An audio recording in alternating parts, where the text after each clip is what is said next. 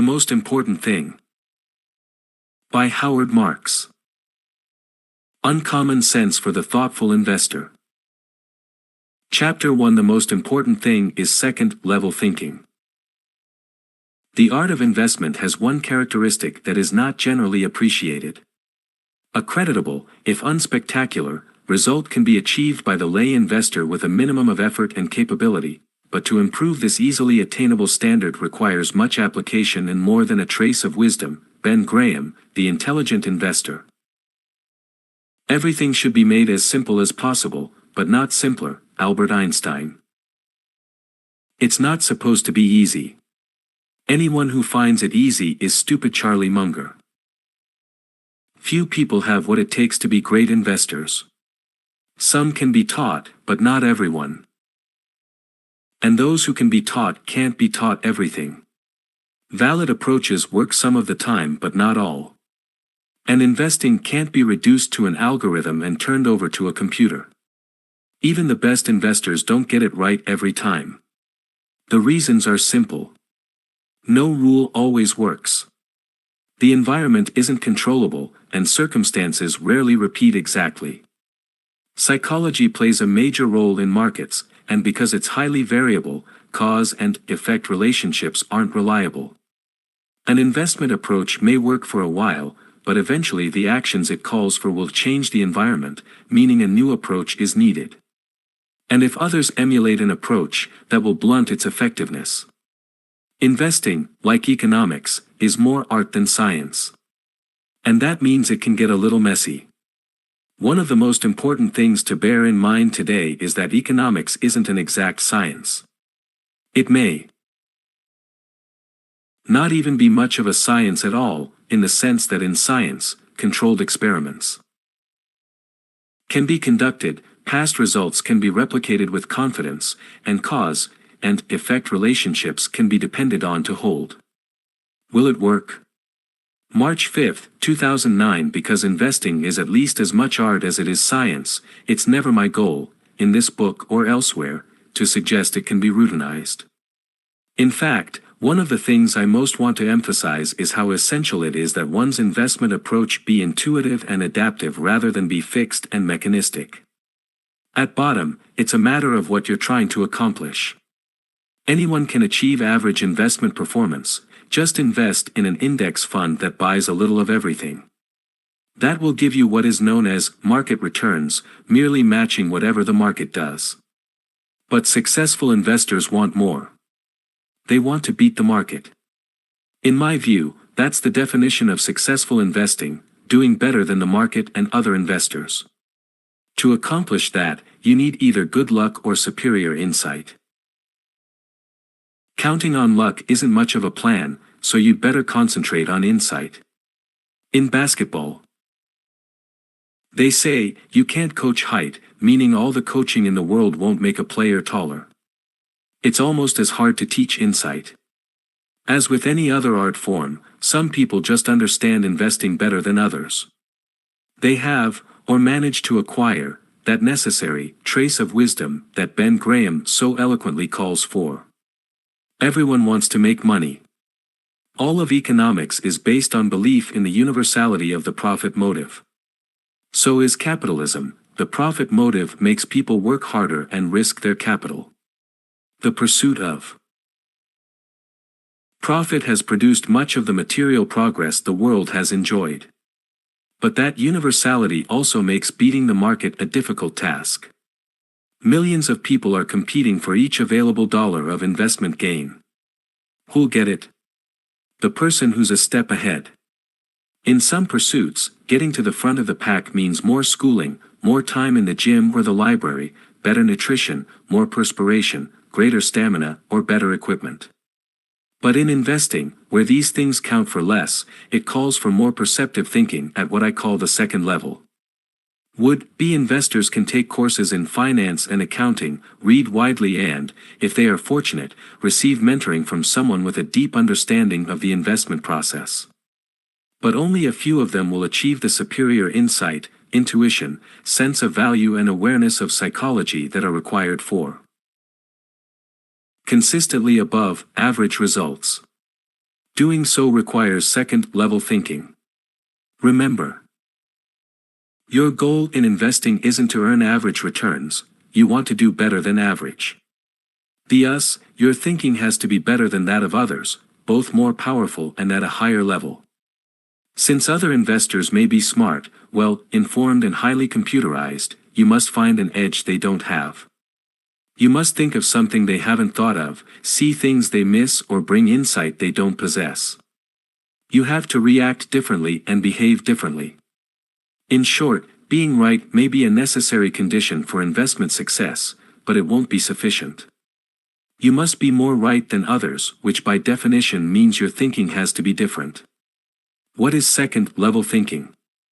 First-level thinking says, it's a good company, let's buy the stock. Second-level thinking says, it's a good company, but everyone thinks it's a great company, and it's not. So the stock's overrated and overpriced.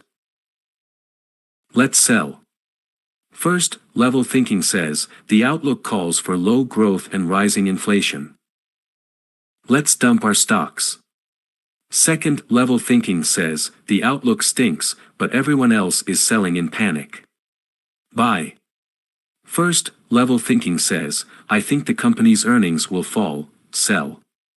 Second-level thinking says, I think the company's earnings will fall less than people expect, and the pleasant surprise will lift the stock, buy. First-level thinking is simplistic and superficial, and just about everyone can do it, a bad sign for anything involving an attempt at superiority. All the first-level thinker needs is an opinion about the future, as in, the outlook for the company is favorable, meaning the stock will go up. Second-level thinking is deep, complex and convoluted. The second-level thinker takes a great many things into account. What is the range of likely future outcomes? Which outcome do I think will occur? What's the probability I'm right? What does the consensus think? How does my expectation differ from the consensus? How does the current price for the asset comport with the consensus view of the future, and with mine? Is the consensus psychology that's incorporated in the price too bullish or bearish? What will happen to the asset's price if the consensus turns out to be right, and what if I'm right? The difference in workload between first-level and second-level thinking is clearly massive, and the number of people capable of the latter is tiny compared to the number capable of the former. First-level thinkers look for simple formulas and easy answers. Second-level thinkers know that success in investing is the antithesis of simple. That's not to say you won't run into plenty of people who try their darndest to make it sound simple. Some of them I might characterize as mercenaries. Brokerage firms want you to think everyone is capable of investing, at $10 per trade. Mutual fund companies don't want you to think you can do it, they want you to think they can do it. In that case, you'll put your money into actively managed funds and pay the associated high fees. Others who simplify are what I think of as proselytizers. Some are academics who teach investing. Others are well-intentioned practitioners who overestimate the extent to which they're in control. I think most of them fail to tote up their records, or they overlook their bad years or attribute losses to bad luck. Finally, there are those who simply fail to understand the complexity of the subject. A guest commentator on my drive time radio station says, if you have had good experience with a product, buy the stock. There's so much more than that to being a successful investor. First-level thinkers think the same way other first-level thinkers do about the same things, and they generally reach the same conclusions. By definition, this can't be the route to superior results. All investors can't beat the market since, collectively, they are the market. Before trying to compete in the zero-sum world of investing, you must ask yourself whether you have good reason to expect to be in the top half. To outperform the average investor, you have to be able to outthink the consensus. Are you capable of doing so? What makes you think so? The problem is that extraordinary performance comes only from correct non-consensus forecasts, but non-consensus forecasts are hard to make correctly and hard to act on. Over the years, many people have told me that the matrix shown below had an impact on them. You can't do the same things others do and expect to outperform. Unconventionality shouldn't be a goal in itself, but rather a way of thinking. In order to distinguish yourself from others, it helps to have ideas that are different and to process those ideas differently. I conceptualize the situation as a simple 2-by-2 matrix: conventional behavior, unconventional behavior, favorable outcomes, average good results, above average results, unfavorable outcomes, average bad results, below average results. Of course, it's not that easy and clear cut, but I think that's the general situation. If your behavior is conventional, you're likely to get conventional results, either good or bad. Only if your behavior is unconventional is your performance likely to be unconventional, and only if your judgments are superior is your performance likely to be above average. Dare to be great, September 7, 2006. The upshot is simple: to achieve superior investment results, you have to hold non-consensus views regarding value, and they have to be accurate. That's not easy. The attractiveness of buying something for less than it's worth makes eminent sense. So how is one to find bargains in efficient markets? You must bring exceptional analytical ability, insight or foresight. But because it's exceptional, few people have it. Returns and how they get that way, November 11, 2002. For your performance to diverge from the norm, your expectations, and thus your portfolio, have to diverge from the norm, and you have to be more right than the consensus. Different and better, that's a pretty good description of second-level thinking. Those who consider the investment process simple generally aren't aware of the need for, or even the existence of, second-level thinking. Thus, many people are misled into believing that everyone can be a successful investor. Not everyone can. But the good news is that the prevalence of first-level thinkers increases the returns available to second-level thinkers. To consistently achieve superior investment returns, you must be one of them. Chapter 2. The most important thing is understanding market efficiency and its limitations. In theory, there's no difference between theory and practice, but in practice there is. Yogi Berra. The 1960s saw the emergence of a new theory of finance and investing, a body of thought known as the Chicago School, because of its origins at the University of Chicago's Graduate School of Business. As a student there in 1967 to 1969, I found myself at ground zero for this new theory. It greatly informed and influenced my thinking. The theory included concepts that went on to become important elements in investment dialogue: risk aversion, volatility as the definition of risk, risk-adjusted returns, systematic and non-systematic risk, alpha, beta, the random walk hypothesis and the efficient market hypothesis. All of these are addressed in the pages that follow. In the years since it was first proposed, that last concept has proved to be particularly influential in the field of investing, so significant that it deserves its own chapter. The efficient market hypothesis states that there are many participants in the markets, and they share roughly equal access to all relevant information. They are intelligent, objective, highly motivated and hardworking. Their analytical models are widely known and employed. Because of the collective efforts of these participants, information is reflected fully and immediately in the market price of each asset. And because market participants will move instantly to buy any asset that's too cheap or sell one that's too dear, assets are priced fairly in the absolute and relative to each other. The market prices represent accurate estimates of assets' intrinsic value, and no participant can consistently identify and profit from instances when they are wrong. Assets therefore sell at prices from which they can be expected to deliver risk-adjusted returns that are fair relative to other assets. Riskier assets must offer higher returns in order to attract buyers. The market will set prices so that appears to be the case, but it won't provide a free lunch. That is, there will be no incremental return that is not related to, and compensatory for, incremental risk. That's a more or less official summary of the highlights. Now my take.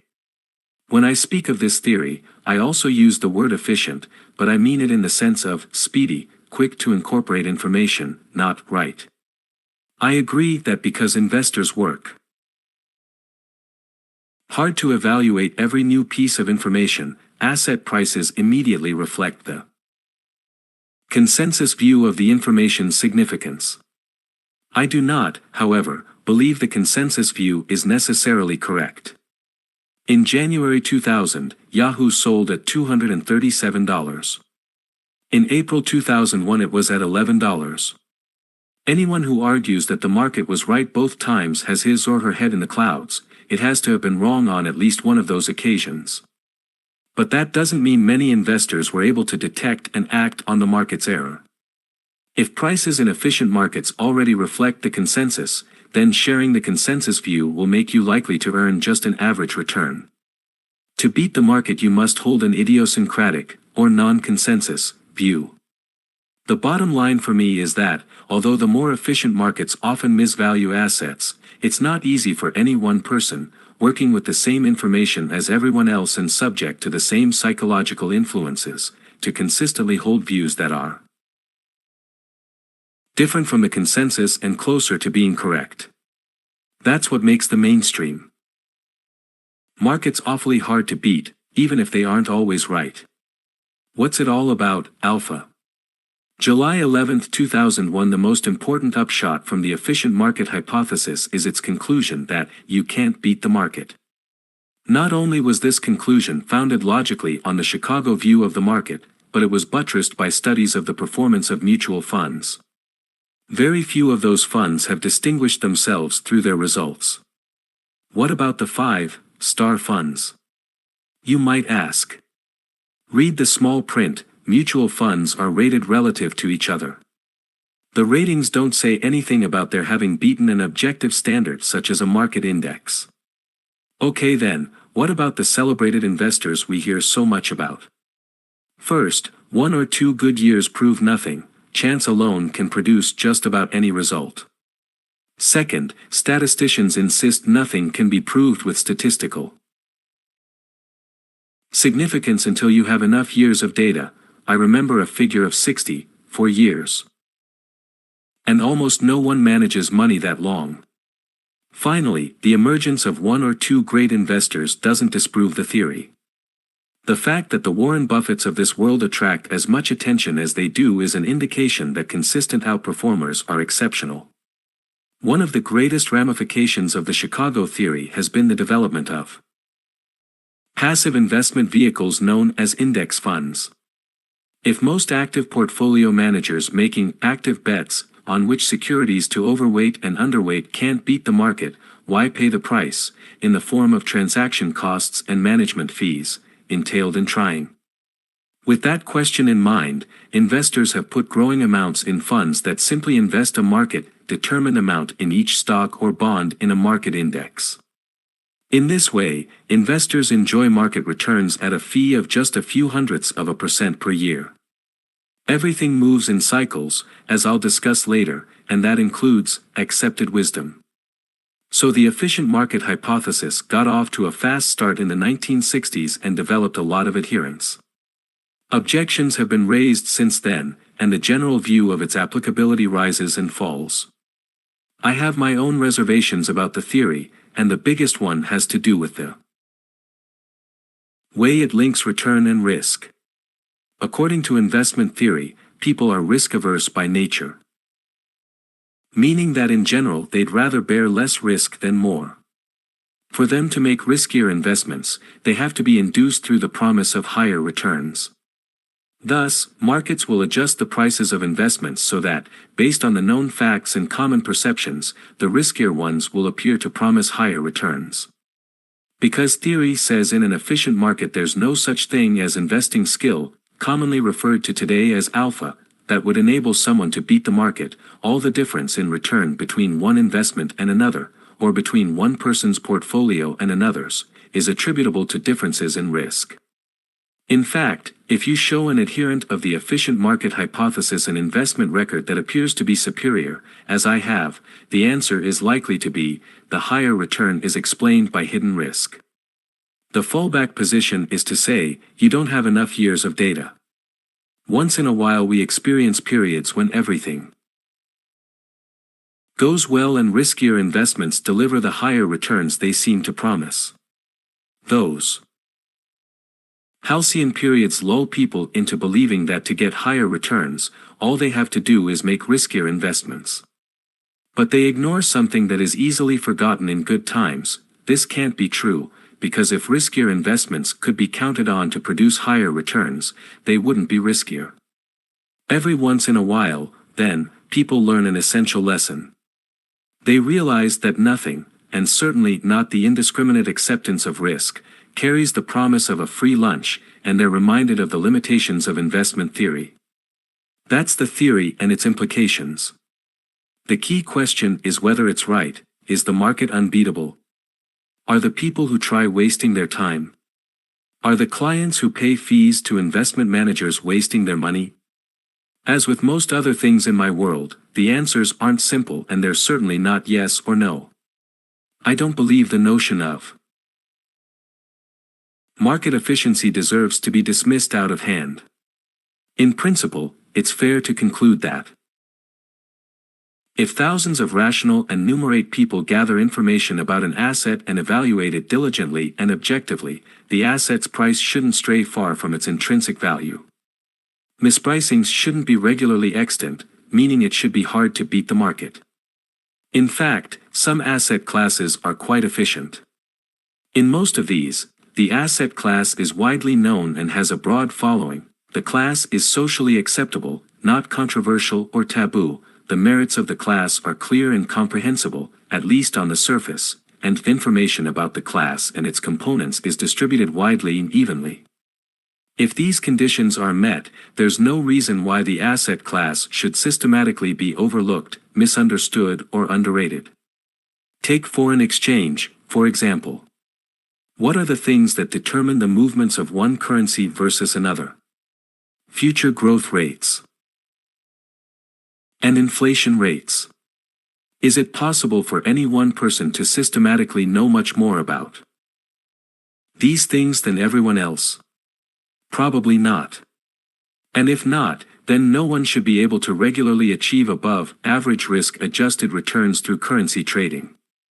What about the major stock markets, such as the New York Stock Exchange? Here millions of people are prospecting, driven by the desire for profit. They're all similarly informed. In fact, it's one of the goals of our market regulation that everyone should gain access to the same company information at the same time. With millions of people doing similar analysis on the basis of similar information, how often will stocks become mispriced, and how regularly can any one person detect those mispricings? Answer: not often, and not dependably. But that is the essence of second-level thinking. Second-level thinkers know that, to achieve superior results, they have to have an edge in either information or analysis, or both. They are on the alert for instances of misperception. My son Andrew is a budding investor, and he comes up with lots of appealing investment ideas based on today's facts and the outlook for tomorrow. But he's been well trained. His first test is always the same, and who doesn't know that? In the vocabulary of the theory, second-level thinkers depend on inefficiency. The term inefficiency came into widespread use over the last 40 years as the counterpoint to the belief that investors can't beat the market. To me, describing a market as inefficient is a high-flown way of saying the market is prone to mistakes that can be taken advantage of. Where might errors come from? Let's consider the assumptions that underlie the theory of efficient markets. There are many investors hard at work. They are intelligent, diligent, objective, motivated, and well-equipped. They all have access to the available information, and their access is roughly equal. They're all open to buying, selling, or shorting, i.e., betting against every asset. For those reasons, theory says that all the available information will be smoothly and efficiently synthesized into prices and acted on whenever price/value discrepancies arise, so as to drive out those discrepancies. But it's impossible to argue that market prices are always right. In fact, if you look at the four assumptions just listed, 1 stands out as particularly tenuous: objectivity. Human beings are not clinical computing machines. Rather, most people are driven by greed, fear, envy, and other emotions that render objectivity impossible and open the door for significant mistakes. Likewise, what about the fourth assumption? Whereas investors are supposed to be open to any asset, and to both owning it and being short, the truth is very different. Most professionals are assigned to particular market niches, as in, I work in the equity department, or I'm a bond manager. And the percentage of investors who ever sell short is truly tiny. Who, then, makes and implements the decisions that would drive out relative mispricings between asset classes? A market characterized by mistakes and mispricings can be beaten by people with rare insight. Thus, the existence of inefficiencies gives rise to the possibility of outperformance and is a necessary condition for it. It does not, however, guarantee it. To me, an inefficient market is one that is marked by at least one, and probably, as a result, by all, of the following characteristics. Market prices are often wrong. Because access to information and the analysis thereof are highly imperfect, market prices are often far above or far below intrinsic values. The risk-adjusted return on one asset class can be far out of line with those of other asset classes. Because assets are often valued at other than fair prices, an asset class can deliver a risk-adjusted return that is significantly too high, a free lunch, or too low relative to other asset classes. Some investors can consistently outperform others. Because of the existence of significant misvaluations and differences among participants in terms of skill, insight, and information access, it is possible for misvaluations to be identified and profited from with regularity. This last point is very important in terms of what it does and does not mean. Inefficient markets do not necessarily give their participants generous returns. Rather, it's my view that they provide the raw material, mispricings, that can allow some people to win and others to lose on the basis of differential skill. If prices can be very wrong, that means it's possible to find bargains or overpay. For every person who gets a good buy in an inefficient market, someone else sells too cheap. One of the great sayings about poker is that, in every game there's a fish. If you've played for 45 minutes and haven't figured out who the fish is, then it's you. The same is certainly true of inefficient market investing. What's it all about, Alpha? July 11, 2001. In the great debate over efficiency versus inefficiency, I have concluded that no market is completely one or the other. It's just a matter of degree. I wholeheartedly appreciate the opportunities that inefficiency can provide, but I also respect the concept of market efficiency, and I believe strongly that mainstream securities markets can be so efficient that it's largely a waste of time to work at finding winners there. In the end, I've come to an interesting resolution: efficiency is not so universal that we should give up on superior performance. At the same time, efficiency is what lawyers call a rebuttable presumption, something that should be presumed to be true until someone proves otherwise. Therefore, we should assume that efficiency will impede our achievement unless we have good reason to believe it won't in the present case. Respect for efficiency says that before we embark on a course of action, we should ask some questions. Have mistakes and mispricings been driven out through investors' concerted efforts, or do they still exist, and why? Think of it this way: why should a bargain exist despite the presence of thousands of investors who stand ready and willing to bid up the price of anything that's too cheap? If the return appears so generous in proportion to the risk, might you be overlooking some hidden risk? Why would the seller of the asset be willing to part with it at a price from which it will give you an excessive return? Do you really know more about the asset than the seller does? If it's such a great proposition, why hasn't someone else snapped it up? Something else to keep in mind: just because efficiencies exist today doesn't mean they'll remain forever. Bottom line, inefficiency is a necessary condition for superior investing. Attempting to outperform in a perfectly efficient market is like flipping a fair coin.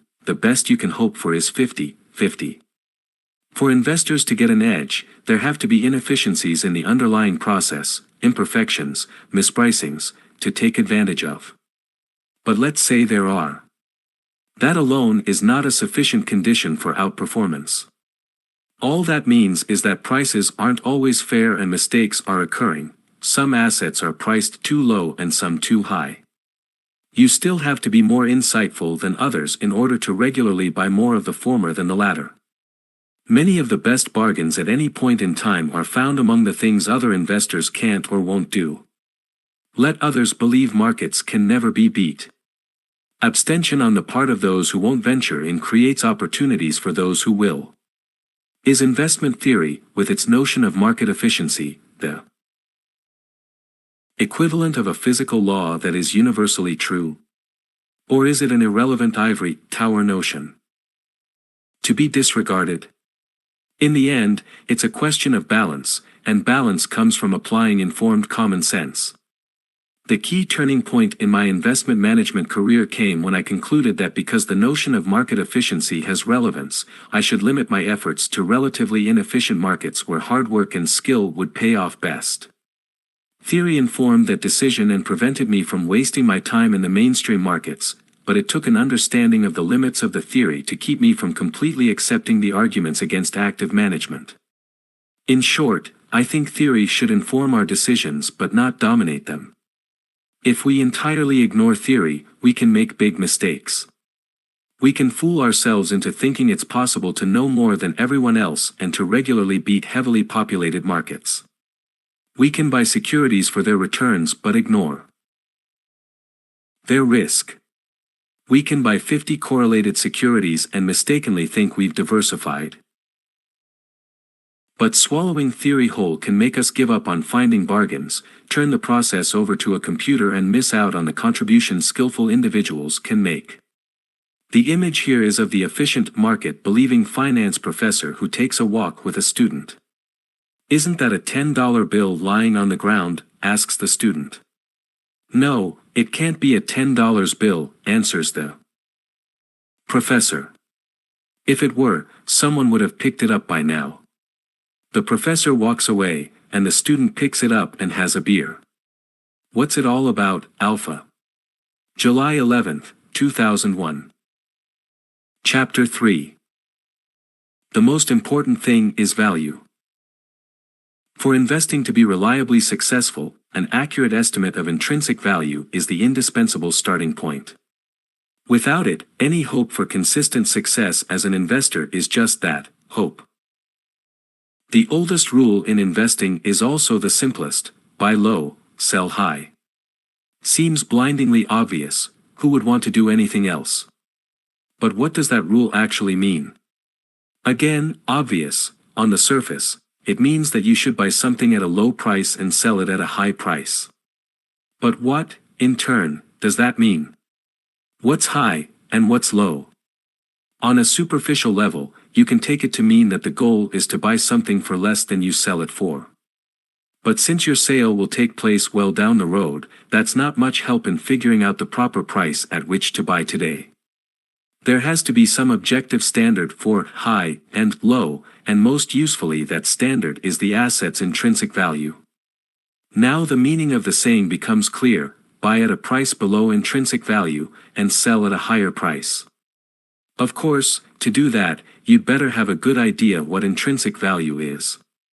4. An accurate estimate of value is the indispensable starting point. To simplify, or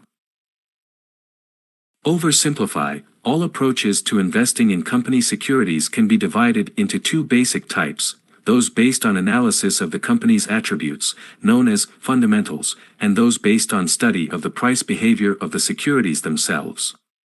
In other words, an investor has two basic choices: gauge the security's underlying intrinsic value and buy or sell when the price diverges from it, or base decisions purely on expectations regarding future price movements.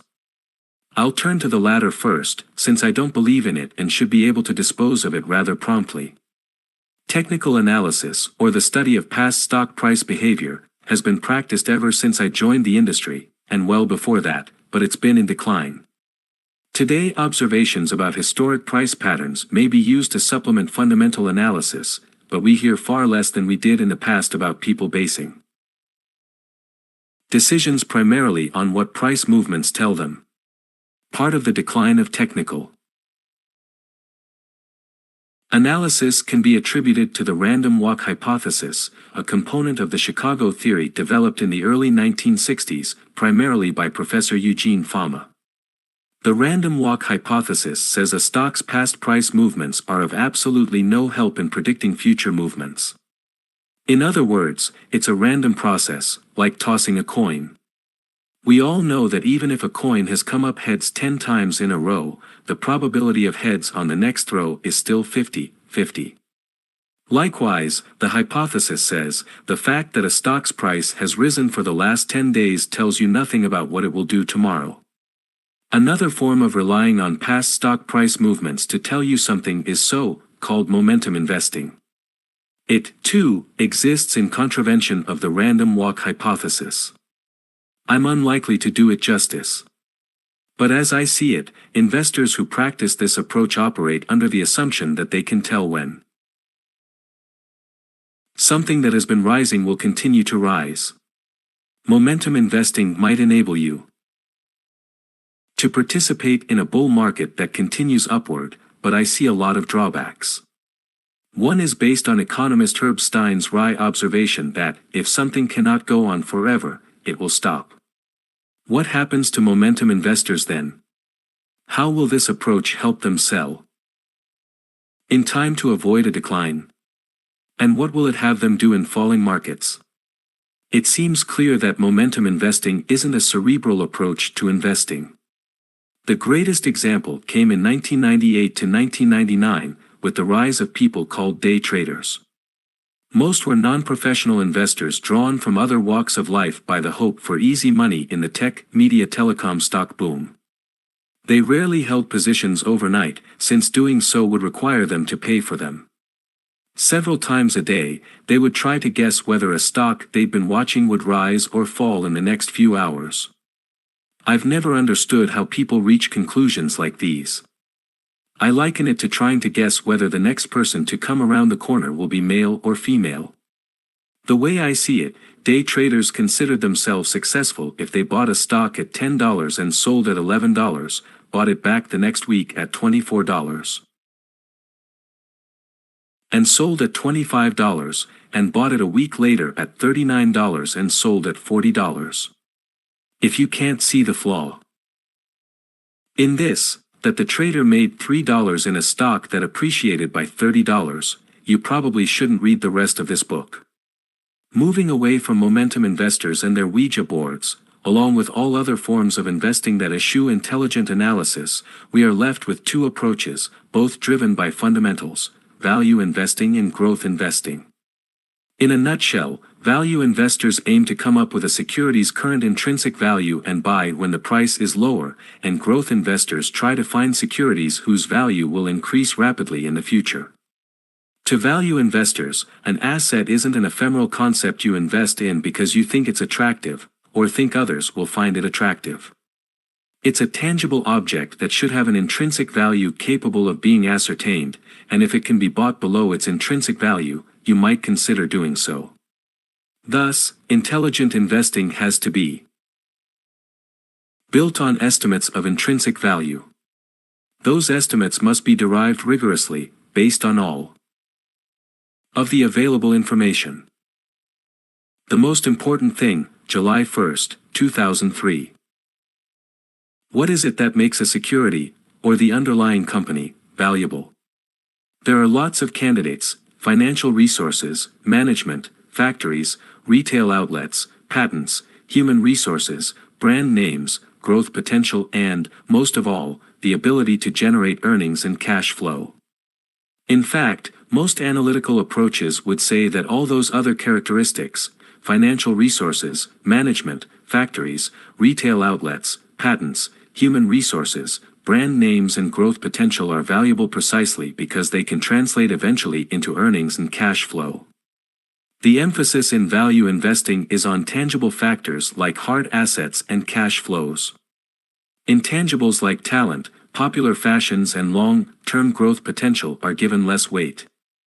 Certain strains of value investing focus exclusively on hard assets. There's even something called net investing, in which people buy when the total market value of a company's stock is less than the amount by which the company's current assets, such as cash, receivables and inventories, exceed its total liabilities. In this case, in theory, you could buy all the stock, liquidate the current assets, pay off the debts, and end up with the business and some cash. Pocket cash equal to your cost, and with more left over you'll have paid less than nothing for the business. The quest in value investing is for cheapness. Value investors typically look at financial metrics such as earnings, cash flow, dividends, hard assets and enterprise value and emphasize buying cheap on these bases. The primary goal of value investors, then, is to quantify the company's current value and buy its securities when they can do so cheaply. Growth investing lies somewhere between the dull plodding of value investing and the adrenaline charge of momentum investing. Its goal is to identify companies with bright futures. That means by definition that there's less emphasis on the company's current attributes and more on its potential. The difference between the two principal schools of investing can be boiled down to this: value investors buy stocks, even those whose intrinsic value may show little growth in the future, out of conviction that the current value is high relative to the current price. Growth investors buy stocks, even those whose current value is low relative to their current price, because they believe the value will grow fast enough in the future to produce substantial appreciation. Thus, it seems to me, the choice isn't really between value and growth, but between value today and value tomorrow.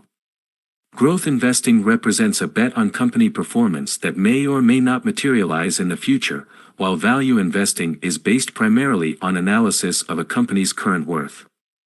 The Happy Medium, July 21, 2004. It would be convenient to say that adherence to value investing permits investors to avoid conjecture about the future and that growth investing consists only of conjecture about the future, but that would be a considerable exaggeration. After all, establishing the current value of a business requires an opinion regarding its future, and that in turn must take into account the likely macroeconomic environment, competitive developments and technological advances. Even a promising net investment can be doomed if the company's assets are squandered on money-losing operations or unwise acquisitions. There's no bright line distinction between value and growth, both require us to deal with the future. Value investors think about the company's potential for growth, and the growth at a reasonable price school pays explicit homage to value. It's all a matter of degree. However, I think it can fairly be said that growth investing is about the future, whereas value investing emphasizes current-day considerations but can't escape dealing with the future. For an extreme example of growth investing, let me take you back to the days of the Nifty 50, a fad that epitomized the contrast with value investing and demonstrates how far a growth maniac can go. In 1968, I had my first job in the investment management industry, as a summer employee in the investment research department of First National City Bank, now Citibank. The bank followed an approach known as Nifty 50 investing. Its goal was to identify the companies with the brightest outlook for earnings growth over the long term. In addition to growth rate, the bank's investment managers stressed quality, by which they meant a high probability that the growth expectations would be realized. It was official dictum that if a company was growing fast enough and of sufficient quality, the price paid for the stock didn't matter. If a stock is expensive based on today's metrics, give it a few years and it'll grow into its price. Then, as now, growth stock portfolios were heavily weighted toward drugs, technology and consumer products. The bank's portfolios included highly respected names such as IBM, Xerox, Kodak, Polaroid, Merck, Eli Lilly, Avon, Coca-Cola, Philip Morris, Hewlett-Packard, Motorola, Texas Instruments and Perkin-Elmer, America's great companies, all with bright outlooks for growth. Since nothing could go wrong at these companies, there was no hesitance to pay up for their stocks. Fast forward a couple of decades, and what do you see in that list of companies?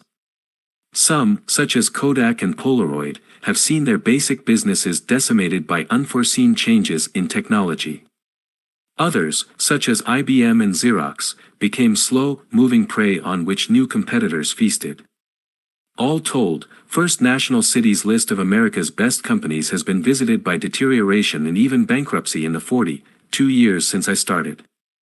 So much for the long term. Persistence of growth, and for the ability to predict it accurately. Compared to value. Growth investing centers around trying for big winners. If big winners weren't in the offing, why put up with the uncertainty entailed in guessing at the future? There's no question about it, it's harder to see the future than the present. Thus, the batting average for growth. Investors should be lower, but the payoff for doing it well might be higher. The return for correctly predicting which companies will come up with the best new drug, most powerful computer or best-selling movies should be substantial. In general, the upside potential for being right about growth is more dramatic, and the upside potential for being right about value is more consistent. Value is my approach. In my book, Consistency Trumps Drama. If value investing has the potential to consistently produce favorable results, does that mean it's easy? No. For one thing, it depends on an accurate estimate of value. Without that, any hope for consistent success as an investor is just that, hope. Without accurate estimates, you'll be as likely to overpay as to underpay. And if you overpay, it takes a surprising improvement in value, a strong market or an even less discriminating buyer, what we used to call a greater fool, to bail you out. There's more. If you've settled on the value approach to investing and come up with an intrinsic value for a security or asset, the next important thing is to hold it firmly. That's because in the world of investing, being correct about something isn't at all synonymous with being proved correct right away. It's hard to consistently do the right thing as an investor. But it's impossible to consistently do the right thing at the right time. The most we value investors can hope for is to be right about an asset's value and buy when it's available for less. But doing so today certainly doesn't mean you're going to start making money tomorrow. A firmly held view on value can help you cope with this disconnect. Let's say you figure out that something's worth 80 and have a chance to buy it for 60. Chances to buy well below actual value don't come along every day, and you should welcome them. Warren Buffett describes them as buying dollars for 50 cents. So, you buy it and you feel you've done a good thing. But don't expect immediate success. In fact, you'll often find that you've bought in the midst of a decline that continues. Pretty soon you'll be looking at losses. And as one of the greatest investment adages reminds us, being too far ahead of your time is indistinguishable from being wrong. So now that security worth 80 is priced at 50 instead of 60. What do? We learn in Microeconomics 101 that the demand curve slopes downward to the right. As the price of something goes up, the quantity demanded goes down. In other words, people want less of something at higher prices and more of it at lower prices. Makes sense, that's why stores do more business when goods go on sale. It works that way in most places, but far from always, it seems, in the world of investing. Many people tend to fall further in love with the thing they've bought as its price rises, since they feel validated, and they like it less as the price falls. When they begin to doubt their decision to buy, this makes it very difficult to hold, and to buy more at lower prices, which investors call averaging down, especially if the decline proves to be extensive. If you liked it at 60, you should like it more at 50, and much more at 40 and 30. But it's not that easy. No one's comfortable with losses, and eventually any human will wonder, maybe it's not me who's right. Maybe it's the market. The danger is maximized when they start to think, it's down so much, I'd better get out before it goes to zero. That's the kind of thinking that makes bottoms and causes people to sell there. Investors with no knowledge of, or concern for, profits, dividends, valuation, or the conduct of business simply cannot possess the resolve needed to do the right thing at the right time. With everyone around them buying, making money, they can't know when a stock is too high and therefore resist joining in. And with a market in freefall, they can't possibly have the confidence needed to hold or buy at severely reduced prices. Irrational exuberance, May 1st. 2000. An accurate opinion on valuation, loosely held, will be of limited help. An incorrect opinion on valuation, strongly held, is far worse. This one statement shows how hard it is to get it all right. Give most investors, and certainly most amateur investors, a dose of truth serum, and then ask this question: what's your approach to investing? The inevitable answer: I look for things that will go up. But the serious pursuit of profit has to be based on something more tangible. In my view, the best candidate for that something tangible is fundamentally derived intrinsic value. An accurate estimate of intrinsic value is the essential foundation for steady, unemotional, and potentially profitable investing. Value investors score their biggest gains when they buy an underpriced asset, average down unfailingly, and have their analysis proved out. Thus, there are two essential ingredients for profit in a declining market: you have to have a view on intrinsic value, and you have to hold that view strongly enough to be able to hang in and buy even as price declines suggest that you're wrong. Oh yes, there's a third: you have to be right. Chapter 4. The most important thing is the relationship between price and value. Investment success doesn't come from buying good things, but rather from buying things well. Let's say you've become convinced of the efficacy of value investing and you're able to come up with an estimate of intrinsic value for a stock or other asset. Let's even say your estimate is right. You're not done. In order to know what action to take, you have to look at the asset's price relative to its value. Establishing a healthy relationship between fundamentals, value, and price is at the core of successful investing. For a value investor, price has to be the starting point. It has been demonstrated time and time again that no asset is so good that it can't become a bad investment if bought at too high a price. And there are few assets so bad that they can't be a good investment when bought cheap enough. When people say flatly, we only buy A, or A is a superior asset class, that sounds a lot like, we buy A at any price and we buy it before B, C, or D at any price. That just has to be a mistake. No asset class or investment has the birthright of a high return. It's only attractive if it's priced right. Hopefully, if I offered to sell you my car, you'd ask the price before saying yes or no. Deciding on an investment without carefully considering the fairness of its price is just as silly. But when people decide without disciplined consideration of valuation that they want to own something, as they did with tech stocks in the late 1990s, or that they simply won't own something, as they did with junk bonds in the 1970s and early 1980s, that's just what they're doing. Bottom line, there's no such thing as a good or bad idea regardless of price. The most important thing, July 1, 2003. It's a fundamental premise of the efficient market hypothesis, and it makes perfect sense, that if you buy something for its fair value, you can expect a return that is fair given the risk. But active investors aren't in it for fair risk-adjusted returns, they want superior returns. If you'll be satisfied with fair returns, why not invest passively in an index fund and save a lot of trouble? So buying something at its intrinsic value is no great shakes. And paying more than something's worth is clearly a mistake. It takes a lot of hard work or a lot of luck to turn something bought at a too high price into a successful investment. Remember the nifty 50 investing I described in the last chapter? At their highs, many of those stalwart companies sported price/earnings ratios, the ratio of the stock's price to the earnings behind each share, between 80 and 90. For comparison, the post-war average price/earnings ratio for stocks in general has been in the mid-teens. None of their partisans appeared to be worried about those elevated valuations. Then, in just a few years, everything changed.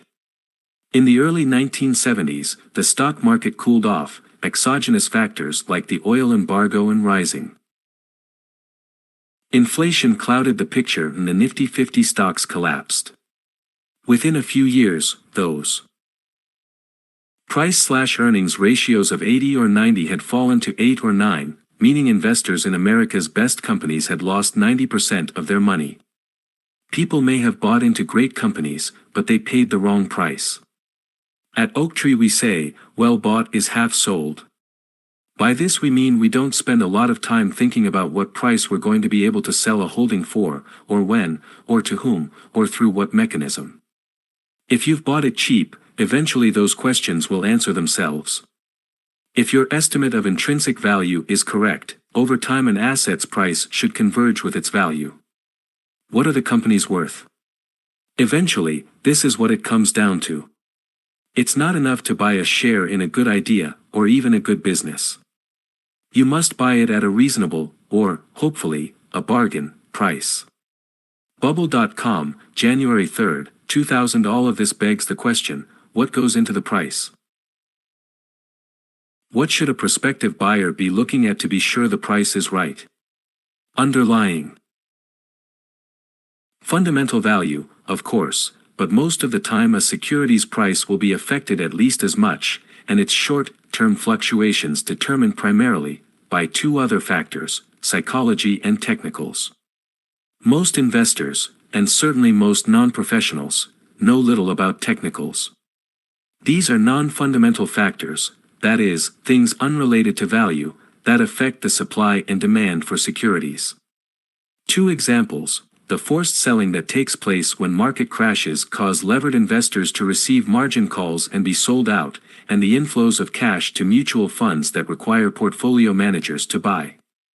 In both cases, people are forced to enter into securities transactions without much regard for price. Believe me, there's nothing better than buying from someone who has to sell regardless of price during a crash. Many of the best buys we've ever made occurred for that reason. A couple of observations are in order, however, you can't make a career out of buying from forced sellers and selling to forced buyers. They're not around all the time, just on rare occasions at the extremes of crises and bubbles. Since buying from a forced seller is the best thing in our world, being a forced seller is the worst. That means it's essential to arrange your affairs so you'll be able to hold on, and not sell, at the worst of times. This requires both long-term capital and strong psychological resources. And that brings me to the second factor that exerts such a powerful influence on price: psychology. It's impossible to overstate how important this is. In fact, it's so vital that several later chapters are devoted to discussing investor psychology and how to deal with its manifestations. Whereas the key to ascertaining value is skilled financial analysis, the key to understanding the price/value relationship, and the outlook for it, lies largely in insight into other investors' minds. Investor psychology can cause a security to be priced just about anywhere in the short run, regardless of its fundamentals. The discipline that is most important is not accounting or economics, but psychology. The key is who likes the investment now and who doesn't. Future price changes will be determined by whether it comes to be liked by more people or fewer people in the future. Investing is a popularity contest, and the most dangerous thing is to buy something at the peak of its popularity. At that point, all favorable facts and opinions are already factored into its price, and no new buyers are left to emerge. The safest and most potentially profitable thing is to buy something when no one likes it. Given time, its popularity, and thus its price, can only go one way, up. Random Thoughts on the Identification of Investment Opportunities, January 24, 1994. Clearly, this is yet another area that is, A, of critical importance and, B, extremely hard to master. First, psychology is elusive. And second, the psychological factors that weigh on other investors' minds and influence their actions will weigh on yours as well. As you will read in later chapters, these forces tend to cause people to do the opposite of what a superior investor must do. For self-protection, then, you must invest the time and energy to understand market psychology. It's essential to understand that fundamental value will be only one of the factors determining a security's price on the day you buy it. Try to have psychology and technicals on your side as well. The polar opposite of conscientious value investing is mindlessly chasing bubbles, in which the relationship between price and value is totally ignored. All bubbles start with some nugget of truth. Tulips are beautiful and rare, in 17th century Holland. The internet is going to change the world. Real estate can keep up with inflation, and you can always live in a house. A few clever investors figure out, or perhaps even foresee, these truths, invest in the asset, and begin to show profits. Then others catch on to the idea, or just notice that people are making money, and they buy as well, lifting the asset's price. But as the price rises further and investors become more inflamed by the possibility of easy money, they think less and less about whether the price is fair. It's an extreme rendition of the phenomenon I described earlier. People should like something less when its price rises. But in investing they often like it more. In 2004 to 2006, for example, people could conjure up only good things about houses and condos, the desirability of participating in the American dream of homeownership, the ability to benefit from inflation, the fact that mortgage loans were cheap and payments would be tax deductible, and ultimately the accepted wisdom that home prices only go up. We all know what happened to that little nugget of wisdom. And what of that other infamous, can't lose idea? In the tech bubble, buyers didn't worry about whether a stock was priced too high because they were sure someone else would be willing to pay them more for it. Unfortunately, the greater fool theory works only until it doesn't. Valuation eventually comes into play, and those who are holding the bag when it does have to face the music. The positives behind stocks can be genuine and still produce losses if you overpay for them. Those positives, and the massive profits that seemingly everyone else is enjoying, can eventually cause those who have resisted participating to capitulate and buy. A top in a stock, group or market occurs when the last holdout who will become a buyer does so. The timing is often unrelated to fundamental developments. Prices are too high is far from synonymous with the next move will be downward. Things can be overpriced and stay that way for a long time or become far more so. Eventually, though, valuation has to matter. Bubble.com, January 3, 2000. The problem is that in bubbles, attractive morphs into attractive at any price. People often say, it's not cheap, but I think it'll keep going up because of excess liquidity, or any number of other reasons. In other words, they say, it's fully priced, but I think it'll become more so. Buying or holding on that basis is extremely chancy, but that's what makes bubbles. In bubbles, infatuation with market momentum takes over from any notion of value and fair price, and greed, plus the pain of standing by as others make seemingly easy money, neutralizes any prudence that might otherwise hold sway. To sum up, I believe that an investment approach based on solid value is the most dependable. In contrast, counting on others to give you a profit regardless of value, relying on a bubble, is probably the least. Consider the possible routes to investment profit, benefiting from a rise in the asset's intrinsic value. The problem is that increases in value are hard to predict accurately. Further, the conventional view of the potential for increase is usually baked into the asset's price, meaning that unless your view is different from the consensus and superior, it's likely you're already paying for the potential improvement. In certain areas of investing, most notably private equity, the buying of companies, and real estate, control investors can strive to create increases in value through active management of the asset. This is worth doing, but it's time-consuming and uncertain and requires considerable expertise. And it can be hard to bring about improvement, for example, in an already good company. Applying leverage. Here the problem is that using leverage, buying with borrowed money, doesn't make anything a better investment or increase the probability of gains. It merely magnifies whatever gains or losses may materialize.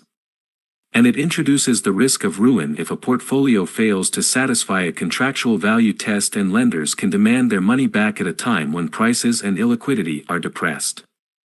Over the years, leverage has been associated with high returns, but also with the most spectacular meltdowns and crashes.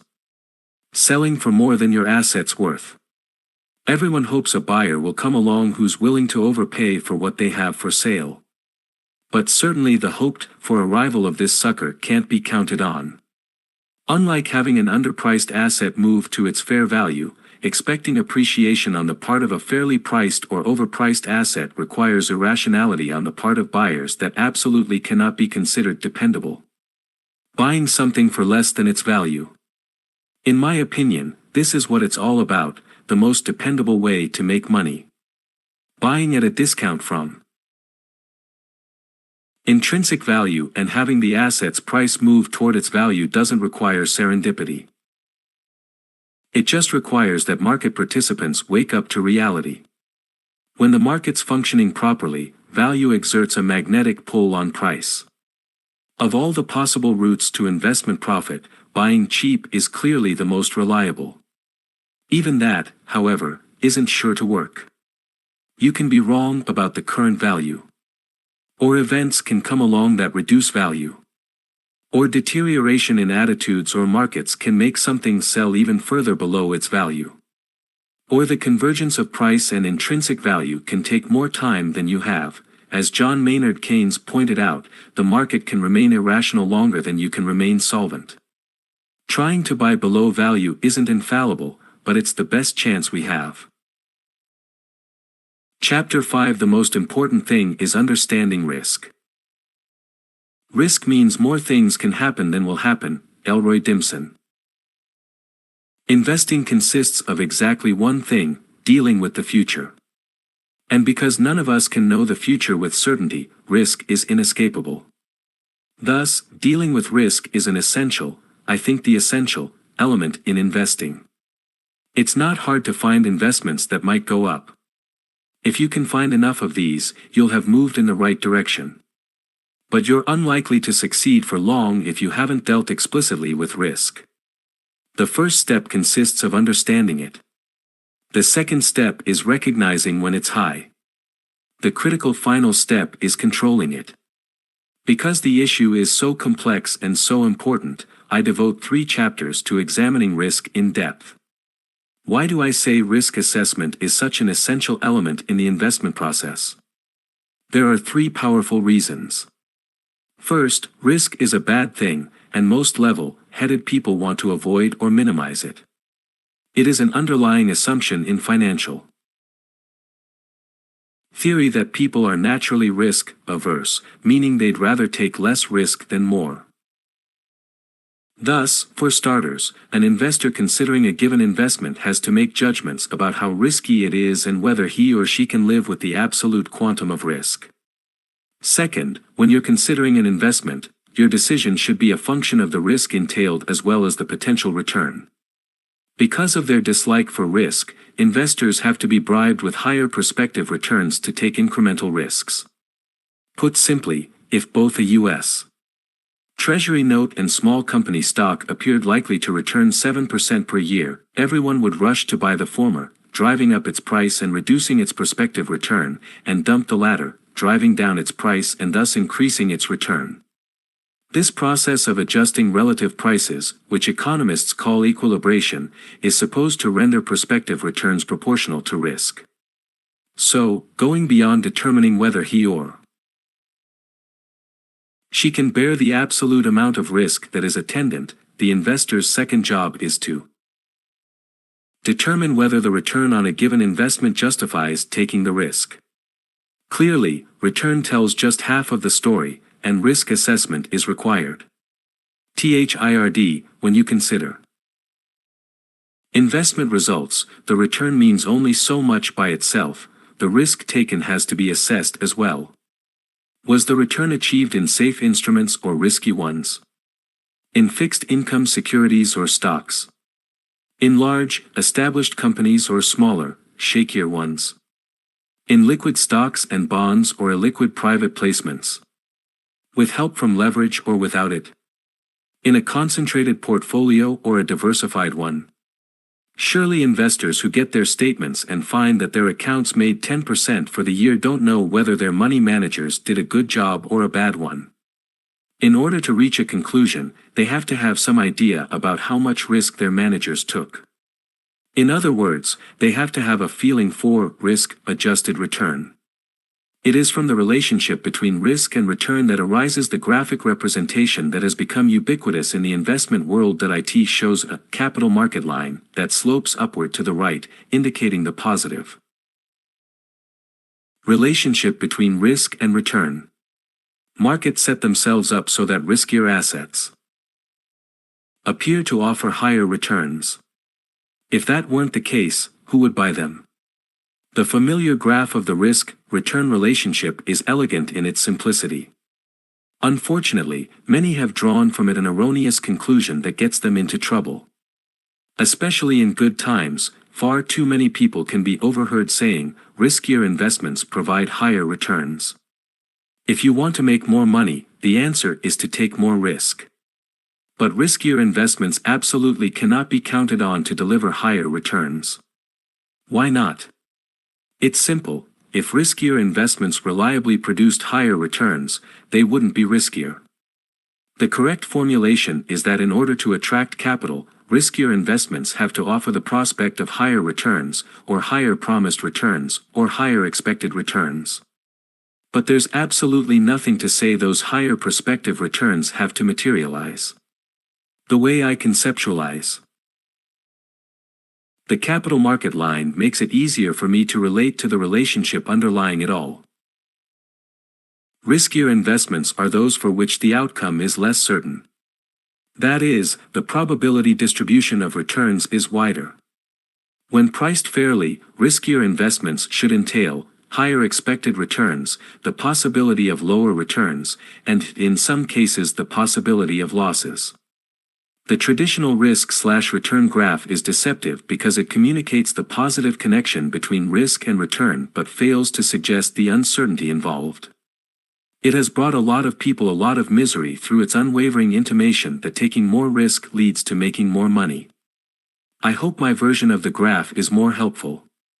It's meant to suggest both the positive relationship between risk and expected return and the fact that uncertainty about the return and the possibility of loss increase as risk increases.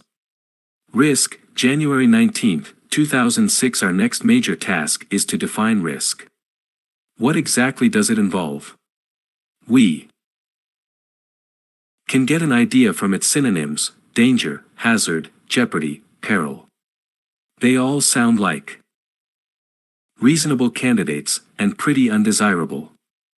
And yet, finance theory, the same theory that contributed the risk-return graph and the concept of risk adjustment, defines risk very precisely as volatility, or variability, or deviation.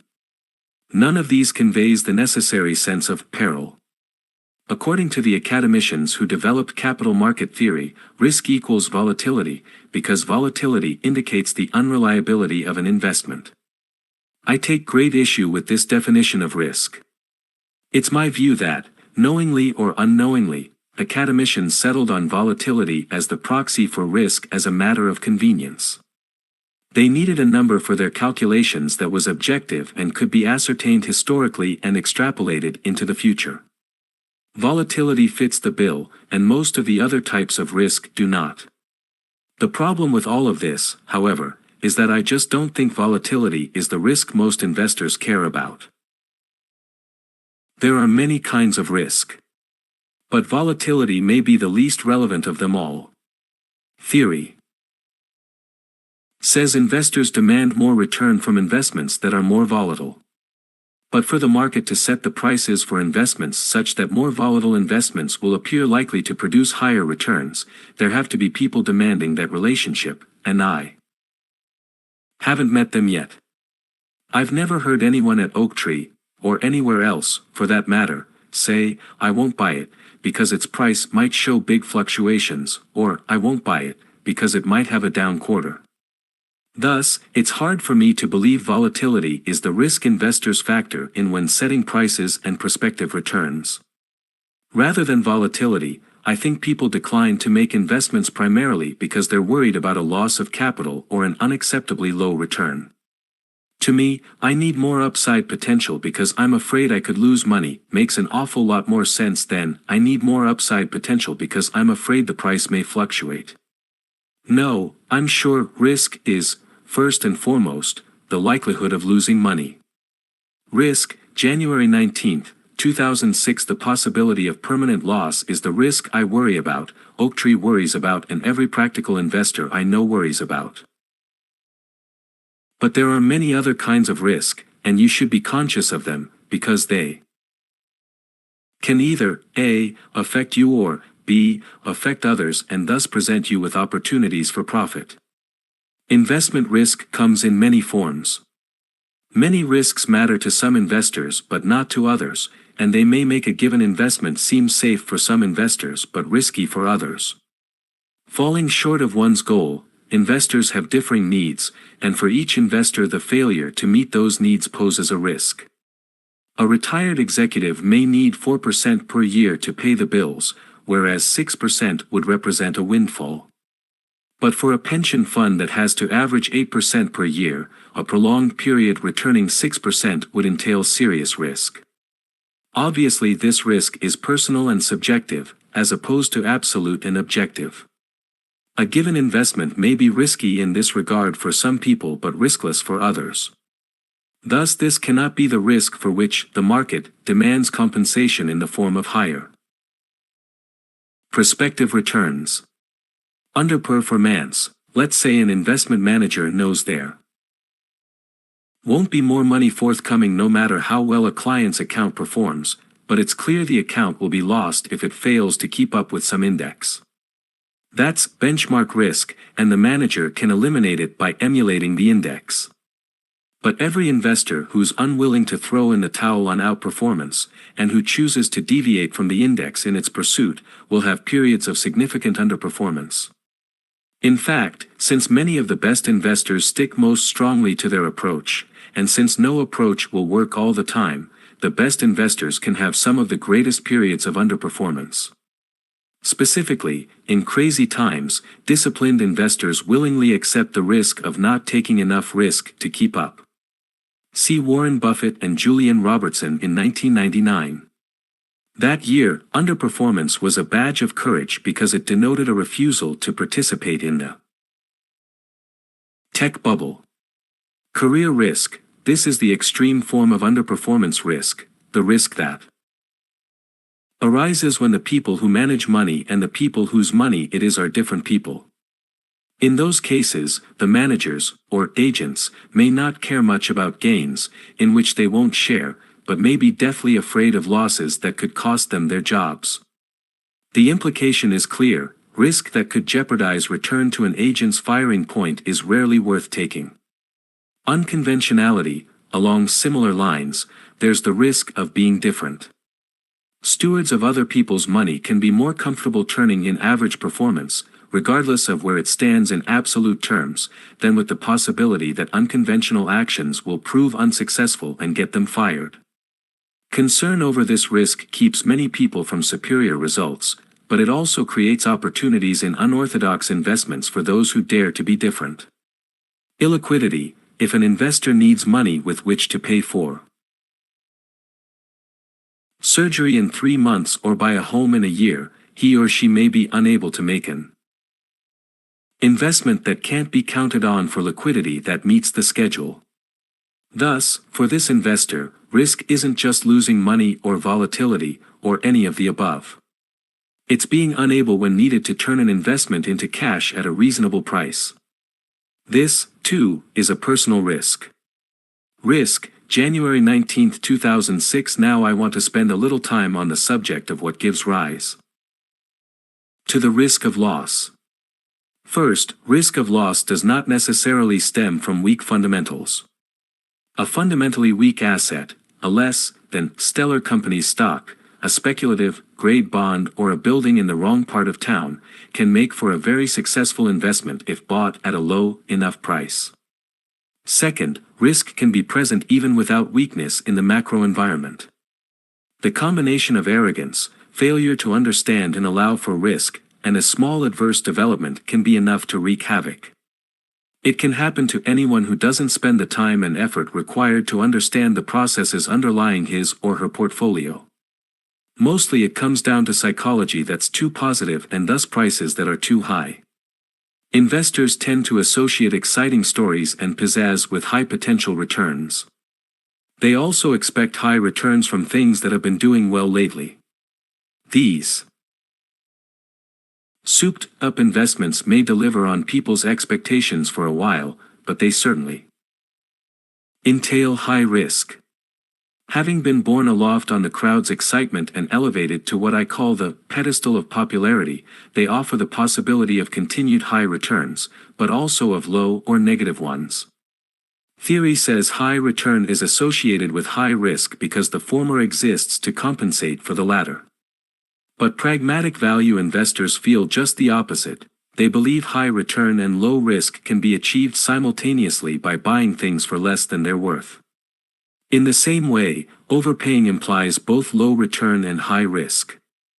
Dull, ignored, possibly tarnished and beaten down securities, often bargains exactly because they haven't been performing well, are often the ones value investors favor for high returns.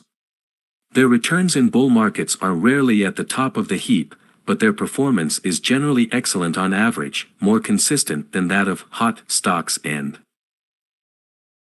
characterized by low variability, low fundamental risk and smaller losses when markets do badly. Much of the time, the greatest risk in these low-luster bargains lies in the possibility of underperforming in heated bull markets. That's something the risk-conscious value investor is willing to live with. I'm sure we agree that investors should and do demand higher prospective returns on the investments they perceive as riskier. And hopefully we can agree that losing money is the risk people care about most in demanding prospective returns and thus in setting prices for investments. An important question remains: how do they measure that risk? First, it clearly is nothing but a matter of opinion, hopefully an educated, skillful estimate of the future, but still just an estimate. Second, the standard for quantification is non-existent. With any given investment, some people will think the risk is high and others will think it's low. Some will state it as the probability of not making money, and some as the probability of losing a given fraction of their money, and so forth. Some will think of it as the risk of losing money over 1 year, and some as the risk of losing money over the entire holding period. Clearly, even if all the investors involved met in a room and showed their cards, they'd never agree on a single number representing an investment's riskiness. And even if they could, that number wouldn't likely be capable of being compared against another number, set by another group of investors, for another investment. This is one of the reasons why I say risk and the risk/return decision aren't machinable, or capable of being turned over to a computer. Ben Graham and David Dodd put it this way more than 60 years ago in the second edition of Security Analysis, the Bible of Value Investors. The relation between different kinds of investments and the risk of loss is entirely too indefinite and too variable with changing conditions to permit of sound mathematical formulation. THIRD, risk is deceptive.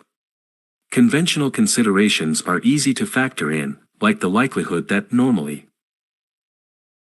recurring events will recur. But freakish, once-in-a-lifetime events are hard to quantify. The fact that an investment is susceptible to a particularly serious risk that will occur infrequently if at all, what I call the improbable disaster, means it can seem safer than it really is. The bottom line is that, looked at prospectively, much of risk is subjective, hidden and unquantifiable. Where does that leave us? If the risk of loss can't be measured, quantified or even observed, and if it's consigned to subjectivity, how can it be dealt with? Skillful investors can get a sense for the risk present in a given situation. They make that judgment primarily based on A. the stability and dependability of value and B. the relationship between price and value. Other things will enter into their thinking, but most will be subsumed under these two. There have been many efforts of late to make risk assessment more scientific. Financial institutions routinely employ quantitative risk managers separate from their asset management teams and have adopted computer models such as value at risk to measure the risk in a portfolio. But the results produced by these people and their tools will be no better than the inputs they rely on and the judgments they make about how to process the inputs. In my opinion, they'll never be as good as the best investors. Subjective judgments. Given the difficulty of quantifying the probability of loss, investors who want some objective measure of risk-adjusted return, and they are many, can only look to the so-called Sharpe ratio.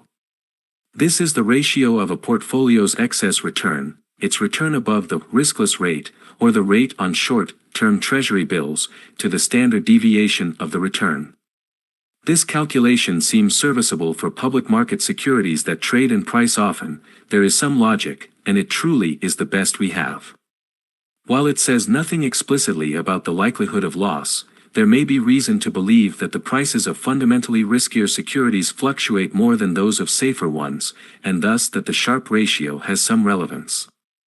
For private assets lacking market prices, like real estate and whole companies, there's no alternative to subjective risk adjustment.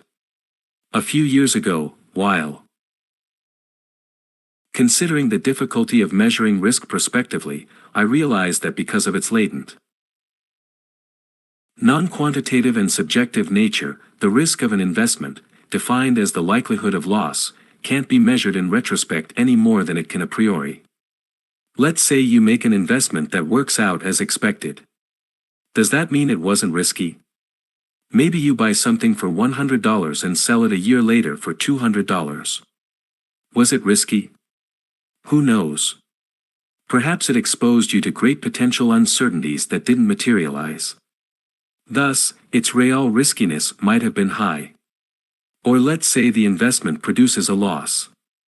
Does that mean it was risky? Or that it should have been perceived as risky at the time it was analyzed and entered into? If you think about it, the response to these questions is simple. The fact that something, in this case, loss, happened doesn't mean it was bound to happen, and the fact that something didn't happen doesn't mean it was unlikely. Fooled by randomness, by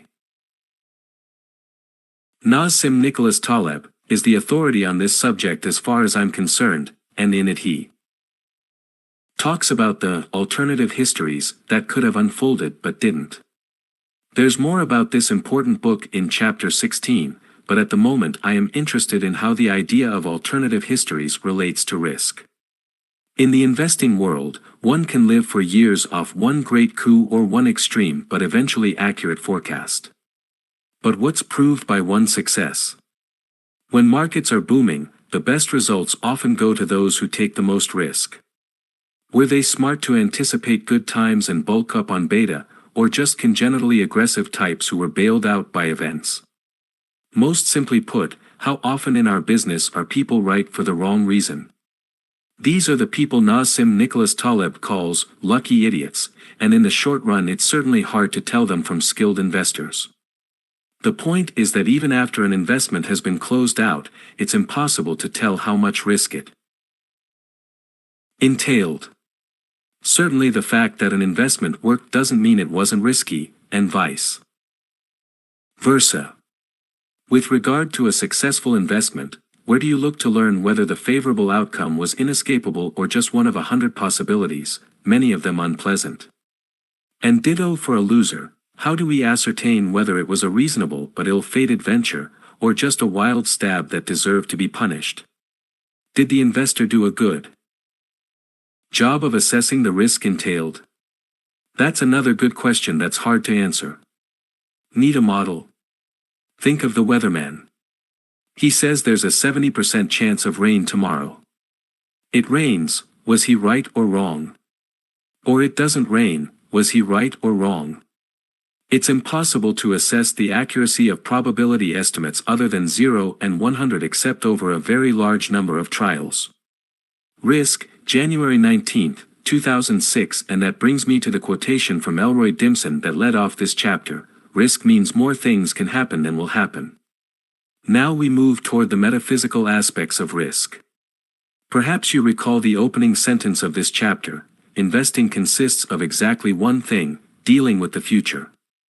Yet clearly it's impossible to know anything about the future. If we're far-sighted, we can have an idea of the range of future outcomes and their relative likelihood of occurring, that is, we can fashion a rough probability distribution. On the other hand, if we're not, we won't know these things and it'll be pure guesswork.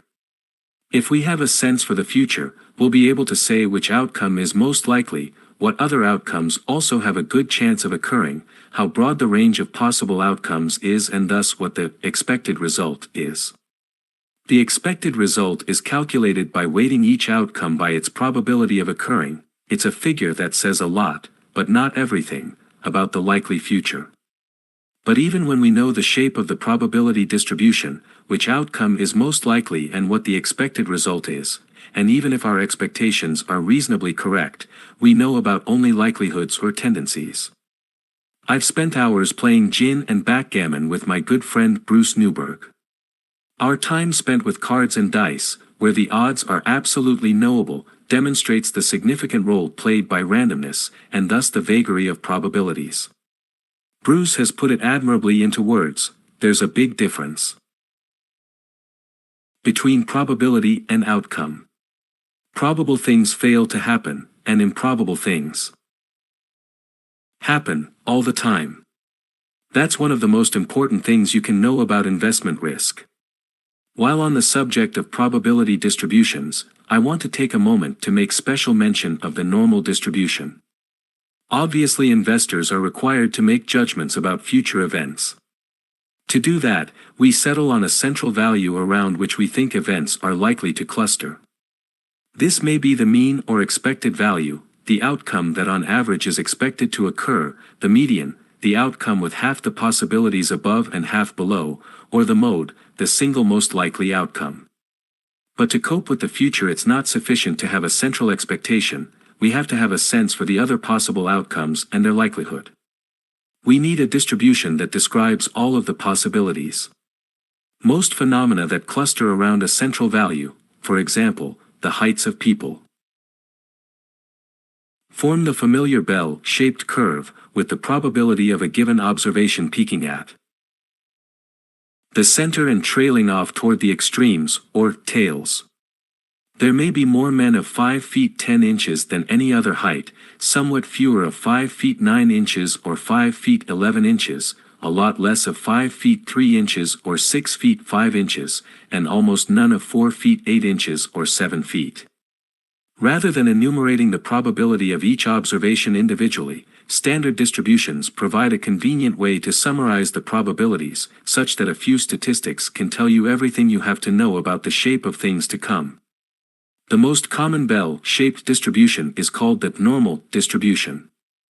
However, people often use the terms bell-shaped and normal interchangeably, and they're not the same.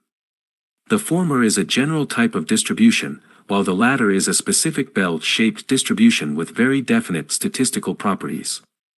Failure to distinguish between the two doubtless made an important contribution to the recent credit crisis. In the years leading up to the crisis, financial engineers, or quants, played a big part in creating and evaluating financial products such as derivatives and structured entities. In many cases they made the assumption that future events would be normally distributed. But the normal distribution assumes events in the distant tails will happen extremely infrequently, while the distribution of financial developments, shaped by humans, with their tendency to go to emotion-driven extremes of behavior, should probably be seen as having fatter tails. Thus, when widespread mortgage defaults began to occur, events thought to be unlikely befell mortgage-related vehicles on a regular basis. Investors in vehicles that had been constructed on the basis of normal distributions, without much allowance for tail events, some might borrow Nassim Nicholas Taleb's term, black swans, often saw the wheels come off. Now that investing has become so reliant on higher math, we have to be on the lookout for occasions when people wrongly apply simplifying assumptions to a complex world. Quantification often lends excessive authority to statements that should be taken with a grain of salt. That creates significant potential for trouble. Here's the key to understanding risk: it's largely a matter of opinion. It's hard to be definitive about risk, even after the fact. You can see that one investor lost less than another in bad times and conclude that that investor took less risk. Or you can note that one investment declined more than another in a given environment and thus say it was riskier. Are these statements necessarily accurate? For the most part, I think it's fair to say that investment performance is what happens when a set of developments, geopolitical, macroeconomic, company level, technical and psychological, collide with an extant portfolio. Many futures are possible, to paraphrase Dimson, but only one future occurs. The future you get may be beneficial to your portfolio or harmful, and that may be attributable to your foresight, prudence, or luck. The performance of your portfolio under the one scenario that unfolds says nothing about how it would have fared under the many alternative histories that were possible. A portfolio can be set up to withstand 99% of all scenarios but succumb because it's the remaining 1% that materializes. Based on the outcome, it may seem to have been risky, whereas the investor might have been quite cautious. Another portfolio may be structured so that it will do very well in half the scenarios and very poorly in the other half. But if the desired environment materializes and it prospers, onlookers can conclude that it was a low-risk portfolio. The success of a third portfolio can be entirely contingent on one oddball development, but if it occurs, wild aggression can be mistaken for conservatism and foresight. Return alone, and especially return over short periods of time, says very little about the quality of investment decisions. Return has to be evaluated relative to the amount of risk taken to achieve it. And yet, risk cannot be measured. Certainly it cannot be gauged on the basis of what everybody says at a moment in time. Risk can be judged only by sophisticated, experienced second-level thinkers. Here's my wrap-up on understanding risk. Investment risk is largely invisible before the fact, except perhaps to people with unusual insight, and even after an investment has been exited. For this reason, many of the great financial disasters we've seen have been failures to foresee and manage risk. There are several reasons for this. Risk exists only in the future, and it's impossible to know for sure what the future holds. No ambiguity is evident when we view the past. Only the things that happened. But that definiteness doesn't mean the process that creates outcomes is clear, cut and dependable. Many things could have happened in each case in the past, and the fact that only one did happen understates the variability that existed. Decisions whether or not to bear risk are made in contemplation of normal patterns recurring, and they do most of the time. But once in a while, something very different happens. Occasionally, the improbable does occur. Projections tend to cluster around historic norms and call for only small changes. The point is, people usually expect the future to be like the past and underestimate the potential for change. We hear a lot about worst-case projections, but they often turn out not to be negative enough. I tell my father's story of the gambler who lost regularly. One day he heard about a race with only one horse in it, so he bet the rent money. Halfway around the track, the horse jumped over the fence and ran away. Invariably things can get worse than people expect. Maybe worst case means the worst we've seen in the past. But that doesn't mean things can't be worse in the future. In 2007, many people's worst-case assumptions were exceeded. Risk shows up lumpily. If we say 2% of mortgages default each year, and even if that's true when we look at a multi-year average, an unusual spate of defaults can occur at a point in time, sinking a structured finance vehicle. It's invariably the case that some investors, especially those who employ high leverage, will fail to survive at those intervals. People overestimate their ability to gauge risk and understand mechanisms they've never before seen in operation. In theory, one thing that distinguishes humans from other species is that we can figure out that something's dangerous without experiencing it. We don't have to burn ourselves to know we shouldn't sit on a hot stove. But in bullish times, people tend not to perform this function. Rather than recognize risk ahead, they tend to overestimate their ability to understand how new financial inventions will work. Finally and importantly, most people view risk-taking primarily as a way to make money. Bearing higher risk generally produces higher returns. The market has to set things up to look like that'll be the case. If it didn't, people wouldn't make risky investments. But it can't always work that way, or else risky investments wouldn't be risky. And when risk-bearing doesn't work, it really doesn't work, and people are reminded what risk's all about. No different this time, December 17, 2007 /. Chapter 6. The most important thing is recognizing risk. My belief is that because the system is now more stable, we'll make it less stable through more leverage, more risk-taking. Myron Scholes. The received wisdom is that risk increases in the recessions and falls in booms.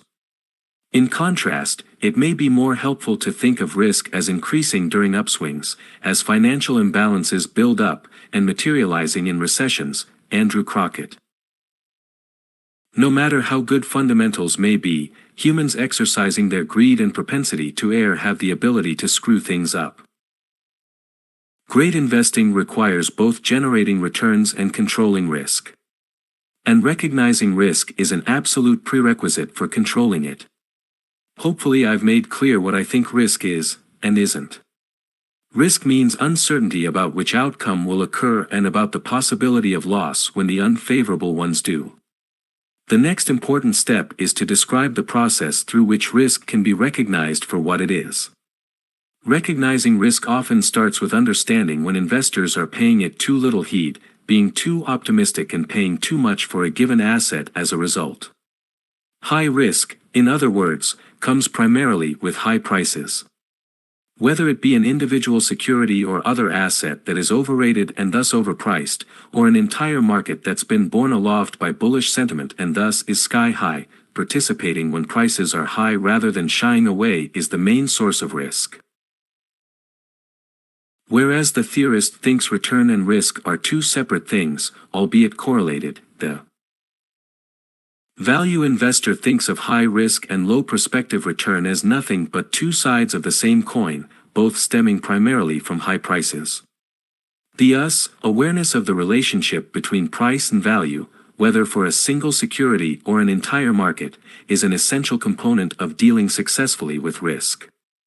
Risk arises when markets go so high that prices imply losses rather than the potential rewards they should.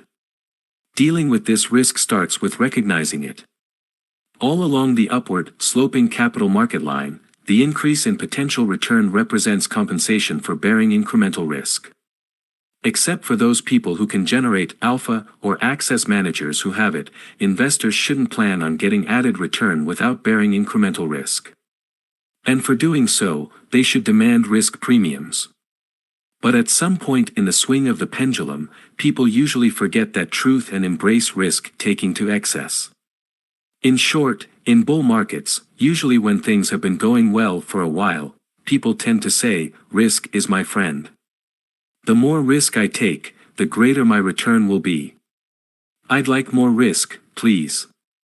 The truth is, risk tolerance is antithetical to successful investing. When people aren't afraid of risk, they'll accept risk without being compensated for doing so, and risk compensation will disappear. This is a simple and inevitable relationship. When investors are unworried and risk-tolerant, they buy stocks at high price/earnings ratios and private companies at high multiples of EBITDA, cash flow, defined as earnings before interest, taxes, depreciation and amortization, and they pile into bonds despite narrow yield spreads and into real estate at minimal cap rates, the ratio of net operating income to price.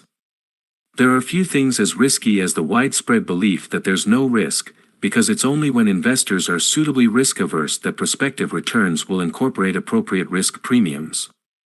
Hopefully in the future, A. Investors will remember to fear risk and demand risk premiums, and B. Will continue to be alert for times when they don't. So much that's false and nutty. July 8, 2009. So a prime element in risk creation is a belief that risk is low, perhaps even gone altogether. That belief drives up prices and leads to the embrace of risky actions despite the lowness of prospective returns. In 2005 to 2007, belief that risk had been banished caused prices to rise to bubble levels and investors to participate in what later turned out to be risky activities. This is one of the most dangerous of all processes, and its tendency to recur is remarkable. Of the many fairy tales told over the last few years, one of the most seductive, and thus dangerous, was the one about global risk reduction. It went this way: the risk of economic cycles has been eased by adroit central bank management. Because of globalization, risk has been spread worldwide rather than concentrated geographically. Securitization and syndication have distributed risk to many market participants rather than leaving it concentrated with just a few. Risk has been tranched out to the investors best able to bear it. Leverage has become less risky because interest rates and debt terms are so much more borrower-friendly. Leveraged buyouts are safer because the companies being bought are fundamentally stronger. Risk can be hedged through long/short and absolute return investing or the use of derivatives designed for that purpose. Improvements in computers, mathematics, and modeling have made the markets better understood and thus less risky. An apt metaphor came from pension and investments. August 20, 2007. Jill Fredston is a nationally recognized avalanche expert.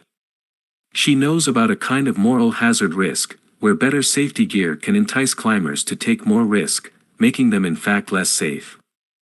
Like opportunities to make money, the degree of risk present in a market derives from the behavior of the participants, not from securities, strategies, and institutions.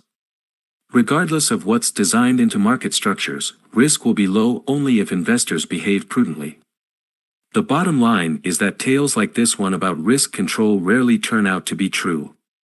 Risk cannot be eliminated, it just gets transferred and spread. And developments that make the world look less risky usually are illusory, and thus in presenting a rosy picture they tend to make the world more risky. These are among the important lessons of 2007.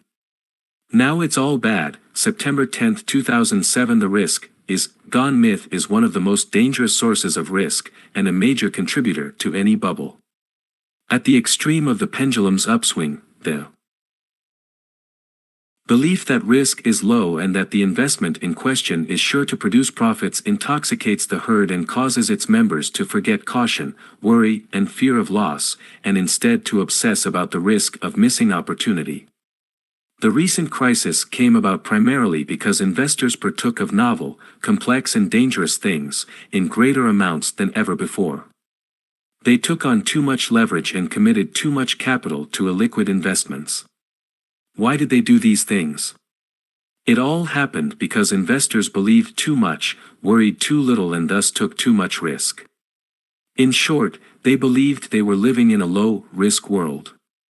Worry and its relatives, distrust, skepticism and risk aversion, are essential ingredients in a safe financial system. Worry keeps risky loans from being made, companies from taking on more debt than they can service, portfolios from becoming overly concentrated, and unproven schemes from turning into popular-manias. When worry and risk aversion are present as they should be, investors will question, investigate, and act prudently. Risky investments either won't be undertaken or will be required to provide adequate compensation in terms of anticipated return. But only when investors are sufficiently risk-averse will markets offer adequate risk premiums. When worry is in short supply, risky borrowers and questionable schemes will have easy access to capital, and the financial system will become precarious. Too much money will chase the risky and the new, driving up asset prices and driving down prospective returns and safety. Clearly, in the months and years leading up to the crisis, few participants worried as much as they're supposed to. Touchstone's November 10, 2009 investment risk comes primarily from too high prices, and too high prices often come from excessive optimism and inadequate skepticism and risk aversion. Contributing underlying factors can include low perspective. Returns on safer investments, recent good performance by risky ones, strong inflows of capital, and easy availability of credit. The key lies in understanding what impact things like these are having. The investment thought process is a chain in which each investment sets the requirement for the next. Here's how I described the process in 2004. I'll use a typical market of a few years back to illustrate how this works in real life. The interest rate on the 30-day T-bill might have been 4%. So investors say, if I'm going to go out 5 years, I want 5%. And to buy the 10-year note I have to get 6%. Investors demand a higher rate to extend maturity because they're concerned about the risk to purchasing power, a risk that is assumed to increase with time to maturity. That's why the yield curve, which in reality is a portion of the capital market line, normally slopes upward with the increase in asset life. Now let's factor in credit risk. If the 10-year Treasury pays 6%, I'm not going to buy a 10-year single, a corporate unless I'm promised 7%. This introduces the concept of credit spreads. Our hypothetical investor wants 100 basis points to go from a govie to a corporate. If the consensus of investors feels the same, that's what the spread will be. What if we depart from investment-grade bonds? I'm not going to touch a high-yield bond unless I get 600 over a Treasury note of comparable maturity. So high-yield bonds are required to yield 12% for a spread of 6% over the Treasury note if they're going to attract buyers. Now let's leave fixed income altogether. Things get tougher because you can't look anywhere to find the prospective return on investments like stocks. That's because, simply put, their returns are conjectural, not fixed. But investors have a sense for these things. Historically, S&P stocks have returned 10%, and I'll buy them only if I think they're going to keep doing so. And riskier stocks should return more. I won't buy on the Nasdaq unless I think I'm going to get 13%. From there it's onward and upward. If I can get 10% from stocks, I need 15% to accept the illiquidity and uncertainty associated with real estate. And 25% if I'm going to invest in buyouts and 30% to induce me to go for venture capital, with its low success ratio. That's the way it's supposed to work, and in fact I think it generally does, although the requirements aren't the same at all times. The result is a capital market line of the sort that has become familiar to many of us: return money market, 4%. 5-year Treasury, 5%. 10-year Treasury, 6%. High-grade bonds, 7%. S&P stocks, 10%. High-yield bonds, 12%. Small stocks, 13%. Real estate, 15%. Buyouts, 25%. Venture capital, 30%. Risk 052. Recognizing risk. A big problem for investment returns today stems from the starting point for this process. The riskless rate isn't 4%, it's closer to 1%.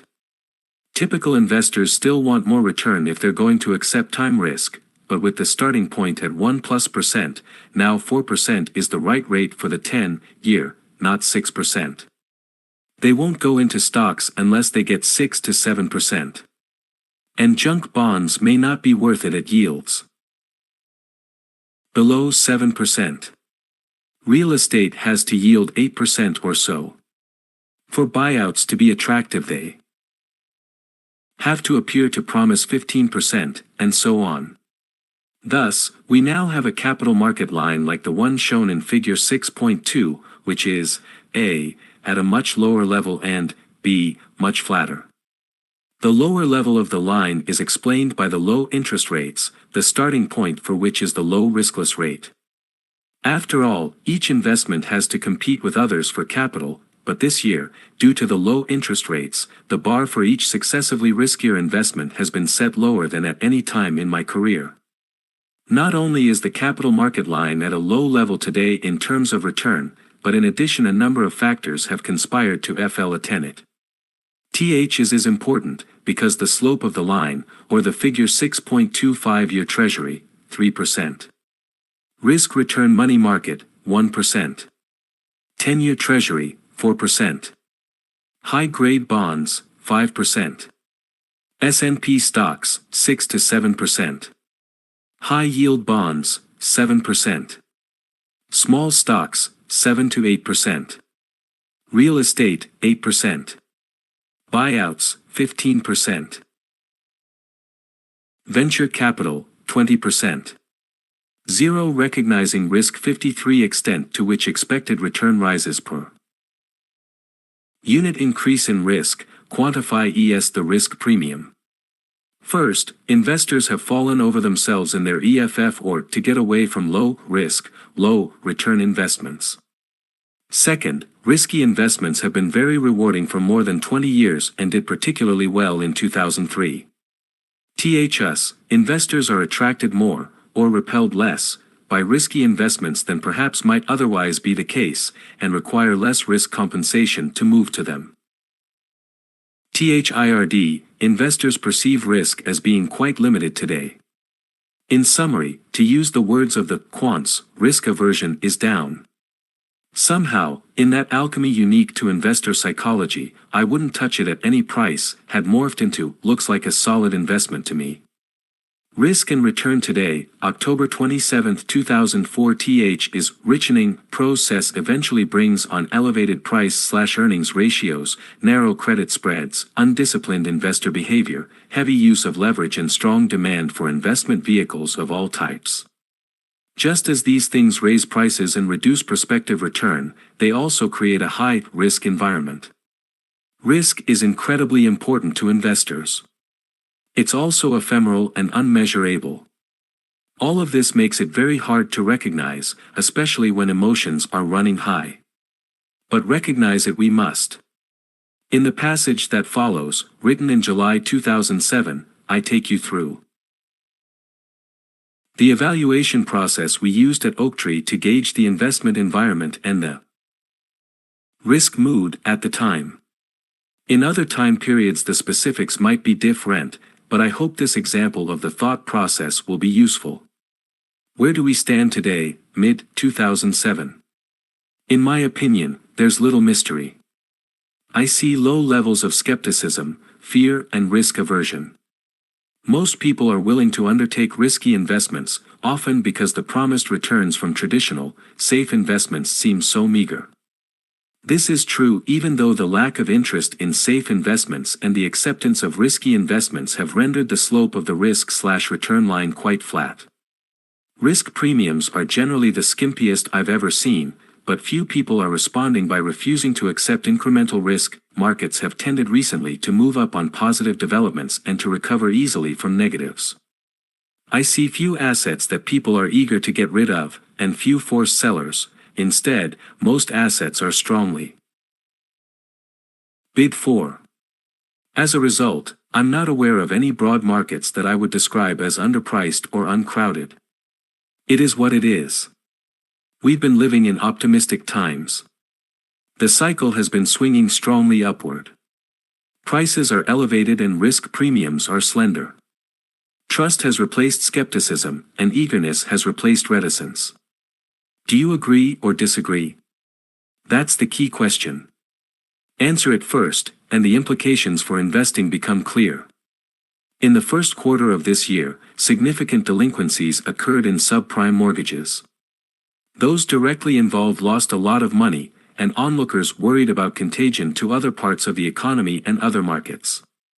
In the second quarter, the impact reached CDOs or collateralized debt obligations, structured, tranched investing entities that had invested in subprime mortgage portfolios, and hedge funds that had bought CDO debt, including two Bear Stearns funds. Those who had to liquidate assets were forced, as usual in tough times, to sell what they could sell, not what they wanted to sell, and not just the offending subprime-linked assets. We began to read about ratings downgrades, margin calls and fire sales, the usual fuel for capital market meltdowns.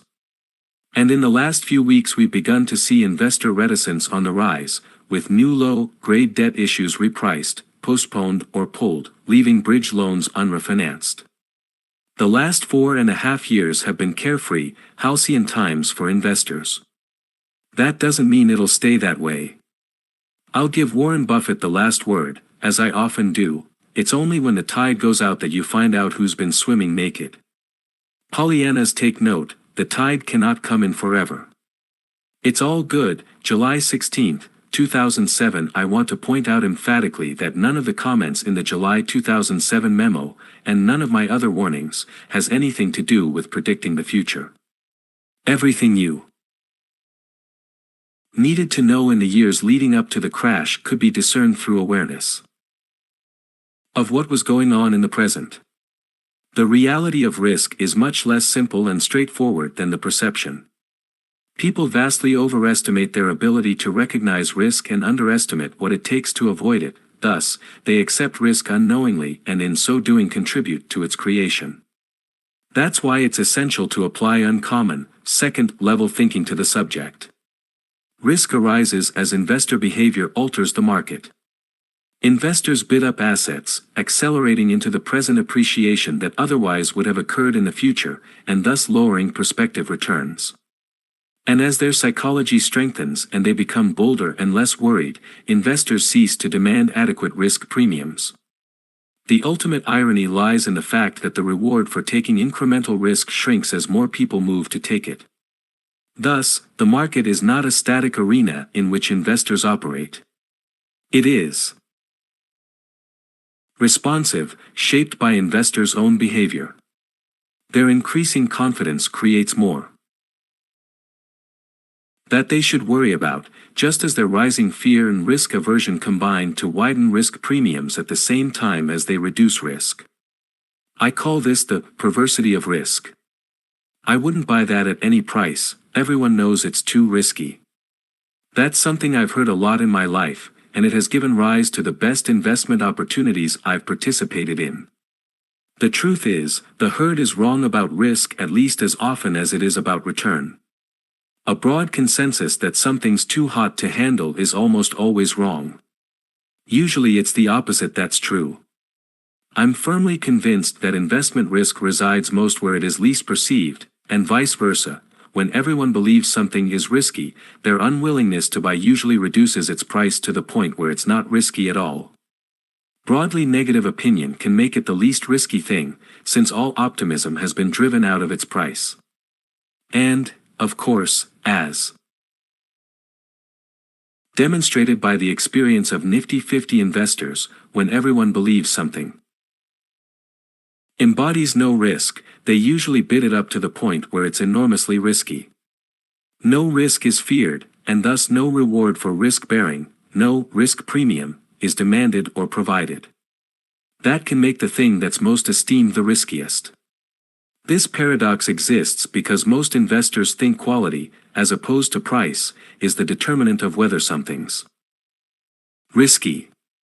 But high-quality assets can be risky, and low-quality assets can be safe. It's just a matter of the price paid for them. Elevated popular opinion, then, isn't just the source of low return potential, but also of high risk. Everyone knows, April 26, 2007. Chapter 7. The most important thing is controlling risk.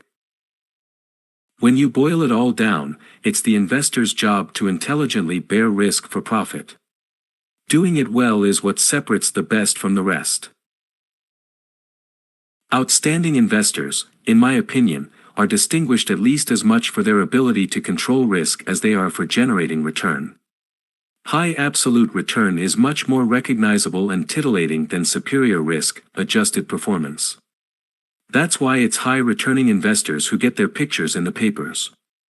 Since it's hard to gauge risk and risk-adjusted performance, even after the fact, and since the importance of managing risk is widely underappreciated, investors rarely gain recognition for having done a great job in this regard. That's especially true in good times. But in my opinion, great investors are those who take risks that are less than commensurate with the returns they earn. They may produce moderate returns with low risk, or high returns with moderate risk. But achieving high returns with high risk means very little, unless you can do it for many years, in which case that perceived high risk either wasn't really high or was exceptionally well managed. Consider the investors who are recognized for doing a great job, people such as Warren Buffett, Peter Lynch, Bill Miller, and Julian Robertson. In general, their records are remarkable because of their decades of consistency and absence of disasters, not just their high returns. Each may have had a bad year or two, but in general they dealt as well with risk as with return. Whatever few awards are presented for risk control, they're never given out in good times. The reason is that risk is covert, invisible. Risk, the possibility of loss, is not observable. What is observable is loss, and loss generally happens only when risk collides with negative events. This is a very important point, so let me give you a couple of analogies to make sure it's clear. Germs cause illness, but germs themselves are not illness. We might say illness is what results when germs take hold. Homes in California may or may not have construction flaws that would make them collapse during earthquakes. We find out only when earthquakes occur. Likewise, loss is what happens when risk meets adversity. Risk is the potential for loss if things go wrong. As long as things go well, loss does not arise. Risk gives rise to loss only when negative events occur in the environment. We must remember that when the environment is salutary, that is only one of the environments that could have materialized that day, or that year. This is Nassim Nicholas Taleb's idea of alternative histories, described in more detail in Chapter 16. The fact that the environment wasn't negative does not mean that it couldn't have been. Thus, the fact that the environment wasn't negative doesn't mean risk control wasn't desirable, even though, as things turned out, it wasn't needed at that time. The important thing here is the realization that risk may have been present even though loss didn't occur. Therefore, the absence of loss does not necessarily mean the portfolio was safely constructed. So, risk control can be present in good times, but it isn't observable because it's not tested. Ergo, there are no awards. Only a skilled and sophisticated observer can look at a portfolio in good times and divine whether it is a low-risk portfolio or a high-risk portfolio. In order for a portfolio to make it through tough times, the risk generally has to be well controlled. If the portfolio thrives in good times, however, we can't tell whether risk control was A. present but not required, or B. lacking. Bottom line, risk control is invisible in good times but still essential, since good times can so easily turn into bad times. What's the definition of a job well done? Most observers think the advantage of inefficient markets lies in the fact that a manager can take the same risk as a benchmark, for example, and earn a superior rate of return. It presents this idea and depicts the manager's alpha, or value added through skill. This manager has done a good job, but I think this is only half the story, and for me the uninteresting half. An inefficient market can also allow a skilled investor to achieve the same return as the benchmark while taking less risk, and I think this is a great accomplishment.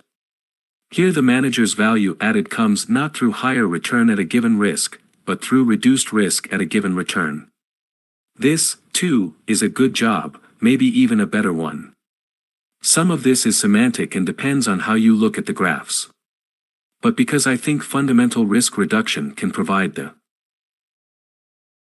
foundation for an extremely successful investing experience, this concept should receive more attention than it does. How do you enjoy the full gain in up markets while simultaneously risk-return portfolio benchmark value added being positioned to achieve superior performance in down markets? By capturing the up market gain while bearing below market risk, no mean feat, returns, absolute returns and risk. June 13, 2006. Now we come back to the germs that haven't taken hold, or perhaps the earthquakes that haven't happened. A good builder is able to avoid construction flaws, while a poor builder incorporates construction flaws. When there are no earthquakes, you can't tell the difference. Likewise, an excellent investor may be one who, rather than reporting higher returns than others, achieves the same return but does so with less risk, or even achieves a slightly lower return with far less risk. Of course, when markets are stable or rising, we don't get to find out how much risk a portfolio entailed. That's what's behind Warren Buffett's observation that other than when the tide goes out, we can't tell which swimmers are clothed and which are naked. It's an outstanding accomplishment to achieve the same return as the risk bearers and do so with less risk.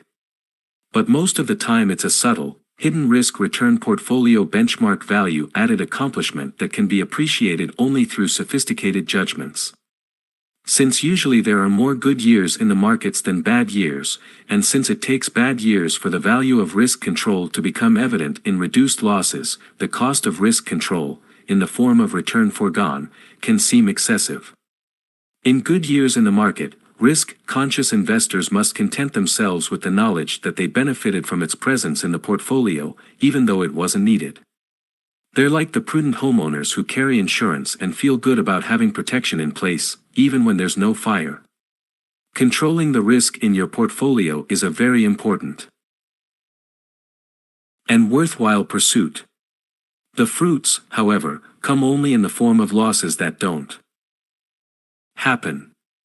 Such what-if calculations are difficult in placid times. Bearing risk unknowingly can be a huge mistake, but it's what those who buy the securities that are all the rage and most highly esteemed at a particular point in time, to which nothing bad can possibly happen, repeatedly do. On the other hand, the intelligent acceptance of recognized risk for profit underlies some of the wisest, most profitable investments, even though, or perhaps due to the fact that, most investors dismiss them as dangerous speculations.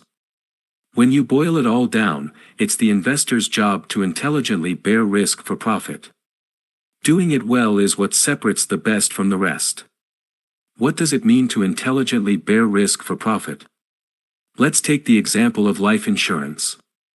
How can life insurance companies, some of the most conservative companies in America, insure people's lives when they know they're all going to die? It's risk they're aware of. They know everyone's going to die. Thus they factor this reality into their approach. It's risk they can analyze. That's why they have doctors assess applicants' health. It's risk they can diversify. By ensuring a mix of policyholders by age, gender, occupation and location, they make sure they're not exposed to freak occurrences and widespread losses. And it's risk they can be sure they're well paid to bear.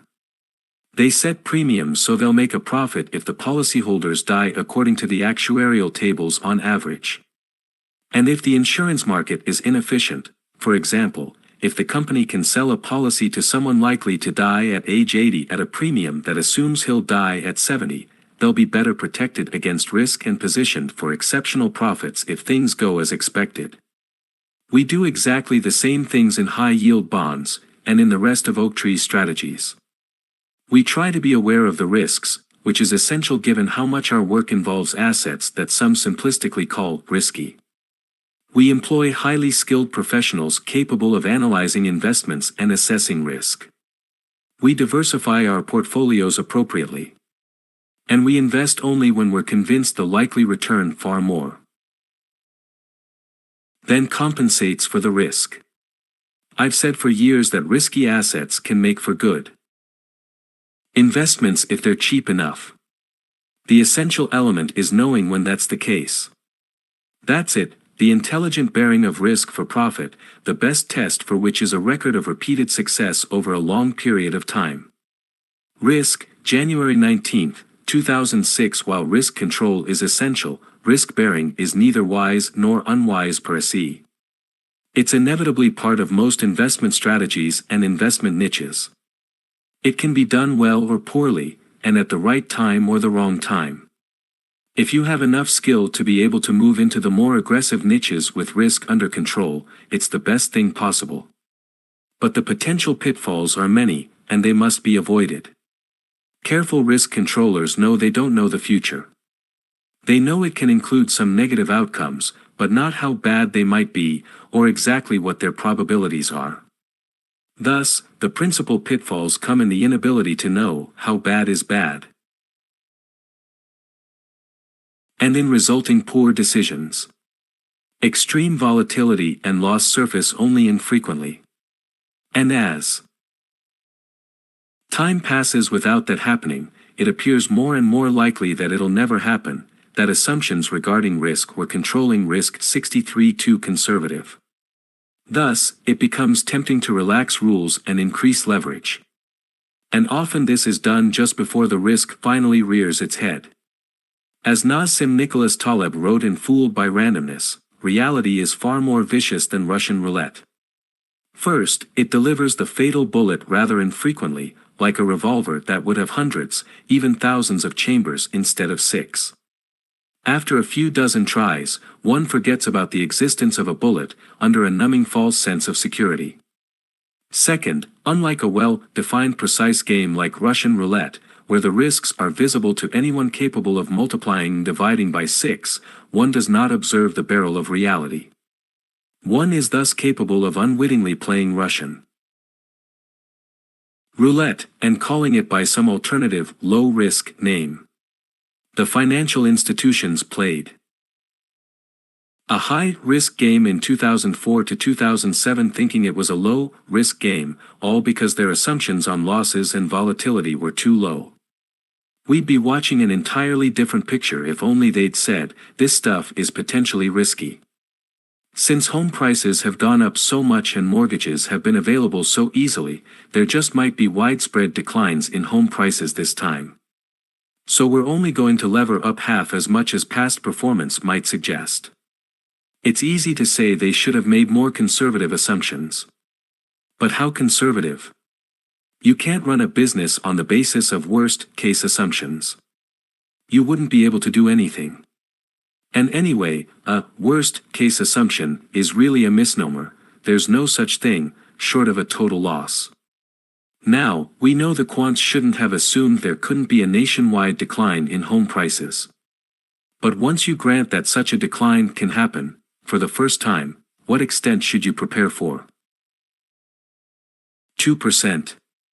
10. 50. The 2008 headlines are full of entities that have seen massive losses, and perhaps meltdowns, because they bought assets using leverage. These investors put on leverage that might have been appropriate with moderate volatility assets and ran into the greatest volatility ever seen. It's easy to say they made a mistake, but is it reasonable to expect them to have girded for unique events? If every portfolio was required to be able to withstand declines on the scale we've witnessed this year, 2008, it's possible no leverage would ever be used. Is that a reasonable reaction? In fact, it's possible that no one would ever invest in these asset classes, even on an unlevered basis. In all aspects of our lives, we base our decisions on what we think probably will happen. And, in turn, we base that to a great extent on what usually happened in the past. We expect results to be close to the norm, most of the time, but we know it's not unusual to see outcomes that are better, B, or worse, C. Although we should bear in mind that, once in a while, a result will be outside the usual range, D, we tend to forget about the potential for outliers. And importantly, as illustrated by recent events, we rarely consider outcomes that have happened only once a century or never, E. Even if we realize that unusual, unlikely things can happen, in order to act we make reasoned decisions and knowingly accept that risk when well paid to do so. Once in a while, a black swan will materialize. But if in the future we always said, we can't do A, C, B, E, D such and such, because the outcome could be worse than we've ever seen before, we'd be frozen in inaction. So in most things, you can't prepare for the worst case. It should suffice to be prepared for once-in-a-generation events. But a generation isn't forever, and there will be times when that standard is exceeded. What do you do about that? I've mused in the past about how much one should devote to preparing for the unlikely disaster. Among other things, the events of 2007 to 2008 prove there's no easy answer. Volatility plus leverage equals dynamite, December 17, 2008. Especially in view of the vagaries presented previously in this chapter, I want to make clear the important distinction between risk control and risk avoidance. Risk control is the best route to loss avoidance. Risk avoidance, on the other hand, is likely to lead to return avoidance as well. Once in a while I hear someone talk about Oaktree's desire to avoid investment risk, and I take great issue. Clearly, Oaktree doesn't run from risk. We welcome it at the right time, in the right instances, and at the right price. We could easily avoid all risk, and so could you. But we'd be assured of avoiding returns above the risk-free rate as well. Will Rogers said, "You've got to go out on a limb sometimes because that's where the fruit is." None of us is in this business to make 4%. So even though the first tenet in Oaktree's investment philosophy stresses the importance of risk control, this has nothing to do with risk avoidance. It's by bearing risk when we're well paid to do so, and especially by taking risks toward which others are averse in the extreme, that we strive to add value for our clients. When formulated that way, it's obvious how big a part risk plays in our process. Rick Funston of Deloitte and Touche said in the article that prompted this memo, "When corporate risk becomes personal, corporate board member, 2005 special supplement, you need comfort that the risks and exposures are understood, appropriately managed, and made more transparent for everyone. This is not risk aversion, it is risk intelligence. That's what Oaktree strives for every day."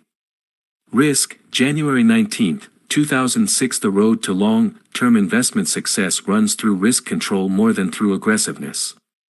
Over a full career, most investors' results will be determined more by how many losers they have, and how bad they are, than by the greatness of their winners. Skillful risk control is the mark of the superior investor. Chapter 8. The most important thing is being attentive to cycles. I think it's essential to remember that just about everything is cyclical. There's little I'm certain of, but these things are true: cycles always prevail eventually. Nothing goes in one direction forever. Trees don't grow to the sky. Few things go to zero. And there's little that's as dangerous for investor health as insistence on extrapolating today's events into the future.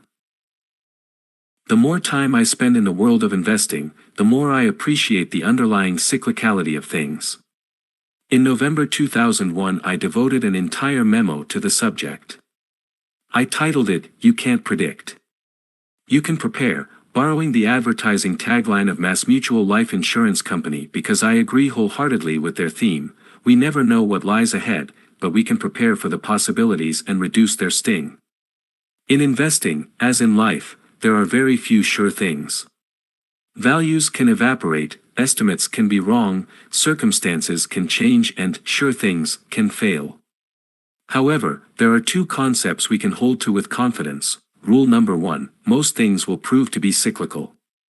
Rule number 2, some of the greatest opportunities for gain and loss come when other people forget rule number 1. Very few things move in a straight line. There's progress and then there's deterioration. Things go well for a while and then poorly.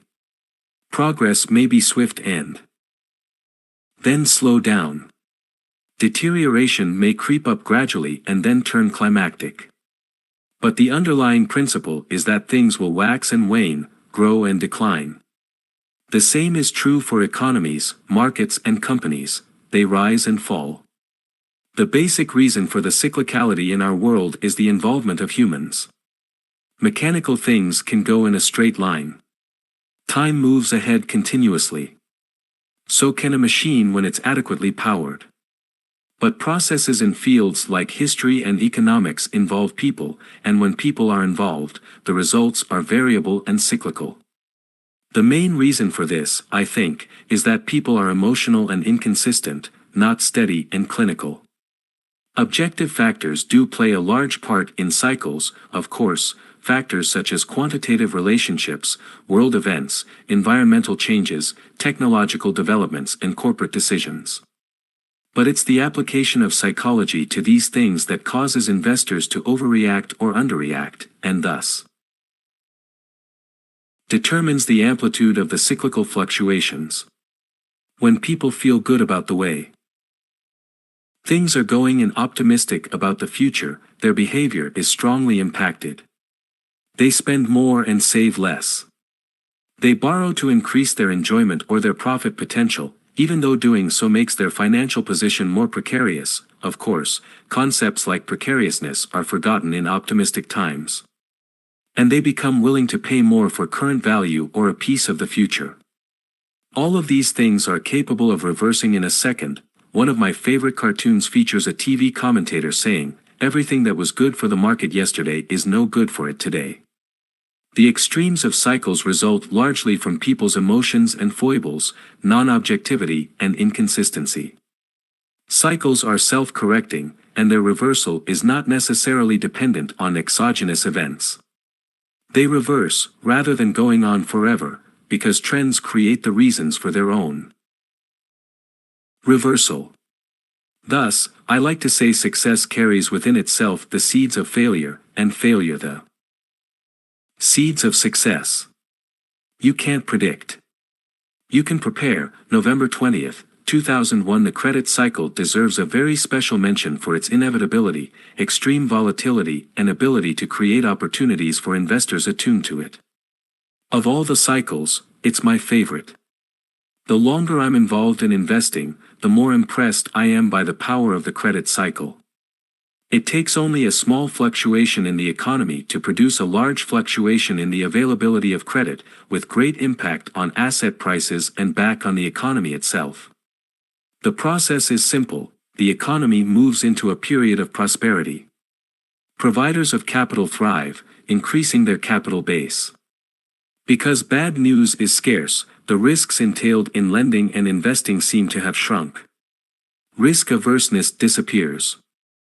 Financial institutions move to expand their businesses, that is, to provide more capital.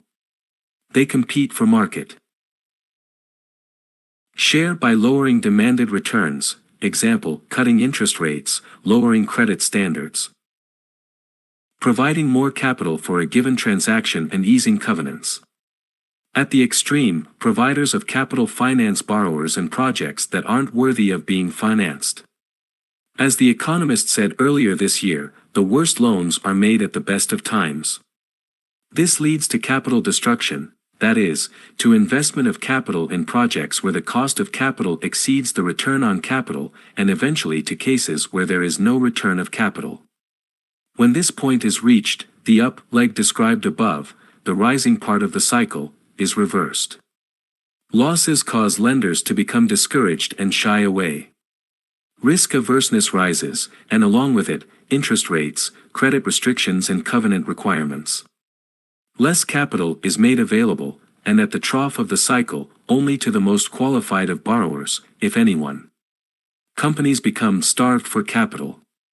Borrowers are unable to roll over their debts, leading to defaults and bankruptcies. This process contributes to and reinforces the economic contraction. Of course, at the extreme the process is ready to be reversed again. Because the competition to make loans or investments is low, high returns can be demanded along with high creditworthiness. Contrarians who commit capital at this point have a shot at high returns, and those tempting potential returns begin to draw in capital. In this way, a recovery begins to be fueled. I stated earlier that cycles are self-correcting. The credit cycle corrects itself through the processes described above, and it represents one of the factors driving the fluctuations of the economic cycle. Prosperity brings expanded lending, which leads to unwise lending, which produces large losses, which makes lenders stop lending, which ends prosperity, and on and on. Look around the next time there's a crisis, you'll probably find a lender. Over-permissive providers of capital frequently aid and abet financial bubbles. There have been numerous recent examples where loose credit contributed to booms that were followed by famous collapses: real estate in 1989 to 1992, emerging markets in 1994 to 1998, long-term capital management in 1998, the movie exhibition industry in 1999 to 2000, venture capital funds and telecommunications companies in 2000 to 2001. In each case, lenders and investors provided too much cheap money and the result was overexpansion and dramatic losses. In Field of Dreams, Kevin Costner was told, "If you build it, they will come." In the financial world, if you offer cheap money, they will borrow, buy and build, often without discipline, and with very negative consequences. You can't predict. You can prepare. November 20th, 2001. Please note that this memo, written almost 10 years ago, perfectly describes the process through which the 2007 to 2008 financial crisis arose. It wasn't predictive ability that enabled me to write it, just familiarity with a never-ending underlying cycle. Cycles will never stop occurring. If there were such a thing as a completely efficient market, and if people really made decisions in a calculating and unemotional manner, perhaps cycles, or at least their extremes, would be banished. But that'll never be the case. Economies will wax and wane as consumers spend more or less, responding emotionally to economic factors or exogenous events, geopolitical or naturally occurring. Companies will anticipate a rosy future during the upcycle and thus overexpand facilities and inventories. These will become burdensome when the economy turns down. Providers of capital will be too generous when the economy's doing well, abetting overexpansion with cheap money, and then they'll pull the reins too tight when things cease to look as good. Investors will overvalue companies when they're doing well and undervalue them when things get difficult. And yet, every decade or so, people decide cyclicality is over. They think either the good times will roll on without end or the negative trends can't be arrested. At such times they talk about virtuous cycles, or vicious cycles, self-feeding developments that will go on forever in one direction or the other. Case in point, On November 15, 1996, the Wall Street Journal reported on a growing consensus, from boardrooms to living rooms and from government offices to trading floors, a new consensus is emerging: the big, bad business cycle has been tamed. Does anyone remember a steady, non-cyclical economic environment in the years since then? What would explain the emerging crisis of 1998, the recession of 2002, and the financial crisis, and worst recession since World War II, of 2008? This belief that cyclicality has been ended exemplifies a way of thinking based on the dangerous premise that, this time it's different. These 4 words should strike fear, and perhaps suggest an opportunity for profit, for anyone who understands the past and knows it repeats. Thus, it's essential that you be able to recognize this form of error when it arises.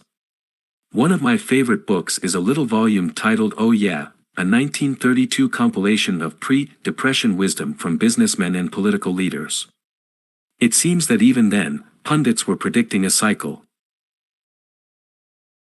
Free economy, there will be no interruption of our present prosperity. Myron E. Forbes. President, Pierce Arrow Motor Car Company, January 1, 1928.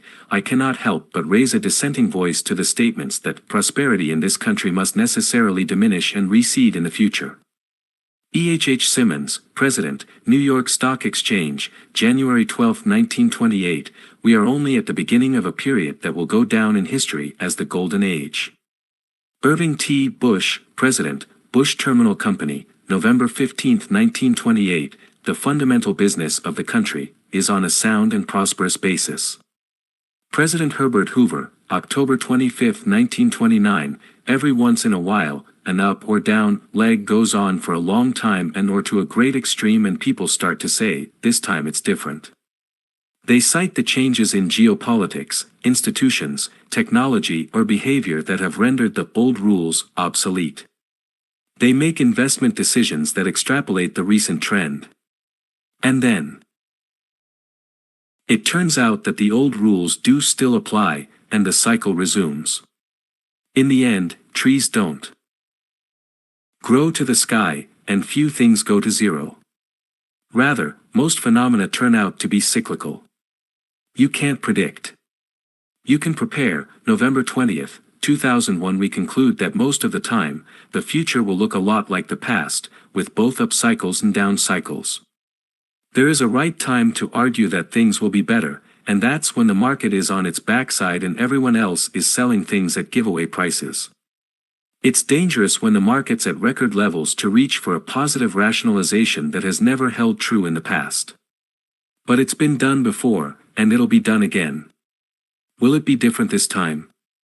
November 25, 1996. Ignoring cycles and extrapolating trends is one of the most dangerous things an investor can do. People often act as if companies that are doing well will do well forever, and investments that are outperforming will outperform forever, and vice versa. Instead, it's the opposite that's more likely to be true.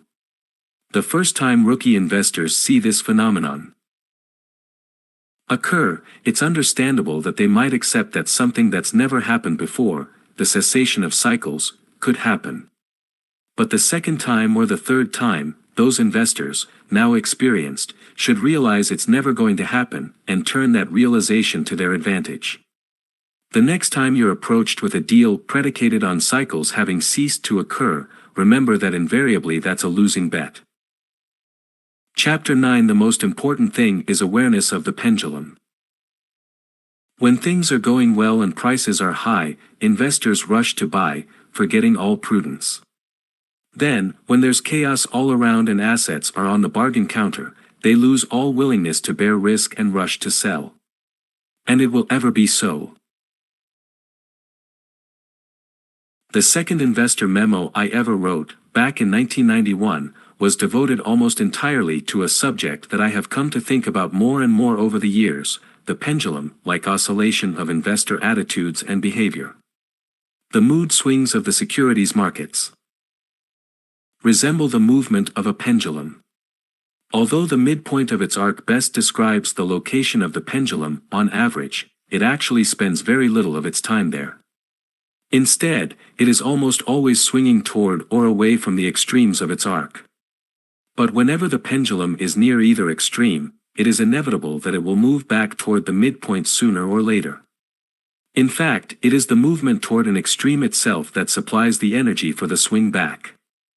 Investment markets follow a pendulum-like swing, between euphoria and depression, between celebrating positive developments and obsessing over negatives, and thus, between overpriced and underpriced. This oscillation is one of the most dependable features of the investment world, and investor psychology seems to spend much more time at the extremes than it does at a happy medium. First quarter performance. April 11, 1991. 13 years later, I revisited the subject of the pendulum at length in another memo. In it I observed that in addition to the elements mentioned earlier, the pendulum also swings with regard to greed versus fear, willingness to view things through an optimistic or a pessimistic lens, faith in developments that are on the come, credulousness versus skepticism, and risk tolerance versus risk aversion. The swing in the last of these, attitudes toward risk, is a common thread that runs through many of the market's fluctuations. Risk aversion is the essential ingredient in a rational market, as I said before, and the position of the pendulum with regard to it is particularly important. Improper amounts of risk aversion are key contributors to the market excesses of bubble and crash. It's an oversimplification, but not a grievous one, to say the inevitable hallmark of bubbles is a dearth of risk aversion. In crashes, on the other hand, investors fear too much. Excessive risk aversion keeps them from buying even when no optimism, only pessimism, is embodied in prices. And valuations are absurdly low. In my opinion, the greed/fear cycle is caused by changing attitudes toward risk. When greed is prevalent, it means investors feel a high level of comfort with risk and the idea of bearing it in the interest of profit. Conversely, widespread fear indicates a high level of aversion to risk. The academics consider investors' attitude toward risk a constant, but certainly it fluctuates greatly. Finance theory is heavily dependent on the assumption that investors are risk-averse. That is, they disprefer risk and must be induced, bribed, to bear it, with higher expected returns.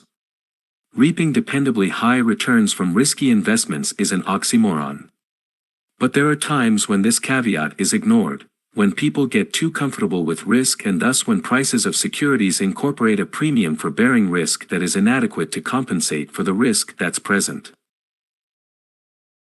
When investors in general are too risk-tolerant, security prices can embody more risk than they do return. When investors are too risk-averse, prices can offer more return than risk. The happy medium, July 21, 2000. For the pendulum swing regarding attitudes toward risk is one of the most powerful of all. In fact, I've recently boiled down the main risks in investing to two: the risk of losing money and the risk of missing opportunity. It's possible to largely eliminate either one, but not both. In an ideal world, investors would balance these two concerns. But from time to time, at the extremes of the pendulum's swing, one or the other predominates. For example, in 2005, 2006, and early 2007, with things going so swimmingly and the capital markets wide open, few people imagined that losses could lie ahead. Many believed risk had been banished. Their only worry was that they might miss an opportunity. If Wall Street came out with a new financial miracle and other investors bought and they didn't, and if the miracle worked, they might look unprogressive and lose ground. Since they weren't concerned about losing money, they didn't insist on low purchase prices, adequate risk premiums, or investor protection. In short, they behaved too aggressively. Then in late 2007 and 2008, with the credit crisis in full flower, people began to fear a complete meltdown of the world financial system. No one worried about missing opportunity. The pendulum had swung to the point where people worried only about losing money. Thus, they ran from anything with a scintilla of risk, regardless of the potential return, and to the safety of government securities with yields near zero. At this point, then, investors feared too much, sold too eagerly and positioned their portfolios too defensively. Thus, the last several years have provided an unusually clear opportunity to witness the swing of the pendulum and how consistently most people do the wrong thing at the wrong time. When things are going well and prices are high, investors rush to buy, forgetting all prudence. Then, when there's chaos all around and assets are on the bargain counter, they lose all willingness to bear risk and rush to sell. And it will ever be so. Very early in my career, a veteran investor told me about the 3 stages of a bull market. Now I'll share them with you. The first, when a few forward-looking people begin to believe things will get better. The second, when most investors realize improvement is actually taking place. The third, when everyone concludes things will get better forever. Why would anyone waste time trying for a better description? This one says it all. It's essential that we grasp its significance. The market has a mind of its own, and its changes in valuation parameters, caused primarily by changes in investor psychology, not changes in fundamentals, that account for most short-term changes in security prices. This psychology, too, moves like a pendulum. Stocks are cheapest when everything looks grim. The depressing outlook keeps them there, and only a few astute and daring bargain hunters are willing to take new positions. Maybe their buying attracts some attention, or maybe the outlook turns a little less depressing, but for one reason or another, the market starts moving up. After a while, the outlook seems a little less poor. People begin to appreciate that improvement is taking place. And it requires less imagination to be a buyer. Of course, with the economy and market off the critical list, they pay prices that are more reflective of stocks' fair values. And eventually, giddiness sets in. Cheered by the improvement in economic and corporate results, people become willing to extrapolate it.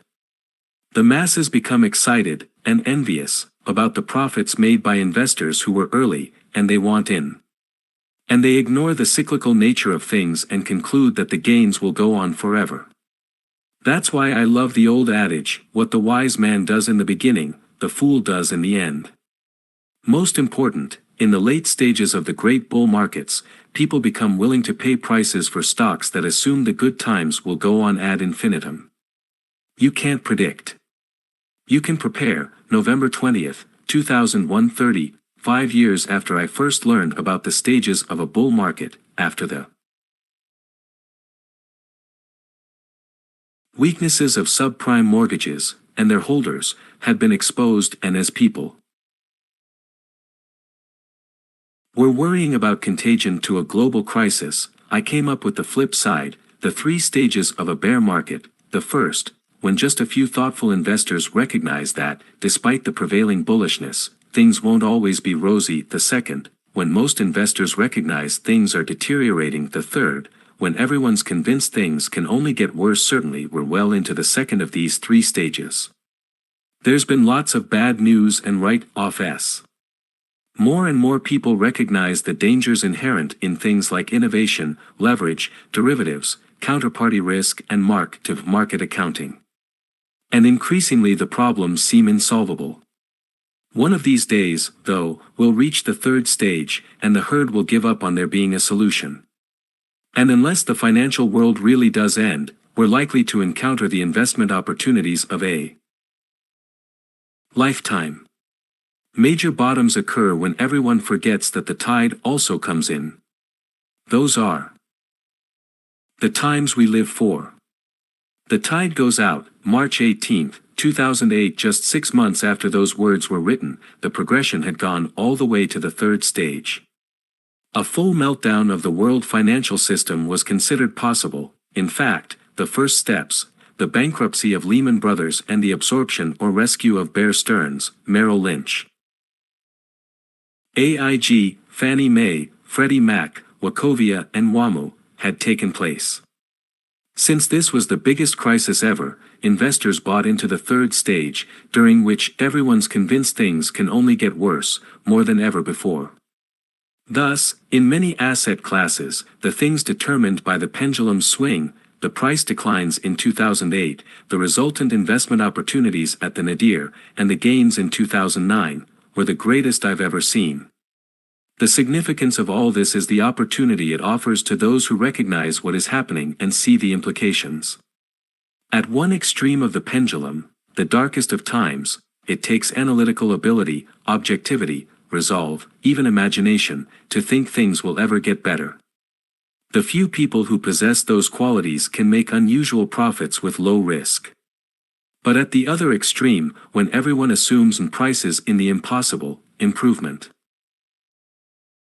Forever, the stage is set for painful losses. It all goes together. None of these is an isolated event or a chance occurrence. Rather, they're all elements in a recurring pattern that can be understood and profited from. The oscillation of the investor pendulum is very similar in nature to the up and down fluctuation of economic and market cycles described in Chapter 8. For some reason I find myself making a distinction between the two and speaking of them in different terms, but they're both highly important, and the key lessons are the same. With the benefit of almost 20 years' experience since writing that first memo about the pendulum in 1991, I'll rephrase its key observations. In theory, with regard to polarities such as fear and greed, the pendulum should reside mostly at a midpoint between the extremes. But it doesn't for long. Primarily because of the workings of investor psychology, it's usually swinging toward or back from one extreme or the other. The pendulum cannot continue to swing toward an extreme or reside at an extreme forever, although when it's positioned at its greatest extreme, people increasingly describe that as having become a permanent condition. Like a pendulum, the swing of investor psychology toward an extreme causes energy to build up that eventually will contribute to the swing back in the other direction. Sometimes, the pent-up energy is itself the cause of the swing back, that is, the pendulum's swing toward an extreme corrects of its very weight. The swing back from the extreme is usually more rapid, and thus takes much less time, than the swing to the extreme. Or as my partner Sheldon Stone likes to say, the air goes out of the balloon much faster than it went in. The occurrence of this pendulum-like pattern in most market phenomena is extremely dependable.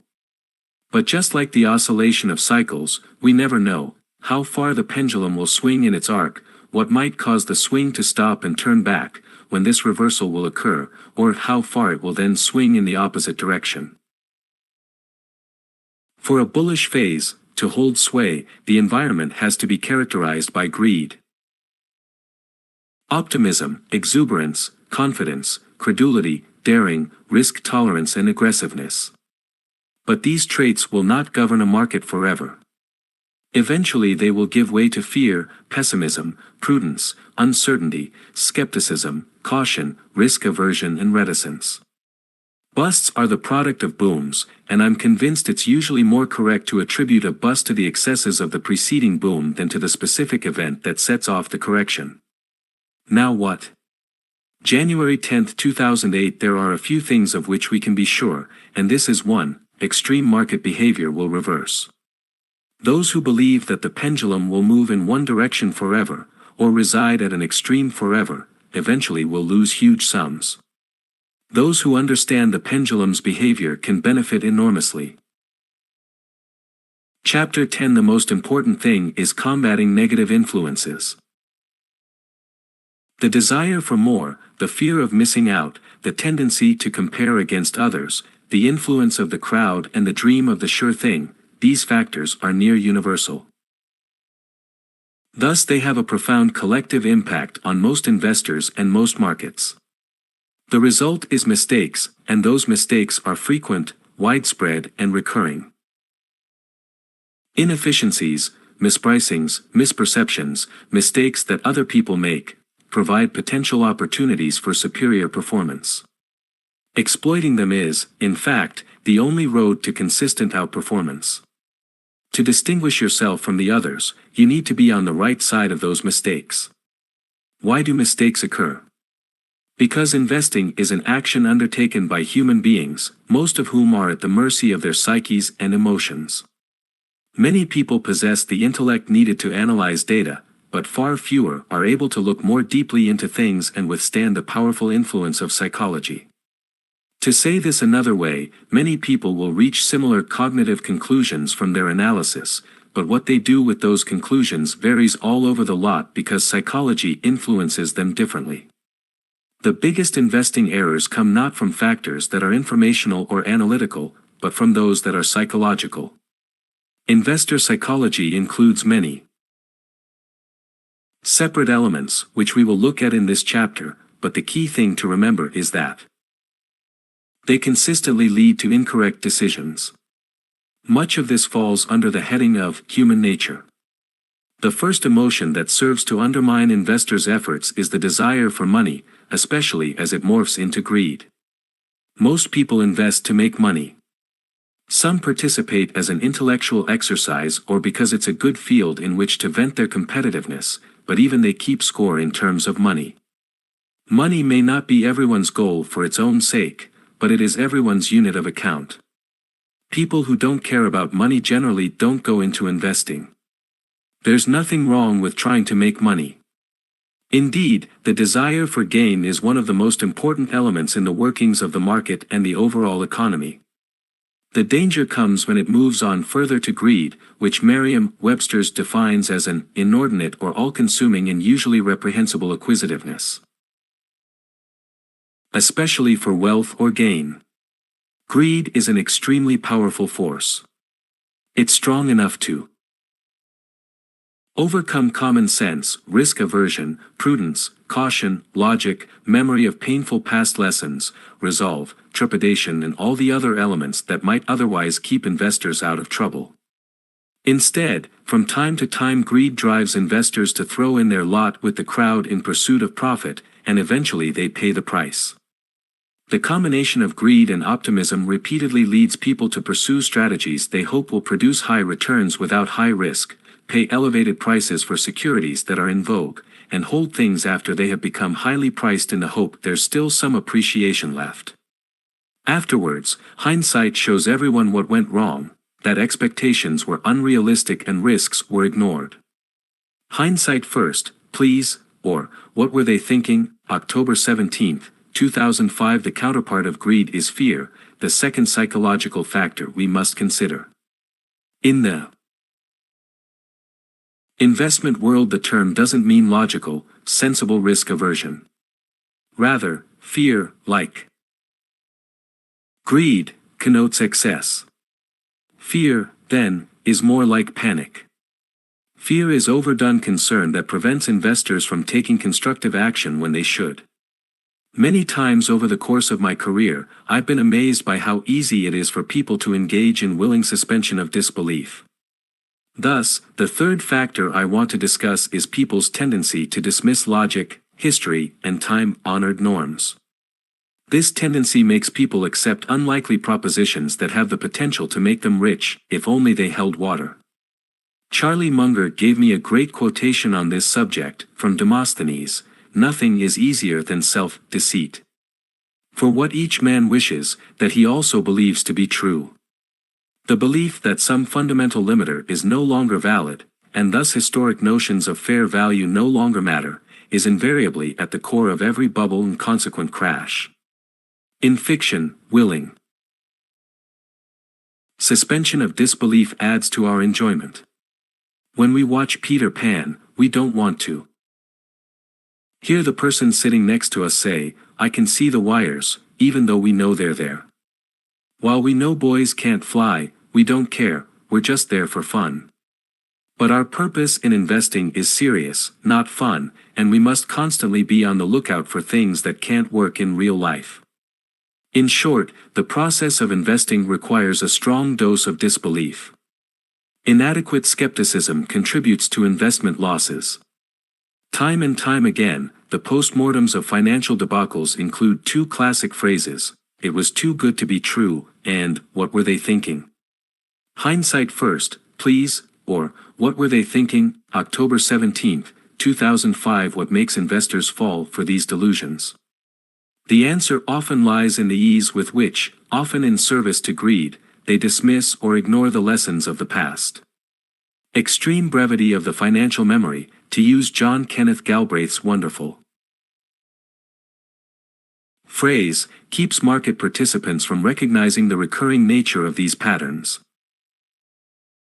and thus their inevitability. When the same or closely similar circumstances occur again, sometimes in only a few years, they are hailed by a new, often youthful, and always supremely self-confident generation as a brilliantly innovative discovery in the financial and larger economic world. There can be few fields of human endeavor in which history counts for so little as in the world of finance.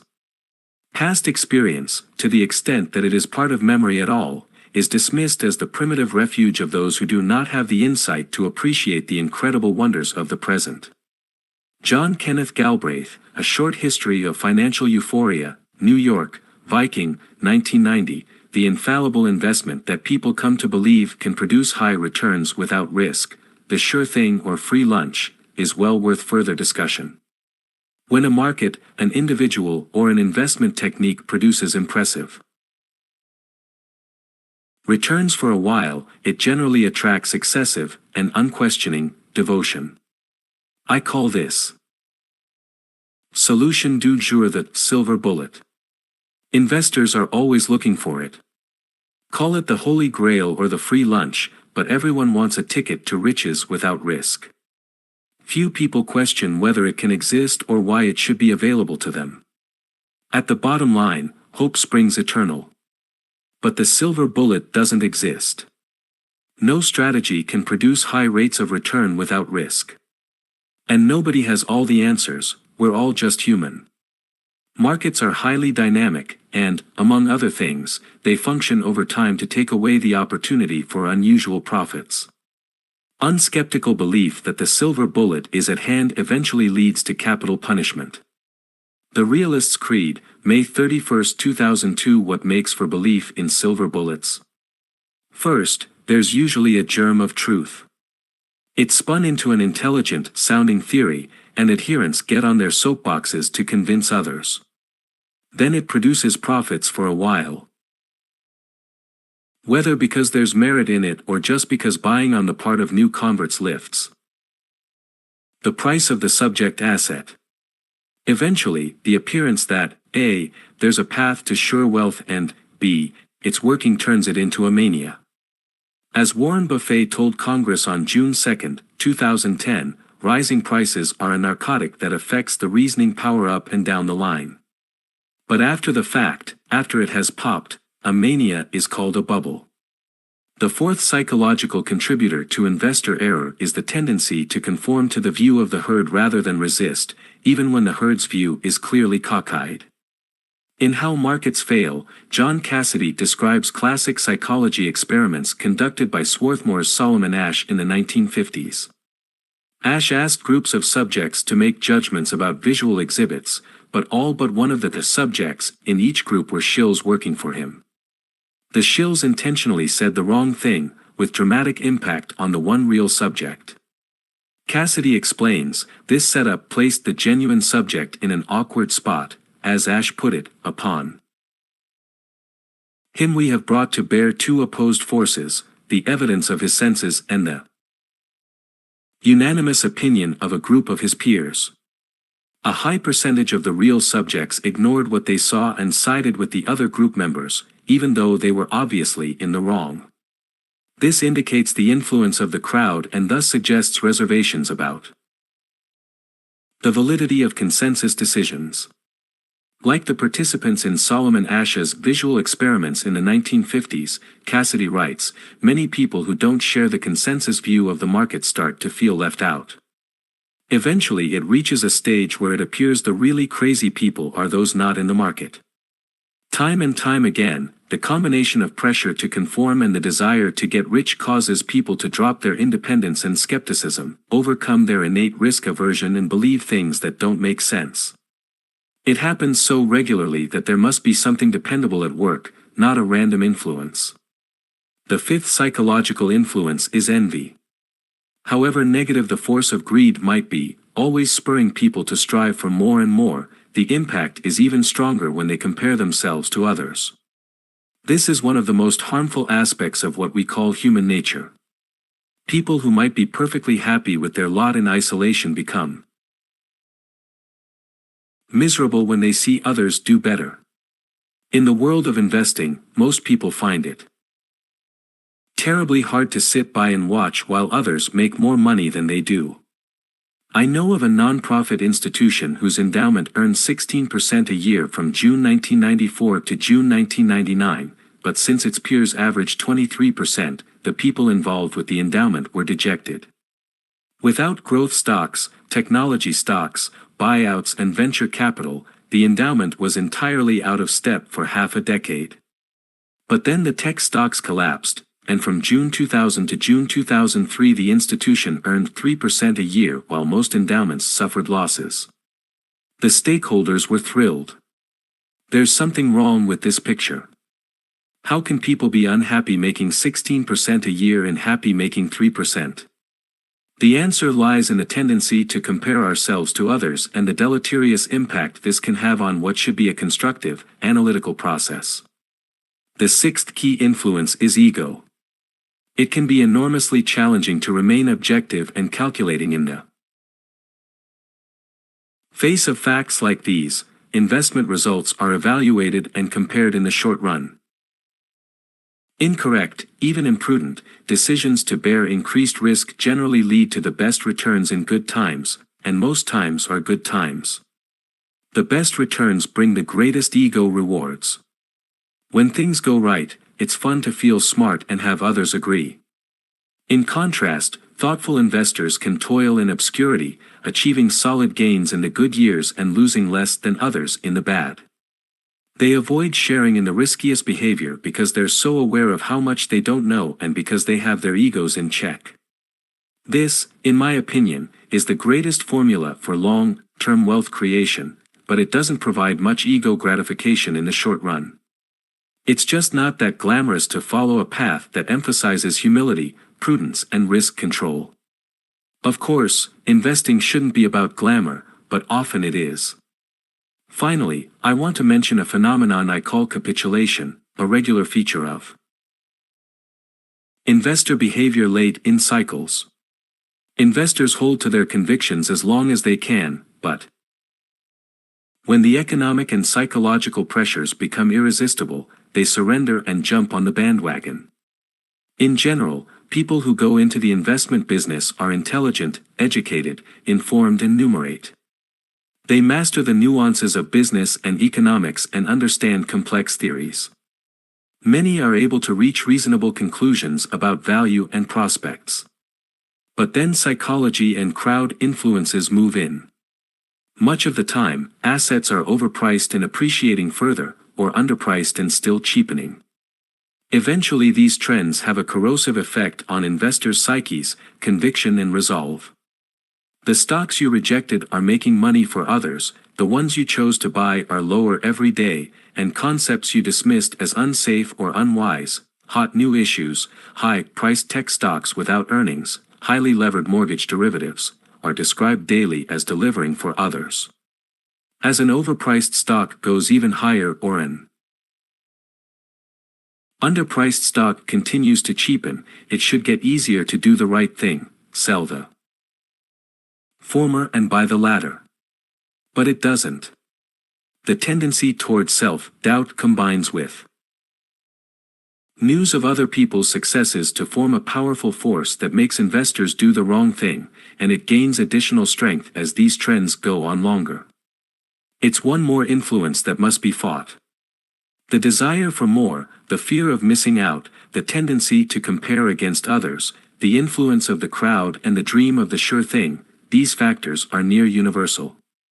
Thus they have a profound collective impact on most investors and most markets. This is especially true at the market extremes. The result is mistakes, frequent, widespread, recurring, expensive mistakes. Does all this strike you as just so much theorizing, something that couldn't possibly apply to you?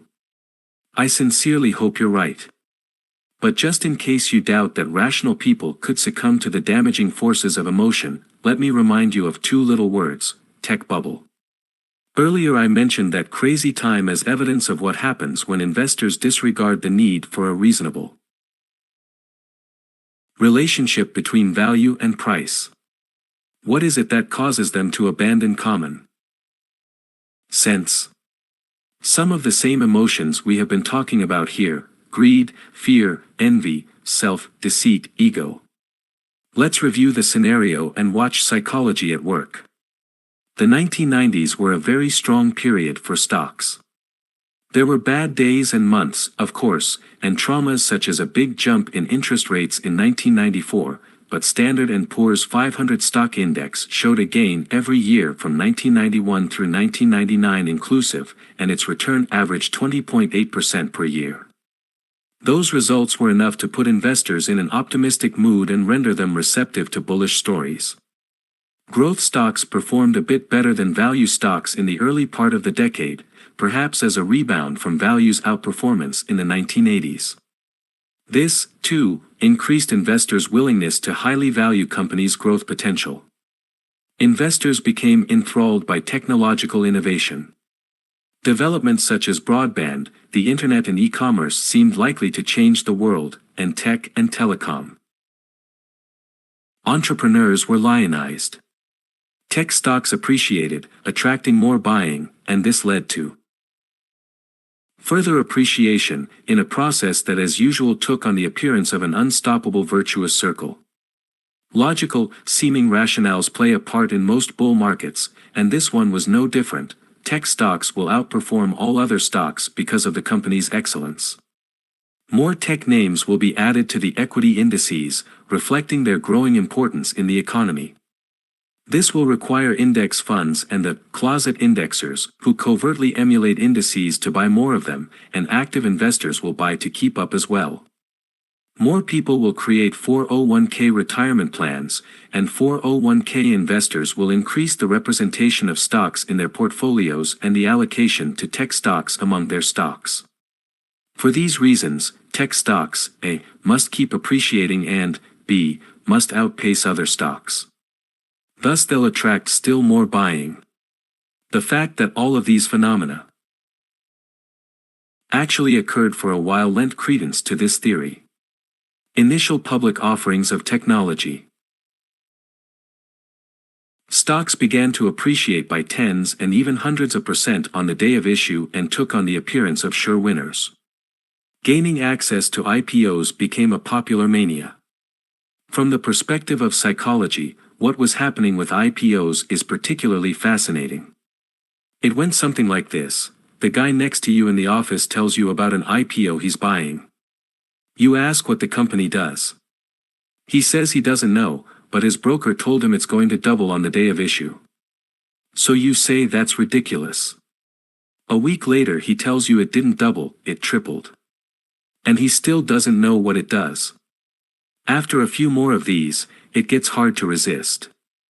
You know it doesn't make sense, but you want protection against continuing to feel like an idiot. So, in a prime example of capitulation, you put in for a few hundred shares of the next IPO, and the bonfire grows still higher on the buying from new converts like you. Venture capital funds that had invested in successful startup companies attracted great attention and a great deal of capital.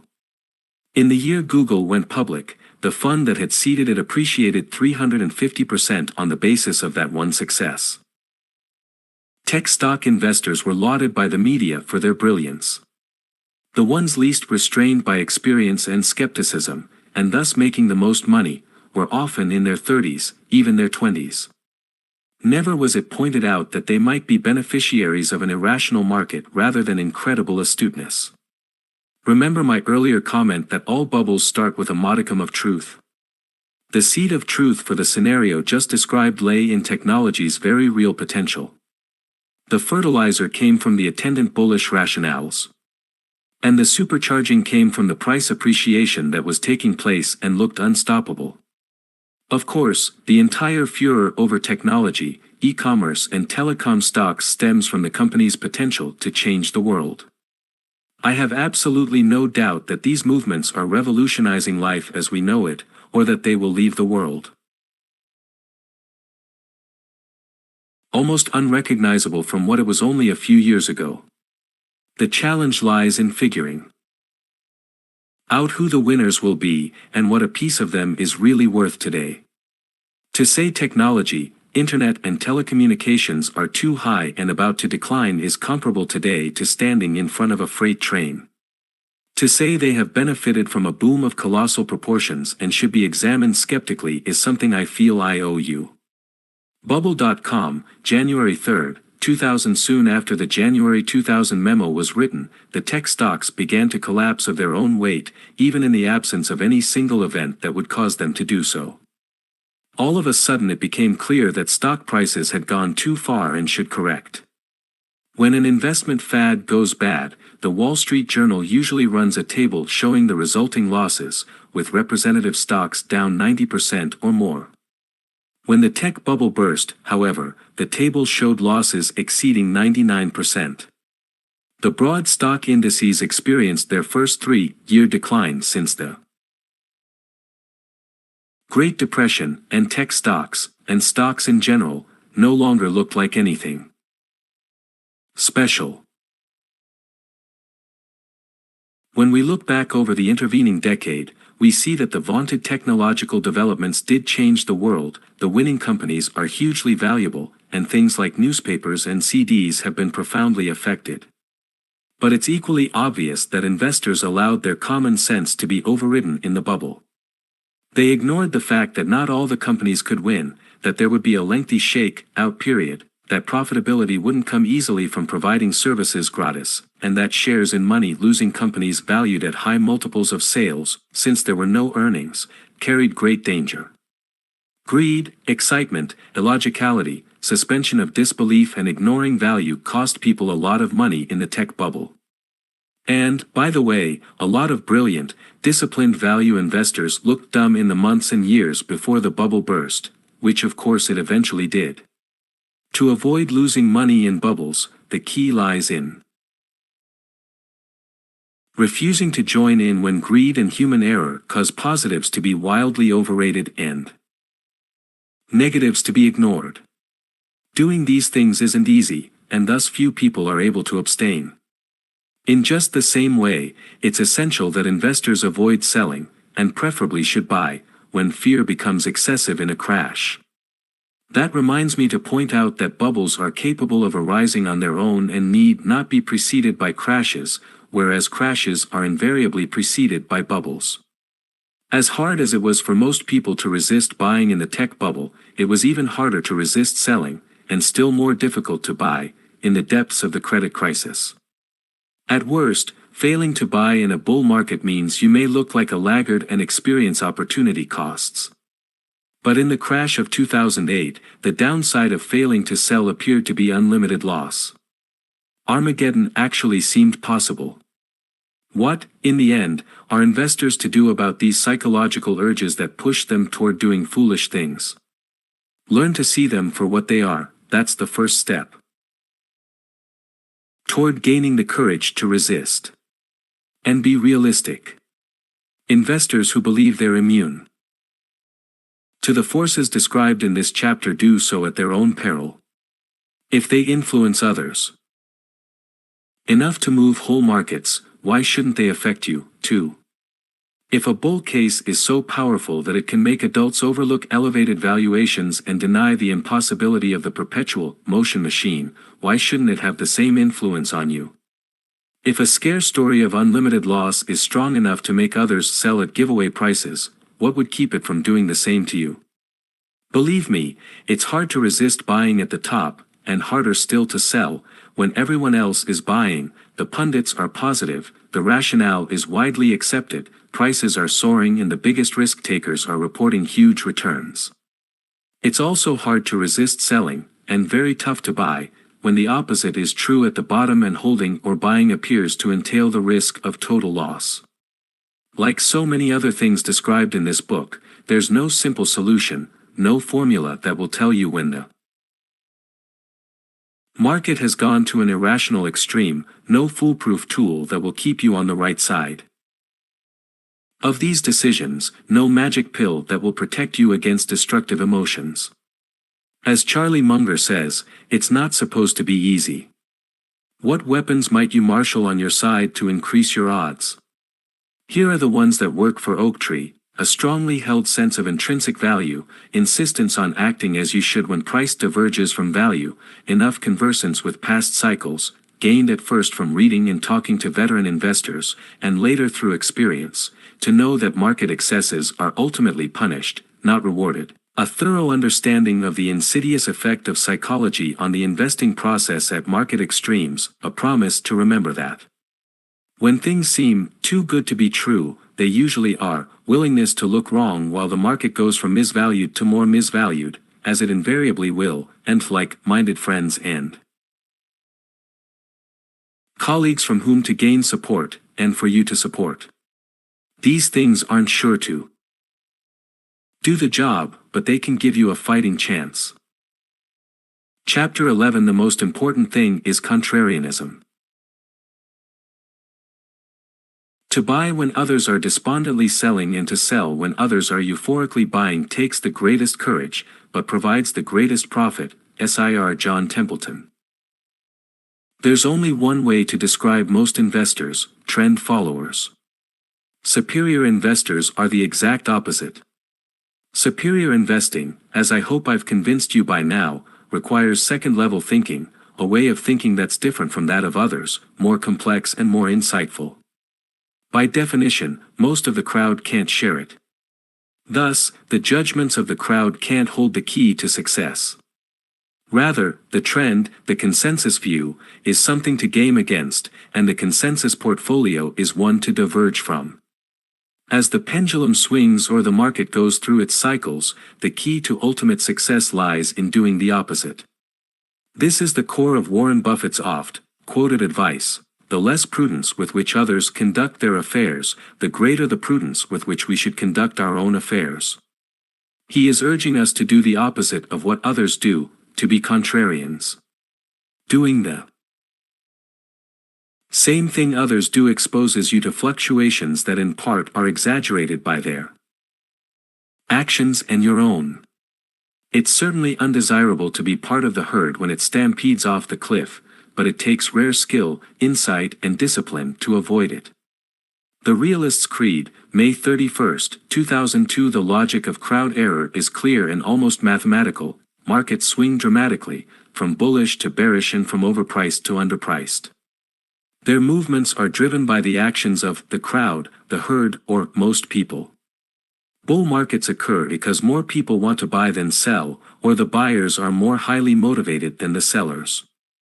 The market rises as people switch from being sellers to being buyers, and as buyers become even more motivated and the sellers less so.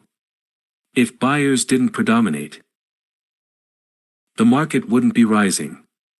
Market extremes represent inflection points. These occur when bullishness or bearishness reaches a maximum. Figuratively speaking, a top occurs when the last person who will become a buyer does so. Since every buyer has joined the bullish herd by the time the top is reached, bullishness can go no further and the market is as high as it can go.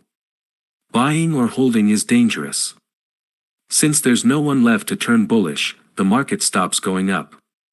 And if on the next day one person switches from buyer to seller, it will start to go down. So at the extremes, which are created by what most people believe, most people are wrong.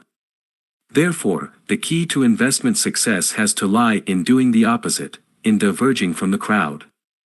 Those who recognize the errors that others make can profit enormously through contrarianism. From time to time we see rabid buyers or terrified sellers, urgency to get in or to get out, overheated markets or ice-cold markets, and prices unsustainably high or ridiculously low.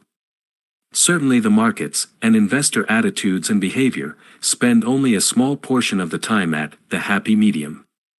What does this say about how we should act? Joining the herd and participating in the extremes of these cycles obviously can be dangerous to your financial health. The market's extreme highs are created when avid buyers are in control, pushing prices to levels that may never be seen again. The lows are created when panicky sellers predominate, willing to part with assets at prices that often turn out to have been grossly inadequate. Buy low, sell high is the time-honored dictum, but investors who are swept up in market cycles too often do just the opposite. The proper response lies in contrarian behavior: buy when they hate M and sell when they love M. Once in a lifetime, market extremes seem to occur once every decade or so, not often enough for an investor to build a career around capitalizing on them. But attempting to do so should be an important component of any investor's approach. Just don't think it'll be easy. You need the ability to detect instances in which prices have diverged significantly from intrinsic value. You have to have a strong enough stomach to defy conventional wisdom, one of the greatest oxymorons, and resist the myth that the market's always efficient and thus right. You need experience on which to base this resolute behavior. And you must have the support of understanding, patient constituencies. Without enough time to ride out the extremes while waiting for reason to prevail, you'll become that most typical of market victims, the 6-foot-tall man who drowned crossing the stream that was 5 feet deep on average. But if you're alert to the pendulum-like swing of the markets, it's possible to recognize the opportunities that occasionally are there for the plucking. The Happy Medium, July 21, 2004. Accepting the broad concept of contrarianism is one thing. Putting it into practice is another. On one hand, we never know how far the pendulum will swing, when it will reverse, and how far it will then go in the opposite direction. On the other hand, we can be sure that, once it reaches an extreme position, the market eventually will swing back toward the midpoint, or beyond. Investors who believe that the pendulum would move in one direction forever, or, having reached an extreme, would stay there, are inevitably disappointed. On the third hand, however, because of the variability of the many factors that influence markets, no tool, not even contrarianism, can be relied on completely. Contrarianism isn't an approach that will make you money all of the time. Much of the time there aren't great market excesses to bet against. Even when an excess does develop, it's important to remember that overpriced is incredibly different from going down tomorrow. Markets can be over or underpriced and stay that way, or become more so for years. It can be extremely painful when the trend is going against you. It can appear at times that everyone has reached the conclusion that the herd is wrong. What I mean is that contrarianism itself can appear to have become too popular, and thus contrarianism can be mistaken for herd behavior. Finally, it's not enough to bet against the crowd. Given the difficulties associated with contrarianism just mentioned, the potentially profitable recognition of divergences from consensus thinking must be based on reason and analysis. You must do things not just because they're the opposite of what the crowd is doing, but because you know why the crowd is wrong. Only then will you be able to hold firmly to your views and perhaps buy more as your positions take on the appearance of mistakes and as losses accrue rather than gains. David Swensen heads the Yale University Endowment.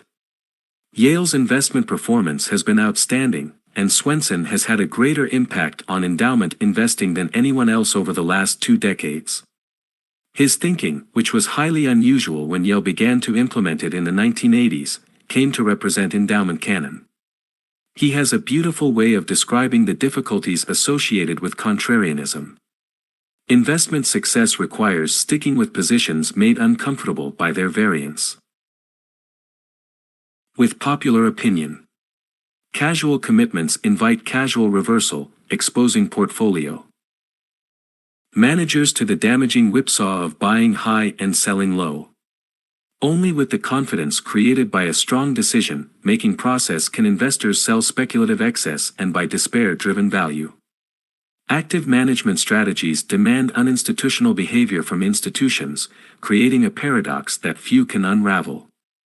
Establishing and maintaining an unconventional investment profile requires acceptance of uncomfortably idiosyncratic portfolios, which frequently appear downright imprudent in the eyes of conventional wisdom. Pioneering Portfolio Management, 2000. The ultimately most profitable investment actions are by definition contrarian. You're buying when everyone else is selling, and the price is thus low, or you're selling when everyone else is buying, and the price is high. These actions are lonely and, as Swenson says, uncomfortable. How can we know it's the opposite, the consensus action, that's the comfortable one? Because most people are doing it. The thing I find most interesting about investing is how paradoxical it is, how often the things that seem most obvious, on which everyone agrees, turn out not to be true. I'm not saying accepted investment wisdom is sometimes valid and sometimes not. The reality is simpler and much more systematic. Most people don't understand the process through which something comes to have outstanding money-making potential. What's clear to the broad consensus of investors is almost always wrong. The very coalescence of popular opinion behind an investment tends to eliminate its profit potential. Take, for example, the investment that everyone believes to be a great idea. In my view, by definition, it simply cannot be so. If everyone likes it, it's probably because it has been doing well. Most people seem to think outstanding performance to date presages outstanding future performance. Actually, it's more likely that outstanding performance to date has borrowed from the future, and thus presages subpar performance from here on out. If everyone likes it, it's likely the price has risen to reflect a level of adulation from which relatively little further appreciation is likely. Sure, it's possible for something to move from overvalued to more overvalued, but I wouldn't want to count on it happening. If everyone likes it, it's likely the area has been mined too thoroughly, and has seen too much capital flow in, for many bargains to remain. If everyone likes it, there's significant risk that prices will fall if the crowd changes its collective mind and moves for the exit. Superior investors know, and buy, when the price of something is lower than it should be. And the price of an investment can be lower than it should be only when most people don't see its merit. Yogi Berra is famous for having said, "Nobody goes to that restaurant anymore, it's too crowded." It's just as nonsensical to say, everyone realizes that investment's a bargain. If everyone realizes it, they'll buy in. Which case the price will no longer be low. Large amounts of money aren't made by buying what everybody likes. They're made by buying what everybody underestimates. In short, there are two primary elements in superior investing: seeing some quality that others don't see or appreciate, and that isn't reflected in the price, and having it turn out to be true, or at least accepted by the market. It should be clear from the first element that the process has to begin with investors who are unusually perceptive, unconventional, iconoclastic, or early. That's why successful investors are said to spend a lot of their time being lonely. Everyone knows, April 26, 2007. The global credit crisis of 2007 to 2008 represents the greatest crash I have ever seen. The lessons to be learned from this experience are many, which is one reason I discuss aspects of it in more than one chapter. For me, one such lesson consisted of reaching a new understanding of the skepticism required for contrarian thinking. I'm not usually given to epiphanies, but I had one on the subject of skepticism. Every time a bubble bursts, a bull market collapses, or a silver bullet fails to work, we hear people bemoan their error. The skeptic, highly aware of that, tries to identify delusions ahead of time and avoid falling into line with the crowd in accepting them. So, usually, investment skepticism is associated with rejecting investment fads, bull market manias, and Ponzi schemes. My epiphany came in mid-October 2008, near the low point of the global credit meltdown.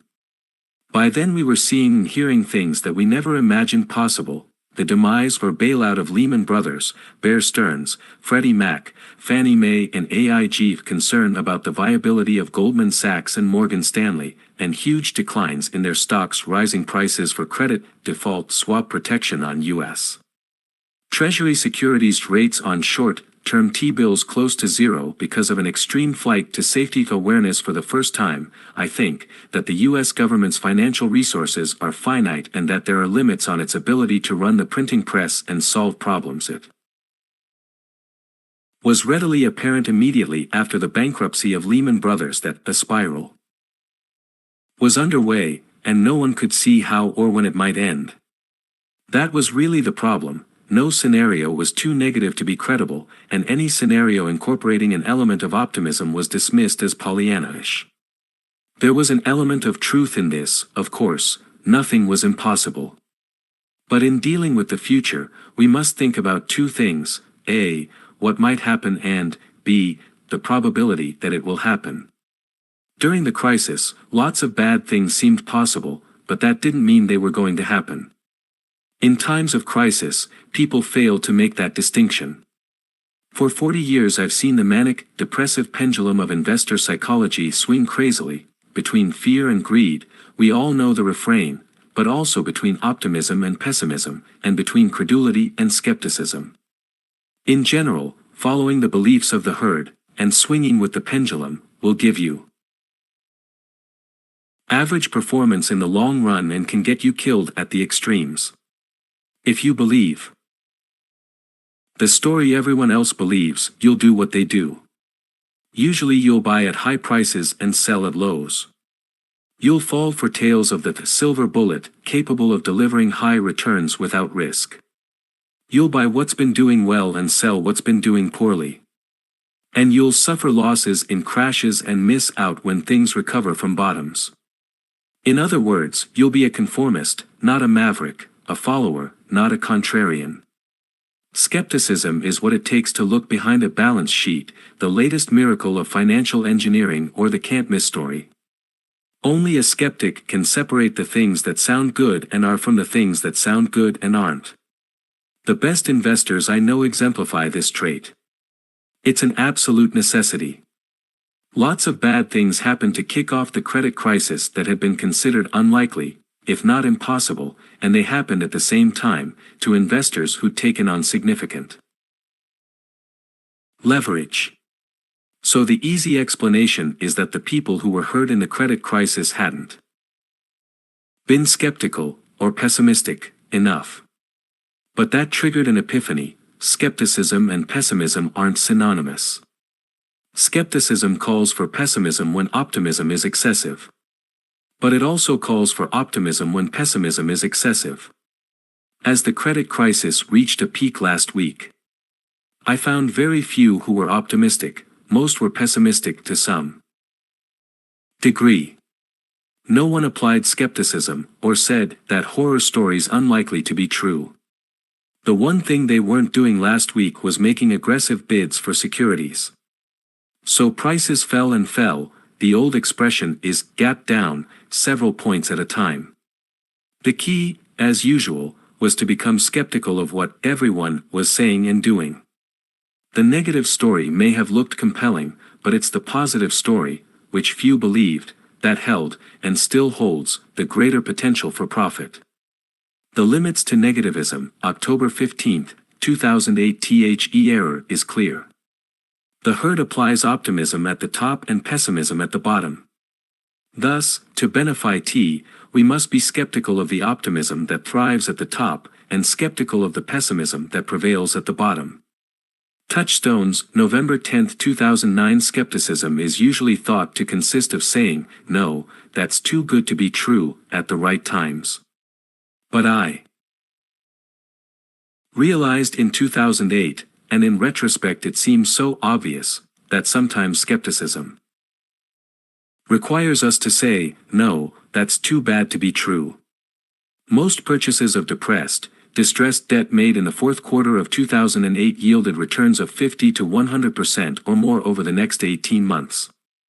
Buying was extremely difficult under those trying circumstances, but it was made easier when we realized that almost no one was saying, "No, things can't be that bad." At that moment, being optimistic and buying was the ultimate act of contrarianism. Certain common threads run through the best investments I've witnessed. They're usually contrarian, challenging and uncomfortable, although the experienced contrarian takes comfort from his or her position outside the herd. Whenever the debt market collapses, for example, most people say, "We're not going to try to catch a falling knife, it's too dangerous."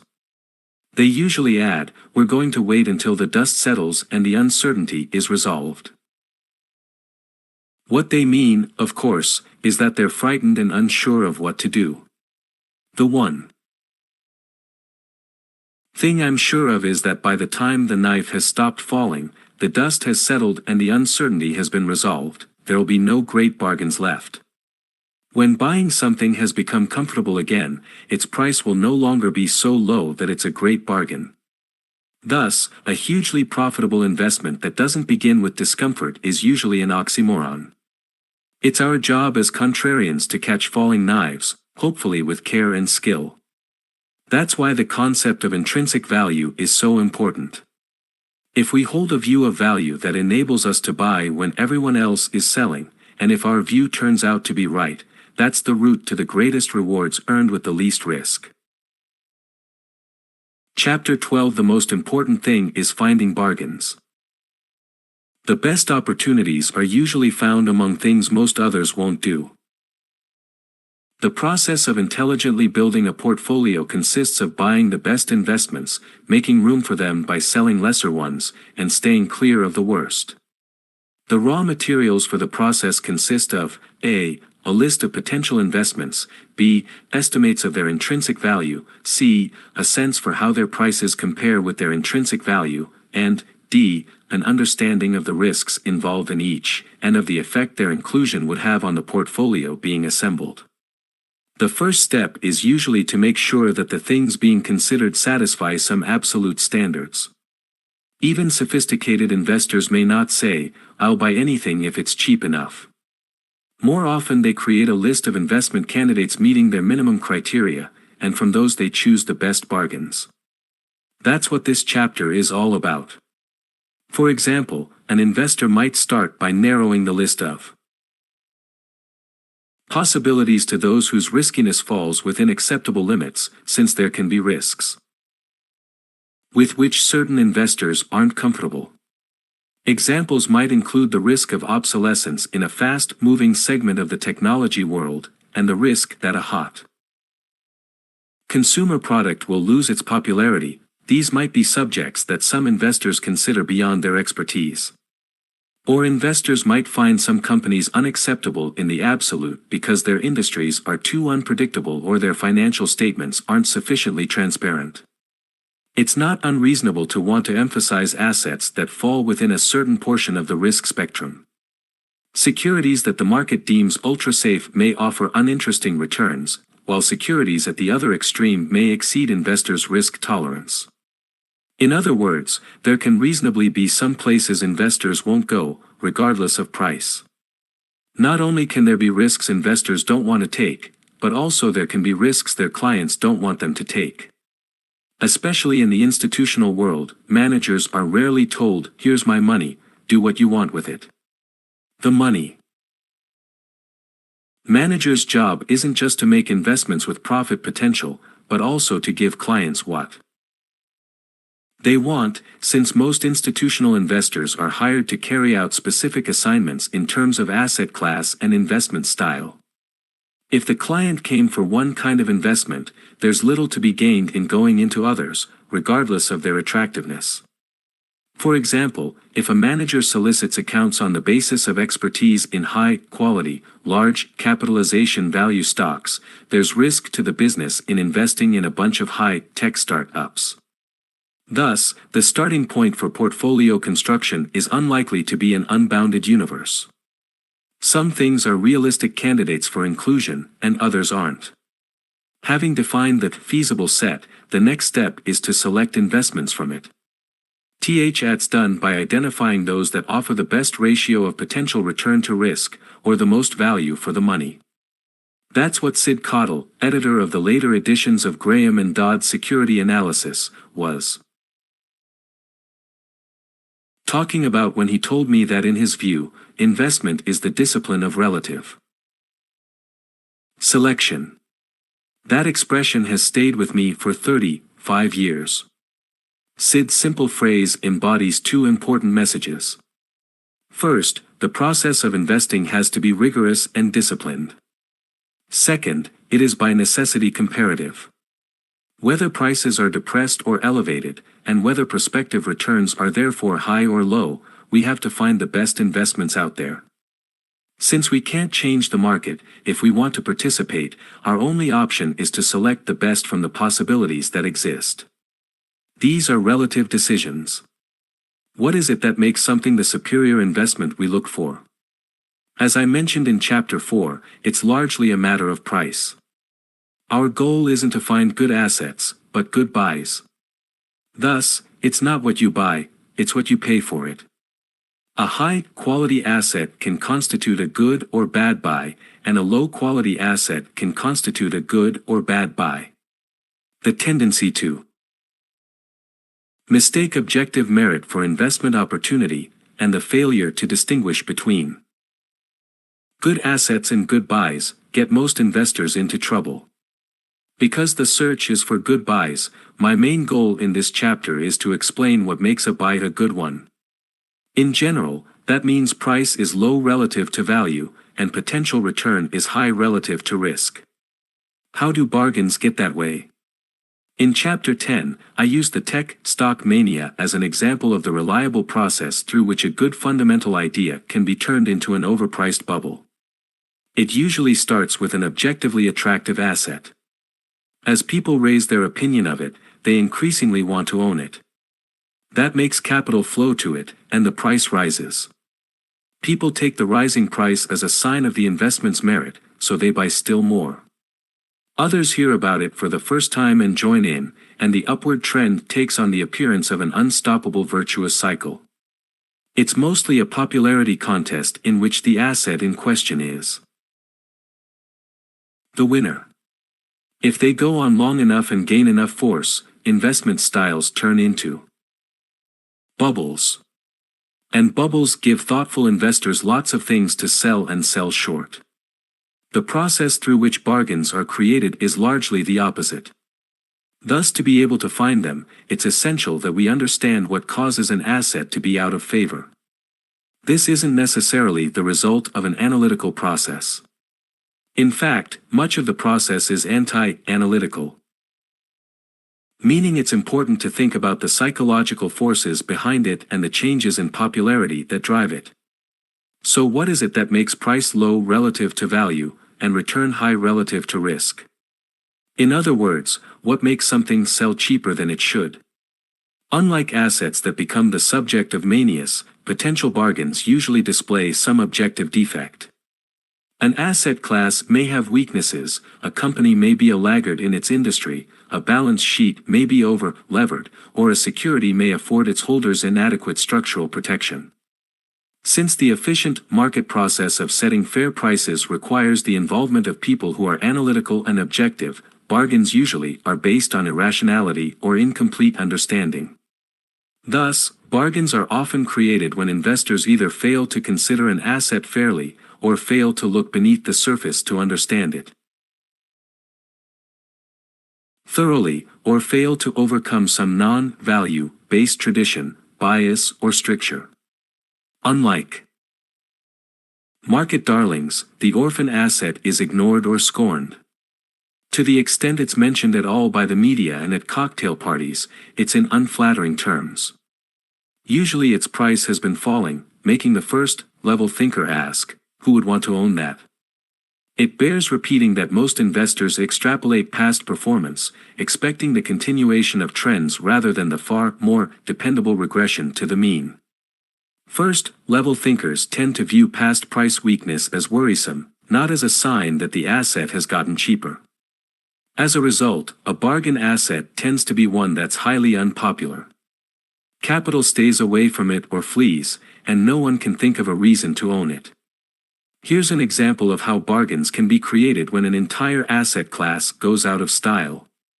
The story of bonds in the last 60 years is the mirror opposite of the rise in popularity enjoyed by stocks. First, bonds wilted as stocks monopolized the spotlight in the 50s and 60s, and at the end of 1969, first.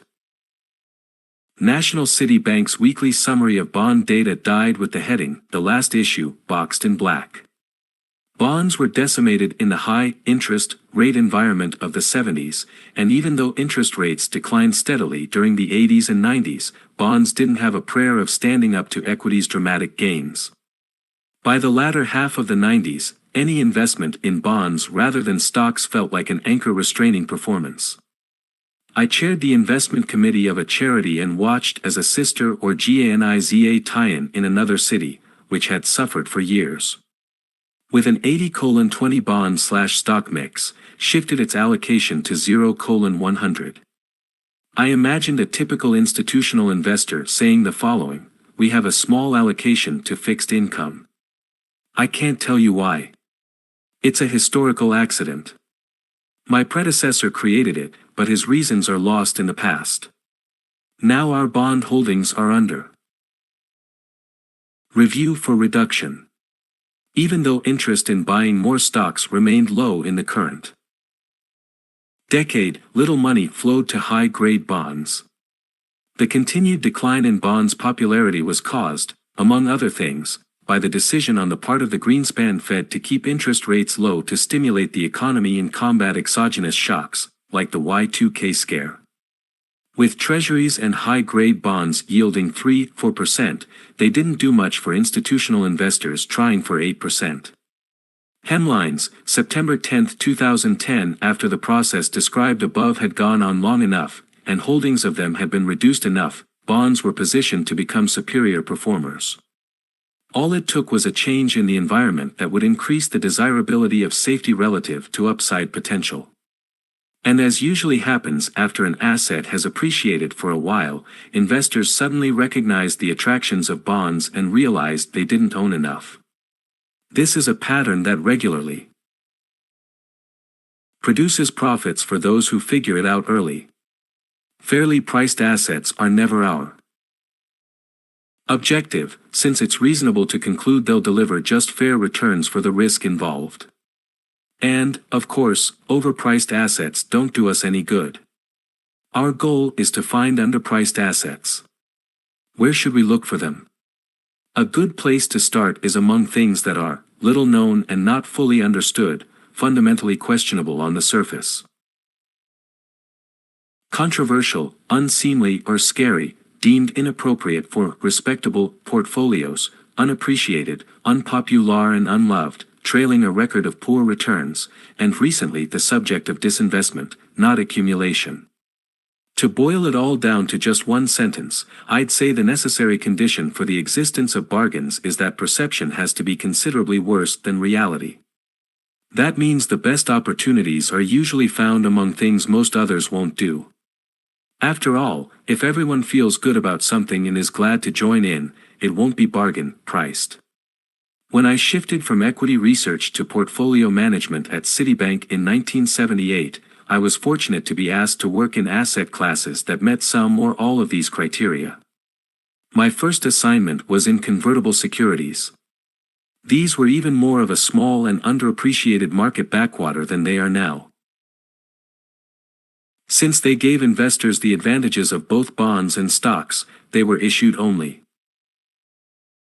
as a last resort by weak companies lacking alternatives, such as conglomerates, railroads and airlines. Mainstream investors felt they introduced unnecessary complexity. If you want the characteristics of bonds and stocks, they might say, why not just buy some bonds and some stocks?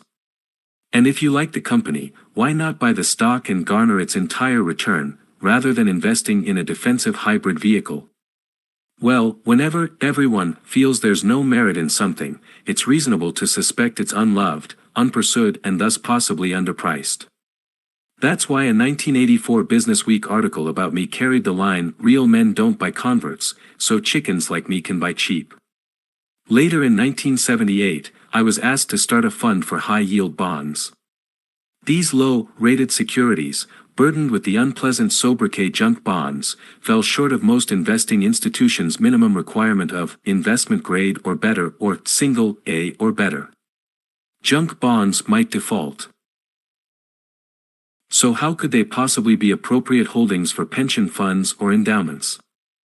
And if a fund bought a bond from a speculative, grade company and it went under, how could the trustees escape embarrassment and blame for having done something that they knew in advance was risky?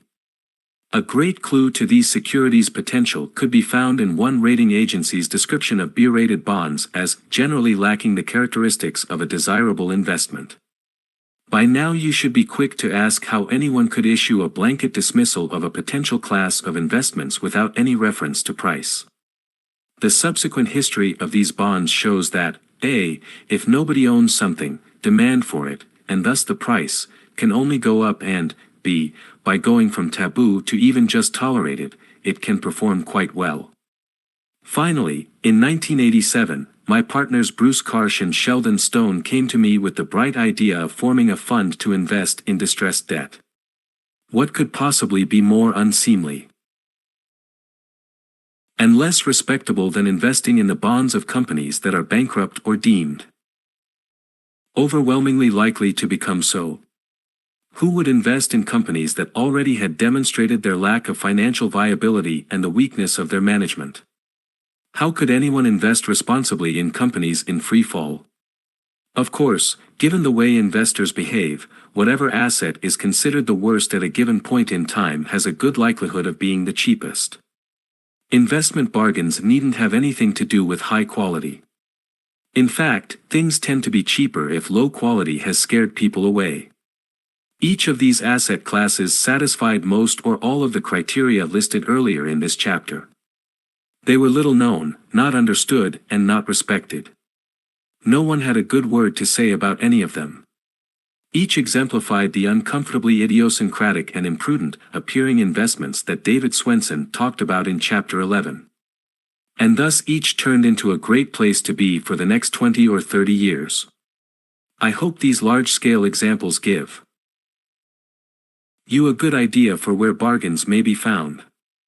Since bargains provide value at unreasonably low prices, and thus unusual ratios of return to risk, they represent the holy grail for investors. Such deals shouldn't exist in an efficient market for the reasons specified in Chapter 2. However, everything in my experience tells me that while bargains aren't the rule, the forces that are supposed to eliminate them often fail to do so. We're active investors because we believe we can beat the market by identifying superior opportunities. On the other hand, many of the special deals we're offered are too good to be true, and avoiding them is essential for investment success. Thus, as with so many things, the optimism that drives one to be an active investor and the skepticism that emerges from the presumption of market efficiency must be balanced.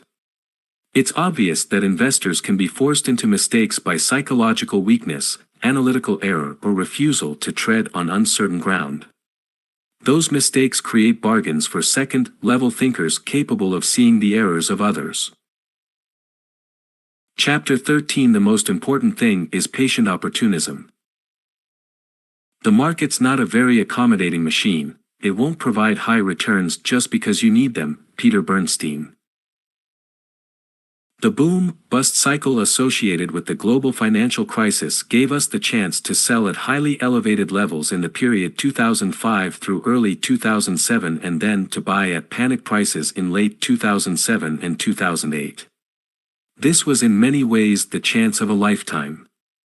Cycle-fighting contrarians had a golden opportunity to distinguish themselves. But one of the things I want to do in this chapter is to point out that there aren't always great things to do, and sometimes we maximize our contribution by being discerning and relatively inactive. Patient opportunism, waiting for bargains, is often your best strategy. So here's a tip: you'll do better if you wait for investments to come to you rather than go chasing after them.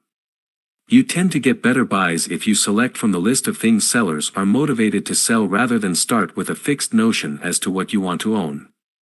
An opportunist buys things because they're offered at bargain prices.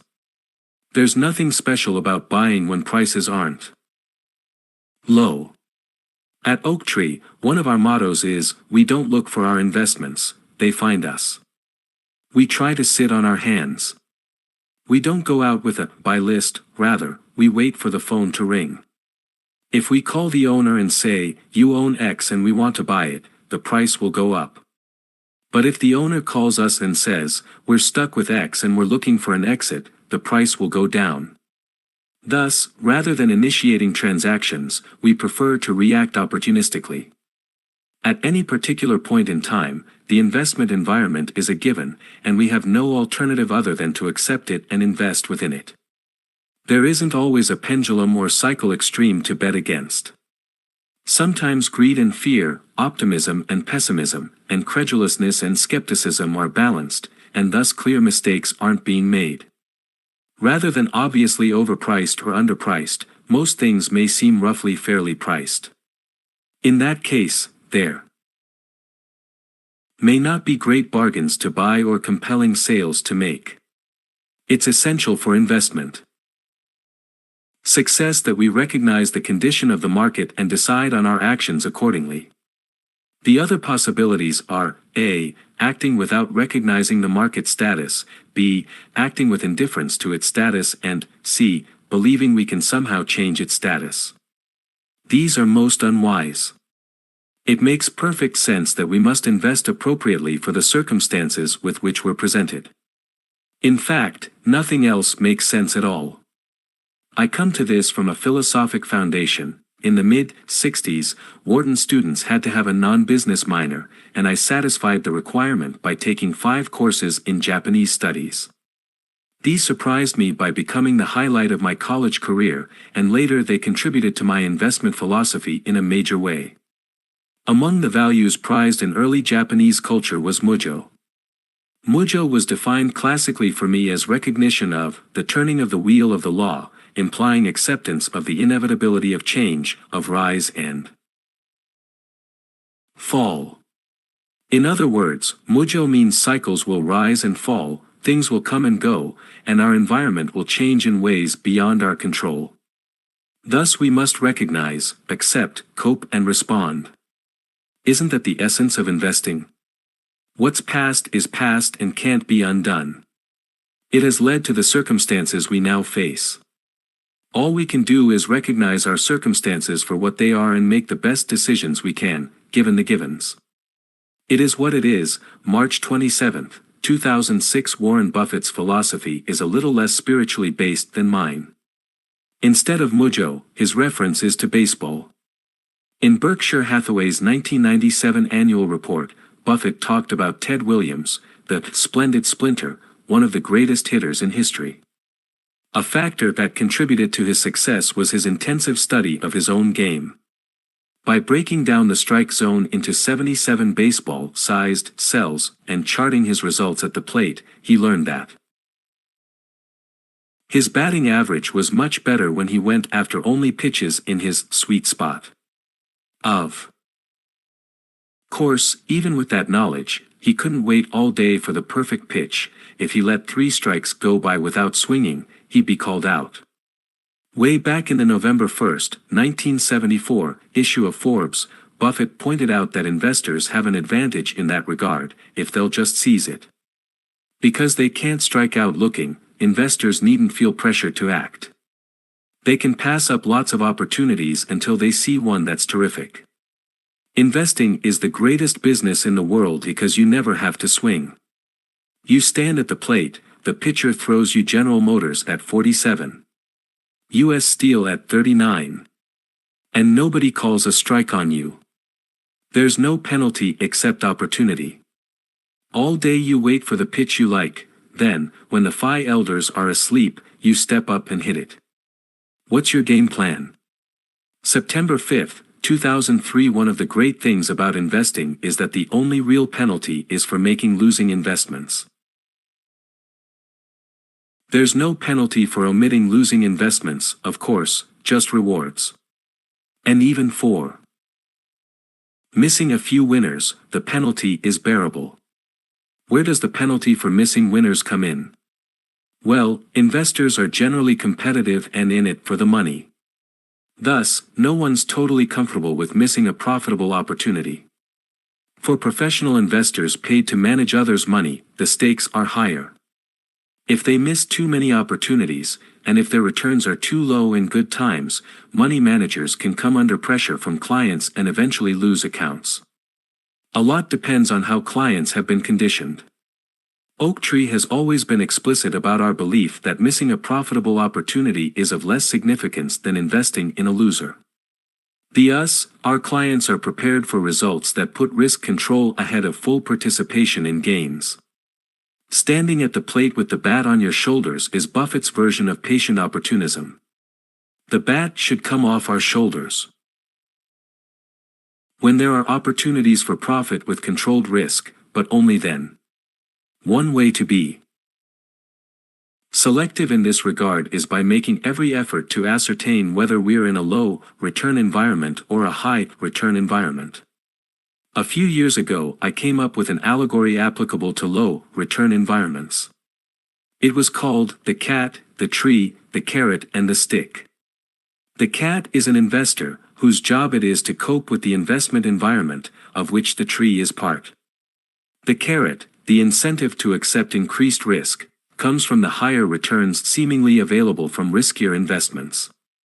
And the stick, the motivation to forsake safety, comes from the modest level of the prospective returns being offered on safer investments. The carrot lures the cat to higher branches, riskier strategies, in pursuit of its dinner, its targeted return, and the stick prods the cat up the tree, because it can't get dinner while staying close to the ground. Together, the stick and the carrot can cause the cat to climb until it ultimately arrives high up in the tree, in a treacherous position. The critical observation is that the cat pursues high returns, even in a low-return environment, and bears the consequences, increased risk, although often unknowingly. Bond investors call this process reaching for yield or reaching for return. It has classically consisted of investing in riskier credits as the yields on safer ones decline, in order to access the returns to which investors were accustomed before the market rose. That same pattern of taking new and bigger risks in order to perpetuate return often repeats in a cyclical pattern. The motto of those who reach for return seems to be, if you can't get the return you need from safe investments, pursue it via risky investments. We saw this behavior playing out in the middle of the past decade. In the days before the credit crisis, investors succumbed to the siren song of leverage. They borrowed cheap short-term funds. The shorter the cheaper, you can get money cheap if you're willing to promise repayment monthly. And they used that money to buy assets that offered higher returns because they entailed illiquidity and/or fundamental risk. And institutional investors all over the world took Wall Street up on the newest promises of 2 silver bullets that would provide high returns. With low risk, securitization and structure. On the surface, these investments made sense. They promised satisfactory absolute returns, as the returns on the levered purchases would more than pay the cost of capital. The results would be great, as long as nothing untoward happened. But, as usual, the pursuit of profit led to mistakes. The expected returns looked good, but the range of possible outcomes included some very nasty ones. The success of many techniques and structures depended on the future looking like the past. And many of the modern miracles that were relied on were untested. No different this time, December 17, 2007. It's remarkable how many leading competitors from our early years as investors are no longer leading competitors, or competitors at all. While a number faltered because of flaws in their organiza tie-in or business model, others disappeared because they insisted on pursuing high returns in low-return environments. You simply cannot create investment opportunities when they're not there. The dumbest thing you can do is to insist on perpetuating high returns, and give back your profits in the process. If it's not there, hoping won't make it so. When prices are high, it's inescapable that prospective returns are low, and risks are high. That single sentence provides a great deal of guidance as to appropriate portfolio actions. How are we to factor such an observation into our practices? In 2004, I wrote a memo titled Risk and Return Today.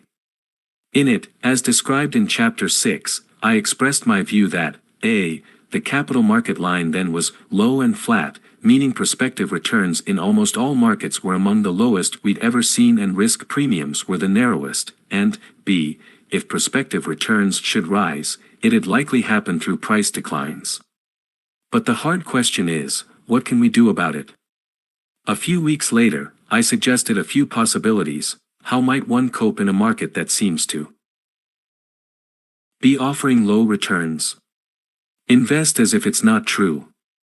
The trouble with this is that wishing won't make it so. Simply put, it doesn't make sense to expect traditional returns when elevated asset prices suggest they're not available.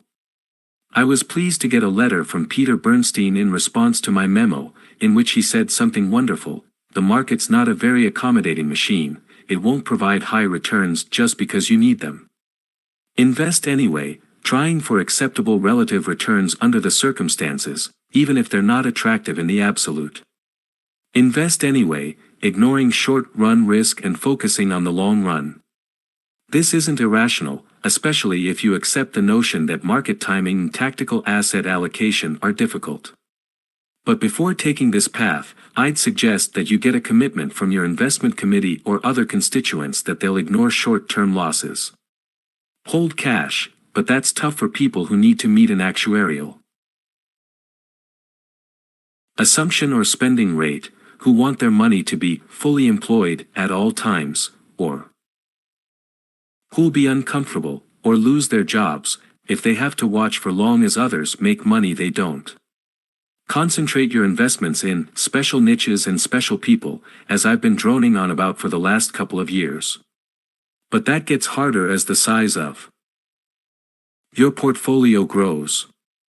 And identifying managers with truly superior talent, discipline and staying power certainly isn't easy. The truth is, there's no easy answer for investors faced with skimpy prospective returns and risk premiums. But there is one course of action, one classic mistake, that I most strongly feel is wrong: reaching for return. Given today's paucity of prospective return at the low-risk end of the spectrum and the solutions being ballyhooed at the high-risk end, many investors are moving capital to riskier, or at least less traditional, investments.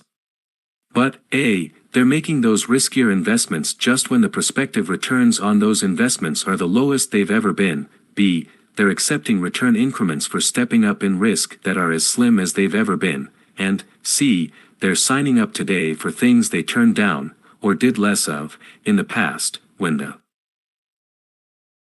prospective returns were much higher. This may be exactly the wrong time to add to risk in pursuit of more return. You want to take risk when others are fleeing from it, not when they're competing with you to do so. There they go again, May 6, 2005. It's clear that this was written too early. May 2005 wasn't the perfect time to get off the merry-go-round, May 2007 was. Being early provided a good reminder about the pain involved in being too far ahead of your time. Having said that, it was much better to get off too soon in May 2005 than to stay on past May 2007. I've tried to make clear that the investment environment greatly influences outcomes. To wring high returns from a low-return environment requires the ability to swim against the tide and find the relatively few winners. This must be based on some combination of exceptional skill, high risk bearing and good luck. High-return environments, on the other hand, offer opportunities for generous returns through purchases at low prices, and typically these can be earned with low risk. In the crises of 1990, 2002 and 2008, for example, not only did our funds earn unusually high returns, but we feel they did it through investments where loss was unlikely. The absolute best buying opportunities come when asset holders are forced to sell, and in those crises they were present in large numbers. From time to time, holders become forced sellers for reasons like these. The funds they manage experience withdrawals. Their portfolio holdings violate investment guidelines such as minimum credit ratings or position maximums. They receive margin calls because the value of their assets fails to satisfy requirements agreed to in contracts with their lenders. As I've said many times, the real goal of active investment management is to buy things for less than they're worth. This is what the efficient market hypothesis says we can't do.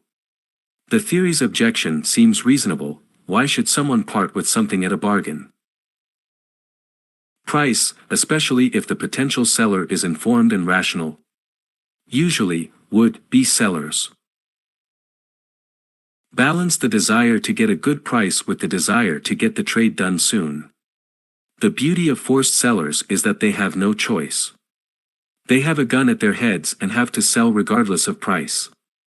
Those last three words, regardless of price, are the most beautiful in the world if you're on the other side of the transaction. If a single holder is forced to sell, dozens of buyers will be there to accommodate, so the trade may take place at a price that is only slightly reduced. But if chaos is widespread, many people will be forced to sell at the same time and few people will be in a position to provide the required liquidity. The difficulties that mandate selling, plummeting prices, withdrawal of credit, fear among counterparties or clients, have the same impact on most investors. In that case, prices can fall far below intrinsic value. The fourth quarter of 2008 provided an excellent example of the need for liquidity in times of chaos. Let's focus on leveraged investment entities' holdings of senior bank loans. Because these loans were highly rated and credit was freely available during the years leading up to the crisis, it was easy to borrow large sums with which to lever debt portfolios, magnifying the potential returns. A typical investor on margin might have agreed to post additional capital if the price of the collateral fell below 85 cents on the dollar. Secure in the knowledge that in the past, loans like these had never traded much below par, or 100 cents on the dollar. When the credit crisis hit, everything went wrong for leveraged investors in bank loans. And because the yields on these supposedly safe loans had been so low, almost all of the buyers had used leverage to enhance their expected returns. Loan prices fell. Liquidity dried up. Since much of the buying had been done with borrowed funds, the credit market contraction affected large numbers of holders. As the number of would-be sellers exploded, buyers for cash disappeared. And with additional credit unavailable, no new levered buyers could step forward to absorb the selling. Prices fell to 95, and then 90, and then 85. And as each portfolio reached its trigger, the bank issued a margin call, or a demand for a capital infusion. Few investors had the resources and nerve required to add capital in that environment, so the banks took over the portfolios and liquidated them. BWIC, pronounced BWIC, came into common use, an acronym for bid. Wanted in competition. Investors were informed of a BWIC in the afternoon and told bids were wanted for an auction to be held the next morning. The few possible buyers bid low, hoping to get real bargains. No one needed to worry about bidding too low, since there was sure to be another BWIC behind this one. And the banks weren't concerned with getting fair prices, all they needed was enough proceeds to cover their loans, perhaps 75 or 80 cents on the dollar. Any excess would go to the investor, but the banks didn't care about generating anything for them. Thus BWICs took place at incredibly low prices. Loan prices eventually fell into the 60s, and every holder on short-term credit who couldn't access additional capital was likely wiped out. Selling prices were ridiculous. The declines on senior loan indices in 2008 exceeded those on subordinated high-yield bond indices, certainly signaling an inefficiency. You could buy first lien debt at prices from which you would break even if the issuing company turned out to be worth 20 to 40% of what a buyout fund had paid for it just a year or two earlier. The promised yields were very large, and in fact much of this paper appreciated dramatically in 2009. This was a time for the patient opportunist to step forward. It was primarily those who had been cognizant of the risks in 2006 and 2007 and kept their powder dry, waiting for opportunity, who were able to do so. The key during a crisis is to be A. insulated from the forces that require selling and B. positioned to be a buyer instead. To satisfy those criteria, an investor needs the following things: staunch reliance on value, little or no use of leverage, long-term capital and a strong stomach. Patient opportunism, buttressed by a contrarian attitude and a strong balance sheet, can yield amazing profits during meltdowns. Chapter 14. The most important thing is knowing what you don't know. We have two classes of forecasters, those who don't know, and those who don't know they don't know. John Kenneth Galbraith. It's frightening to think that you might not know something, but more frightening to think that, by and large, the world is run by people who have faith that they know exactly what's going on. Amos Tversky. There are two kinds of people who lose money, those who know nothing and those who know everything. Henry Kaufman. I've chosen 3 quotes with which to lead off this chapter, and I have a million more where those came from. Awareness of the limited extent of our foreknowledge is an essential component of my approach to investing. I'm firmly convinced that, A. it's hard to know what the macro future holds and, B. few people possess superior knowledge of these matters that can regularly be turned into an investing advantage. There are 2 caveats, however. The more we concentrate on smaller, picture things, the more it's possible to gain a knowledge advantage. With hard work and skill, we can consistently know more than the next person about individual companies and securities, but that's much less likely with regard to markets and economies. Thus, I suggest people try to know the knowable. An exception comes in the form of my suggestion, on which I elaborate in the next chapter, that investors should make an effort to figure out where they stand at a moment in time in terms of cycles and pendulums. That won't render the future twists and turns knowable, but it can help one prepare for likely developments. I am not going to try to prove my contention that the future is unknowable. You can't prove a negative, and that certainly includes this one. However, I have yet to meet anyone who consistently knows what lies ahead macro-wise. Of all the economists and strategists you follow, are any correct most of the time? My research on this subject, and I use quotation marks because my efforts in the area are too limited and anecdotal to be considered serious research, has consisted primarily of reading forecasts and observing their lack of utility. I wrote 2 memos as a result: The Value of Predictions, or Where'd All This Rain Come From? February 15, 1993, and The Value of Predictions 2, or Give That Man a Cigar, August 22, 1996. In the second memo, I used data from 3 semi-annual Wall Street Journal economic polls to examine the usefulness of forecasts. First, were the forecasts generally accurate? The answer was clearly no. On average, the predictions for the 90-day T-bill rate, 30-year bond rate and yen/dollar exchange rate 6 and 12 months out were off by 15%. The average forecaster missed the interest rate on the long bond 6 months later by 96 basis points, a divergence big enough to change the value of a $1,000 bond by $120. Second, were the forecasts valuable? Predictions are most useful when they correctly anticipate change. If you predict that something won't change and it doesn't change, that prediction is unlikely to earn you much money. But accurately predicting change can be very profitable. In the journal polls, I observed, the forecasters completely missed several major changes. When accurate forecasts would have helped people make money or avoid a loss: the interest rate increases of 1994 and 1996, the rate decline of 1995 and the massive gyrations of the dollar/yen relationship. In summary, there simply wasn't much correlation between predicted changes and actual changes. Third, what was the source of the forecasts? The answer here is simple: most of the forecasts consisted of extrapolations. On average, the predictions were within 5% of the levels that prevailed at the time they were made. Like many forecasters, these economists were driving with their eyes firmly fixed on the rearview mirror, enabling them to tell us where things were but not where they were going. This bears out the old adage that it's difficult to make accurate predictions, especially with regard to the future. The corollary is also true: predicting the past is a snap. Fourth, were the forecasters ever right? The answer is a firm yes.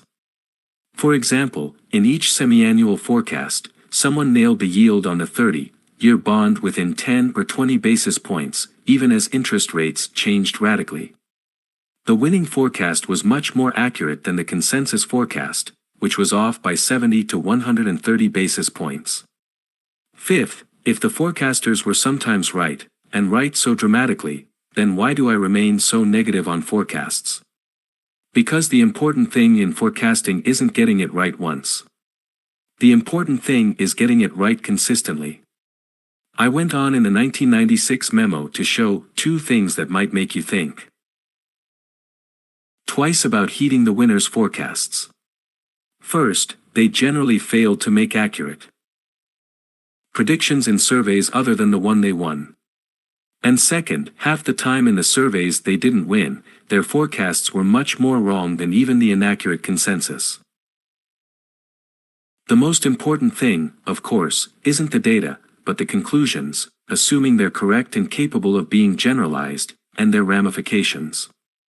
One way to get to be right sometimes is to always be bullish or always be bearish. If you hold a fixed view long enough, you may be right sooner or later. And if you're always an outlier, you're likely to eventually be applauded for an extremely unconventional forecast that correctly foresaw what no one else did. But that doesn't mean your forecasts are regularly of any value. It's possible to be right about the macro future once in a while, but not on a regular basis. It doesn't do any good to possess a survey of 60 for forecasts that includes a few that are accurate. You have to know which ones they are. And if the accurate forecasts each 6 months are made by different economists, it's hard to believe there's much value in the collective forecasts. The value of predictions too, or give that man a cigar, August 22, 1996 is discussion of. Forecast suggests that we have a dilemma. Investment results will be determined entirely by what happens in the future, and while we may know what will happen much of the time, when things are normal, we can't know much about what will happen at those moments when knowing would make the biggest difference. Most of the time, people predict a future that is a lot like the recent past. They're not necessarily wrong. Most of the time the future largely is a rerun of the recent past. On the basis of these 2 points, it's possible to conclude that forecasts will prove accurate much of the time. They'll usually extrapolate recent experience and be right. However, the many forecasts that correctly extrapolate past experience are of little value. Just as forecasters usually assume a future that's a lot like the past, so do markets, which usually price in a continuation of recent history. Thus, if the future turns out to be like the past, it's unlikely big money will be made, even by those who foresaw correctly that it would. Once in a while, however, the future turns out to be very different from the past. It's at these times that accurate forecasts would be of great value. It's also at these times that forecasts are least likely to be correct. Some forecasters may turn out to be correct at these pivotal moments, suggesting that it's possible to correctly forecast key events, but it's unlikely to be the same people consistently. The sum of this discussion suggests that, on balance, forecasts are of very little value. If you need proof, ask yourself how many forecasters correctly predicted the subprime problem, global credit crisis and massive meltdown of 2007 to 2008. You might be able to think of a few, and you might conclude that their forecasts were valuable. But then ask yourself how many of those few went on to correctly foresee the economic recovery that started slowly in 2009 and the massive market rebound that year. I think the answer's very few. And that's not an accident. Those who got 2007 to 2008 right probably did so at least in part because of a tendency toward negative views. As such, they probably stayed negative for 2009.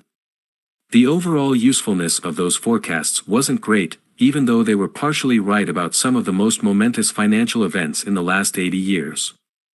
So the key question isn't, are forecasters sometimes right, but rather, are forecasts as a whole, or any one person's forecasts, consistently actionable and valuable? No one should bet much on the answer being affirmative. A prediction of global crisis in 2007 to 2008 would have had great potential value. But if you saw that it came from someone who wasn't right consistently, and someone with a visible negative bias, would you have acted? That's the trouble with inconsistent forecasters, not that they're never right, but that the record isn't positive enough to inspire action on their occasional brainstorms. It's no secret that I have a limited opinion of forecasters and those who resolutely believe in them. In fact, I've come up with a label for these people. Most of the investors I've met over the years have belonged to the I know school. It's easy to identify them. They think knowledge of the future direction of economies, interest rates, markets, and widely followed mainstream stocks is essential for investment success. They're confident it can be achieved. They know they can do it. They're aware that lots of other people are trying to do it too, but they figure either, A, everyone can be successful at the same time, or, B, only a few can be, but they're among them. They're comfortable investing based on their opinions regarding the future. They're also glad to share their views with others, even though correct forecasts should be of such great value that no one would give them away gratis. They rarely look back to rigorously assess their record as forecasters. Confident is the key word for describing members of this school. For the I don't know school, on the other hand, the word, especially when dealing with the macro future, is guarded. Its adherents generally believe you can't know the future, you don't have to know the future, and the proper goal is to do the best possible job of investing in the absence of that knowledge. As a member of the I know school, you get to opine on the future, and maybe have people take notes. You may be sought out for your opinions and considered a desirable dinner guest, especially when the stock market's going up. Join the I don't know school and the results are more mixed. You'll soon tire of saying, I don't know, to friends and strangers alike. After a while, even relatives will stop asking where you think the market's going. You'll never get to enjoy that 1 in a thousand moment when your forecast comes true and the Wall Street Journal runs your picture. On the other hand, you'll be spared all those times when forecasts miss the mark, as well as the losses that can result from investing based on overrated knowledge of the future. Us and them, May 7, 2004. No one likes having to invest for the future under the assumption that the future is largely unknowable. On the other hand, if it is, we'd better face up to it and find other ways to cope than through forecasts. Whatever limitations are imposed on us in the investment world, it's a heck of a lot better to acknowledge them and accommodate than to deny them and forge ahead. Oh yes, one other thing, the biggest problems tend to arise when investors forget about the difference between probability and outcome, that is, when they forget about the limits on foreknowledge, when they believe the shape of the probability distribution is knowable with certainty, and that they know it, when they assume the most likely outcome is the one that will happen, when they assume the expected result accurately represents the actual result, or perhaps most important, when they ignore the possibility of improbable outcomes. Imprudent investors who overlook these limitations tend to make mistakes in their portfolios and experience occasional large losses. That was the story of 2004 to 2007, because many people overestimated the extent to which outcomes were knowable and controllable. They underestimated the risk present in the things they were doing. The question of whether trying to predict the future will or will not work isn't a matter of idle curiosity or academic musing. It has, or should have, significant ramifications for investor behavior. If you're engaged in an activity that involves decisions with consequences in the future, it seems patently obvious that you'll act one way if you think the future can be foreseen and a very different way if you think it can't. One key question investors have to answer is whether they view the future as knowable or unknowable.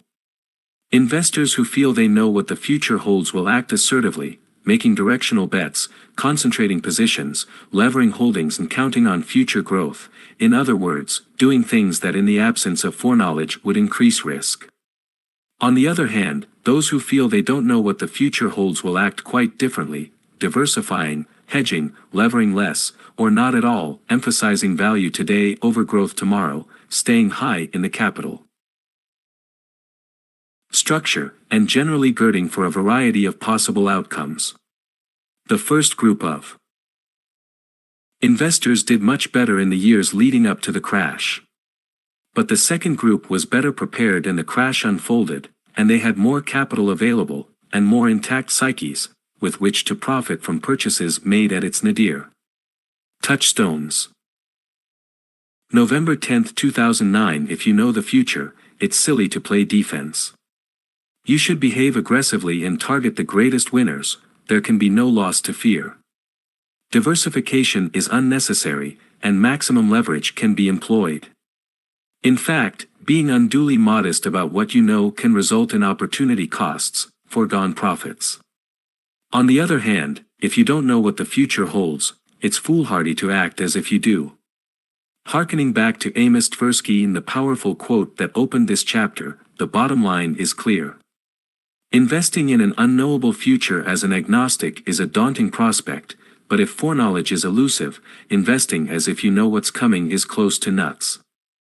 Maybe Mark Twain put it best, it ain't what you don't know that gets you into trouble. It's what you know for sure that just ain't so.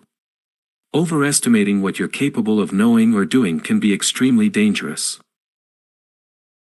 In brain surgery, transocean racing or investing. Acknowledging the boundaries of what you can know, and working within those limits rather than venturing beyond, can give you a great advantage. Chapter 15. The most important thing is having a sense for where we stand. We may never know where we're going, but we'd better have a good idea where we are. Market cycles present the investor with a daunting challenge, given that their ups and downs are inevitable. They will profoundly influence our performance as investors. They are unpredictable as to extent and, especially, timing. So we have to cope with a force that will have great impact but is largely unknowable. What, then, are we to do about cycles? The question is of vital importance, but the obvious answers, as so often, are not the right ones. The first possibility is that rather than accept that cycles are unpredictable, we should redouble our efforts to predict the future, throwing added resources into the battle and betting increasingly on our conclusions. But a great deal of data, and all my experience, tell me that the only thing we can predict about cycles is their inevitability. Further, superior results in investing come from knowing more than others, and it hasn't been demonstrated to my satisfaction that a lot of people know more than the consensus about the timing and extent of future cycles. The second possibility is to accept that the future isn't knowable, throw up our hands, and simply ignore cycles. Instead of trying to predict them, we could try to make good investments and hold them throughout. Since we can't know when to hold more or less of them, or when our investment posture should become more aggressive or more defensive, we could simply invest with total disregard for cycles and their profound effect. This is the so-called buy and hold approach. There's a third possibility, however, and in my opinion it's the right one by a wide margin. Why not simply try to figure out where we stand in terms of each cycle and what that implies for our actions? In the world of investing, nothing is as dependable as cycles.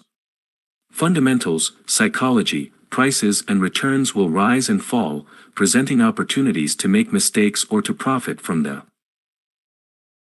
mistakes of others. They are the givens. We cannot know how far a trend will go, when it will turn, what will make it turn, or how far things will then go in the opposite direction. But I'm confident that every trend will stop sooner or later. Nothing goes on forever. So what can we do about cycles? If we can't know in advance how and when the turns will occur, how can we cope? On this, I am dogmatic. We may never know where we're going, but we'd better have a good idea where we are. That is, even if we can't predict the timing and extent of cyclical fluctuations, it's essential that we strive to ascertain where we stand in cyclical terms and act accordingly. It is what it is. March 27, 2006. It would be wonderful to be able to successfully predict the swings of the pendulum and always move in the appropriate direction, but this is certainly an unrealistic expectation. I consider it far more reasonable to try to A. Stay alert for occasions when a market has reached an extreme, B. Adjust our behavior in response, and C. Most important, refuse to fall into line with the herd behavior that renders so many investors dead wrong at tops and bottoms. First quarter performance, April 11, 1991. I don't mean to suggest that if we can figure out where we stand in a cycle we'll know precisely what's coming next. But I do think that understanding will give us valuable insight into future events and what we might do about them, and that's all we can hope for. When I say that our present position, unlike the future, is knowable, I don't mean to imply that understanding comes automatically. Like most things about investing, it takes work. But it can be done. Here are a few concepts I consider essential in that effort. First, we must be alert to what's going on. The philosopher Santayana said, "Those who cannot remember the past are condemned to repeat it." In very much the same way, I believe those who are unaware of what's going on around them are destined to be buffeted by it. As difficult as it is to know the future, it's really not that hard to understand the present. What we need to do is take the market's temperature. If we are alert and perceptive, we can gauge the behavior of those around us and from that judge what we should do. The essential ingredient here is inference, one of my favorite words. Everyone sees what happens each day, as reported in the media. But how many people make an effort to understand what those everyday events say about the psyches of market participants, the investment climate, and thus what we should do in response? Simply put, we must strive to understand the implications of what's going on around us. When others are recklessly confident and buying aggressively, we should be highly cautious. When others are frightened into inaction or panic selling, we should become aggressive. So look around, and ask yourself, are investors optimistic or pessimistic? Do the media talking heads say the markets should be piled into or avoided? Are novel investment schemes readily accepted or dismissed out of hand? Are securities offerings and fund openings being treated as opportunities to get rich or possible pitfalls? Has the credit cycle rendered capital readily available or impossible to obtain? Are price/earnings ratios high or low in the context of history, and are yield spreads tight or generous? All of these things are important, and yet none of them entails forecasting. We can make excellent investment decisions on the basis of present observations, with no need to make guesses about the future. The key is to take note of things like these and let them tell you what to do. While the markets don't cry out for action along these lines every day, they do at the extremes, when their pronouncements are highly important. The years 2007 to 2008 can be viewed as a painful time for markets and their participants, or as the greatest learning experience in our lifetimes. They were both, of course, but dwelling on the former isn't of much help. Understanding the latter can make anyone a better investor. I can think of no better example than the devastating credit crisis to illustrate the importance of making accurate observations regarding the present and the folly of trying to forecast the future. It warrants a detailed discussion. It's obvious in retrospect that the period leading up to the onset of the financial crisis in mid-2007 was one of unbridled, and unconscious, risk-taking. With attitudes cooled toward stocks and bonds, money flowed to alternative investments such as private equity, buyouts, in amounts sufficient to doom them to failure. There was unquestioning acceptance of the proposition that homes and other real estate would provide sure profits and cushion against inflation. And 2. Free access to capital with low interest rates and loose terms encouraged the use of leverage in amounts that proved excessive. After the fact, risk awareness doesn't do much good. The question is whether alertness and inference would have helped one avoid the full brunt of the 2007 to 2008 market declines. Here are some of the indicators of heatedness we saw. The issuance of high-yield bonds and below investment-grade leveraged loans was at levels that constituted records by wide margins. An unusually high percentage of the high-yield bond issuance was rated CCC, a quality level at which new bonds usually can't be sold in large amounts. Issuance of debt to raise money for dividends to owners was routine. In normal times, such transactions, which increase the issuer's riskiness and do nothing for creditors, are harder to accomplish. Debt was increasingly issued with coupons that could be paid with more debt, and with few or no covenants to protect creditors.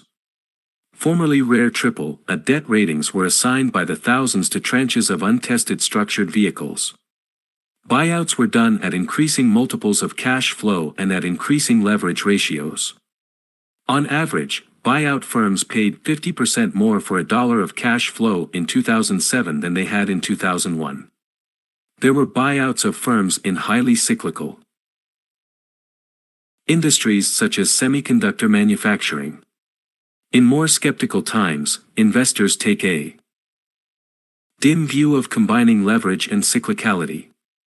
Taking all these things into consideration, a clear inference was possible that providers of capital were competing to do so, easing terms and interest rates rather than demanding adequate protection and potential rewards. The 7 scariest words in the world for the thoughtful investor, too much money chasing too few deals, provided an unusually apt description of market conditions. You can tell when too much money is competing to be deployed. The number of deals being done increases, as does the ease of doing deals, the cost of capital declines, and the price for the asset being bought rises with each successive transaction. A torrent of capital is what makes it all happen. If you make cars and want to sell more of them over the long term, that is, take permanent market share from your competitors, you'll try to make your product better. That's why, one way or the other, most sales pitches say, ours is better. However, there are products that can't be differentiated, and economists call them commodities. Goods where no seller's offering is much different from any other. They tend to trade on price alone, and each buyer is likely to take the offering at the lowest delivered price. Thus, if you deal in a commodity and want to sell more of it, there's generally one way to do so: cut your price. It helps to think of money as a commodity just like those others. Everyone's money is pretty much the same. Yet institutions seeking to add to loan volume, and private equity funds and hedge funds seeking to increase their fees, all want to move more of it. So if you want to place more money, that is, get people to go to you instead of your competitors for their financing, you have to make your money cheaper. One way to lower the price for your money is by reducing the interest rate you charge on loans. A slightly more subtle way is to agree to a higher price for the thing you're buying, such as by paying a higher price/earnings ratio for a common stock or a higher total transaction price when you're buying a company. Any way you slice it, you're settling for a lower prospective return. The race to the bottom, February 17, 2007. One trend investors might have observed during this dangerous period, had they been alert, was the movement along the spectrum that runs from skepticism to credulousness in regard to what I described earlier as the silver bullet or can't-lose investment. Thoughtful investors might have noticed that the appetite for silver bullets was running high, meaning greed had won out over fear and signifying a non-skeptical, and thus risky, market. Hedge funds came to be viewed as just such a sure thing during the last decade, and especially those called absolute return funds. These were long/short or arbitrage funds that wouldn't pursue high returns by making directional bets on the market's trend.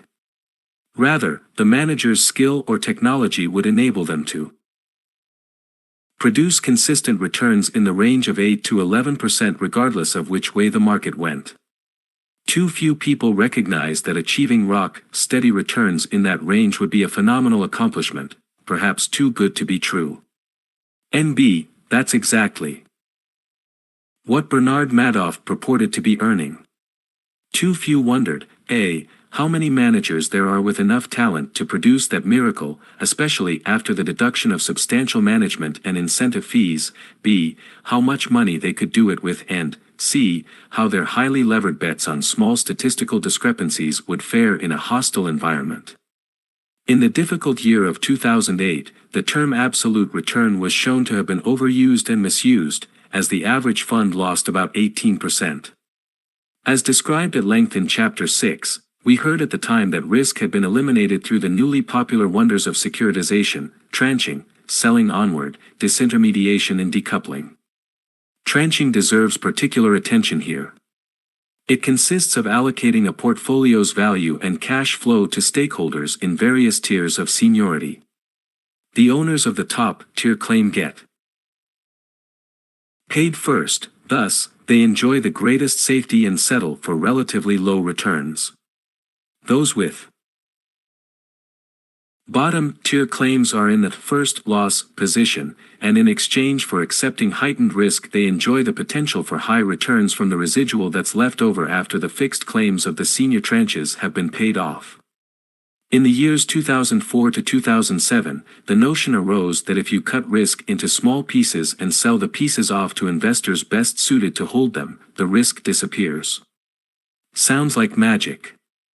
Thus, it's no coincidence that the trenched securitizations from which so much was expected became the site of many of the worst meltdowns.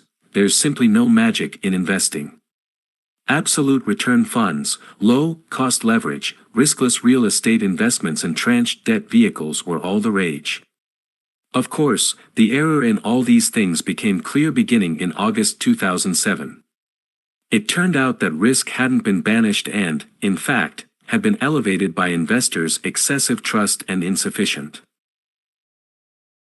skepticism.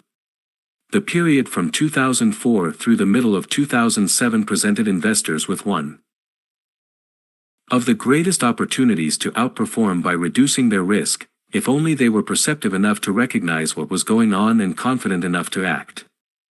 All you really had to do was take the market's temperature during an overheated period and deplane as it continued upward. Those who were able to do so exemplify the principles of contrarianism, discussed in Chapter 11. Contrarian investors who had cut their risk and otherwise prepared during the lead up to the crisis lost less in the 2008 meltdown and were best positioned to take advantage of the vast bargains it created. There are few fields in which decisions as to strategies and tactics aren't influenced by what we see in the environment. Our pressure on the gas pedal varies depending on whether the road is empty or crowded. The golfer's choice of club depends on the wind. Our decision regarding outerwear certainly varies with the weather. Shouldn't our investment actions be equally affected by the investing climate? Most people strive to adjust their portfolios based on what they think lies ahead. At the same time, however, most people would admit forward visibility just isn't that great. That's why I make the case for responding to the current realities and their implications, as opposed to expecting the future to be made clear. It is what it is, March 27, 2006. Markets move cyclically, rising and falling. The pendulum oscillates, rarely pausing at the happy medium, the midpoint of its arc. Is this a source of danger or of opportunity? And what are investors to do about it? My response is simple: try to figure out what's going on around us, and use that to guide our actions. Chapter 16. The most important thing is appreciating the role of luck. Every once in a while, someone makes a risky bet on an improbable or uncertain outcome and ends up looking like a genius. But we should recognize that it happened because of luck and boldness, not skill. The investment world is not an orderly and logical place where the future can be predicted and specific actions always produce specific results. The truth is, much in investing is ruled by luck. Some may prefer to call it chance or randomness, and those words do sound more sophisticated than luck. But it comes down to the same thing. A great deal of the success of everything we do as investors will be heavily influenced by the roll of the dice. To fully explore the notion of luck, in this chapter one want to advance some ideas expressed by Nassim Nicholas Taleb in his book Fooled by Randomness. Some of the concepts I explore here occurred to me before I read it, but Taleb's book put it all together for me and added more. I consider it one of the most important books an investor can read. I borrowed some of Taleb's ideas for a 2002 memo titled Returns and How They Get That Way, which incorporated excerpts from Fooled by Randomness, represented here by italics. Randomness, or luck, plays a huge part in life's results and outcomes that hinge on random. Events should be viewed as different from those that do not. Thus, when considering whether an investment record is likely to be repeated, it is essential to think about the role of randomness in the manager's results, and whether the performance resulted from skill or simply being lucky. $10 million earned through Russian roulette does not have the same value as $10 million earned through the diligent and artful practice of dentistry. They are the same, can buy the same goods, except that one's dependence on randomness is greater than the other. To your accountant, though, they would be identical. Yet, deep down, I cannot help but consider them as qualitatively different. Every record should be considered in light of the other outcomes. Taleb calls them alternative histories, that could have occurred just as easily as the visible histories that did. Clearly, my way of judging matters is probabilistic in nature. It relies on the notion of what could have probably happened. If we have heard of history's great generals and inventors, it is simply because they took considerable risks, along with thousands of others, and happened to win. They were intelligent, courageous, noble, at times, had the highest possible obtainable culture in their day, but so did thousands of others who live in the musty footnotes of history. Every once in a while, someone makes a risky bet on an improbable or uncertain outcome and ends up looking like a genius. But we should recognize that it happened because of luck and boldness, not skill. Think about the aggressive backgammon player who can't win without a roll of double sixes, with its probability of happening once in every 36 rolls of the dice.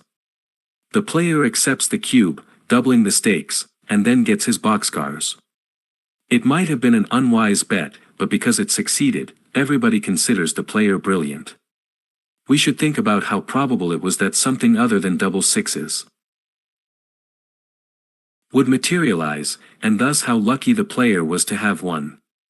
This says a lot about the player's likelihood of winning again. In the short run, a great deal of investment success can result from just being in the right place at the right time. I always say the keys to profit are aggressiveness, timing and skill, and someone who has enough aggressiveness at the right time doesn't need much skill. At a given time in the markets, the most profitable traders are likely to be those that are best fit to the latest cycle. This doesn't happen too often with dentists or pianists, because of the nature of randomness. The easy way to see this is that in boom times, the highest returns often go to those who take the most risk. That doesn't say anything about their being the best investors. Warren Buffett's appendix to the fourth revised edition of The Intelligent Investor describes a contest in which each of the 225 million Americans starts with $1 and flips a coin once a day. The people who get it right on day one collect $1 from those who were wrong and go on to flip again on day two, and so forth.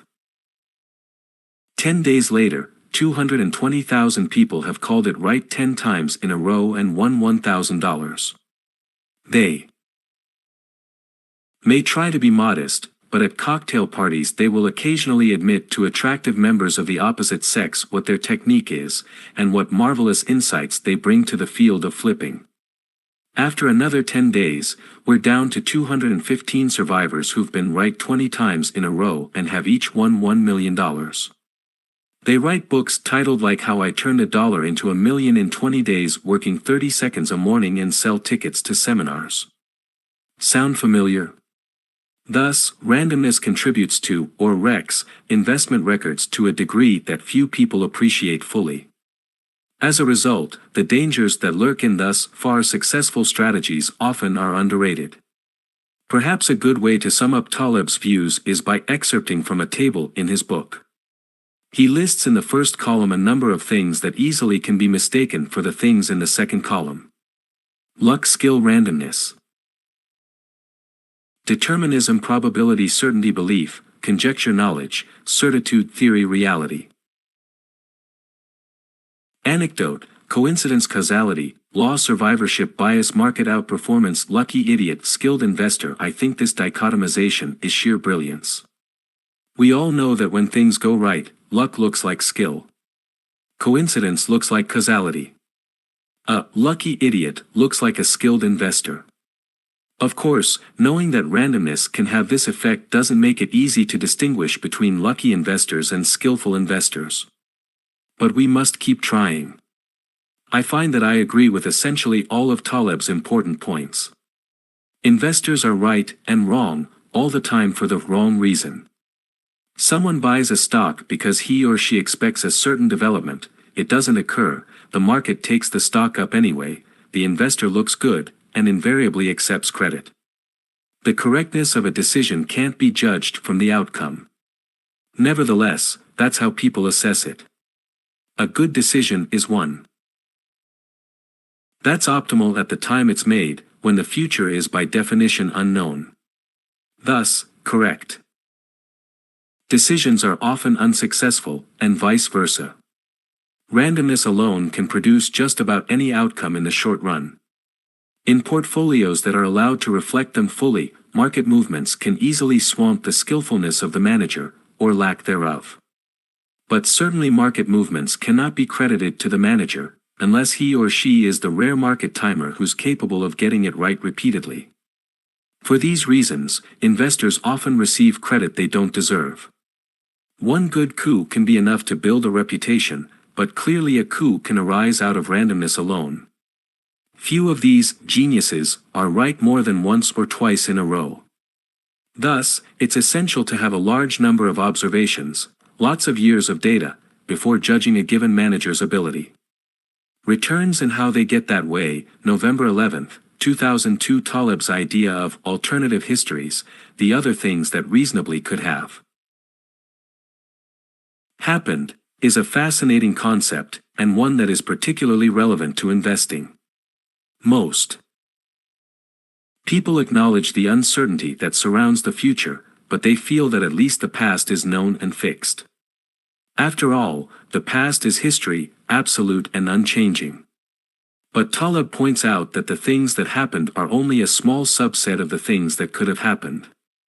Thus, the fact that a stratagem or action worked, under the circumstances that unfolded, doesn't necessarily prove the decision behind it was wise.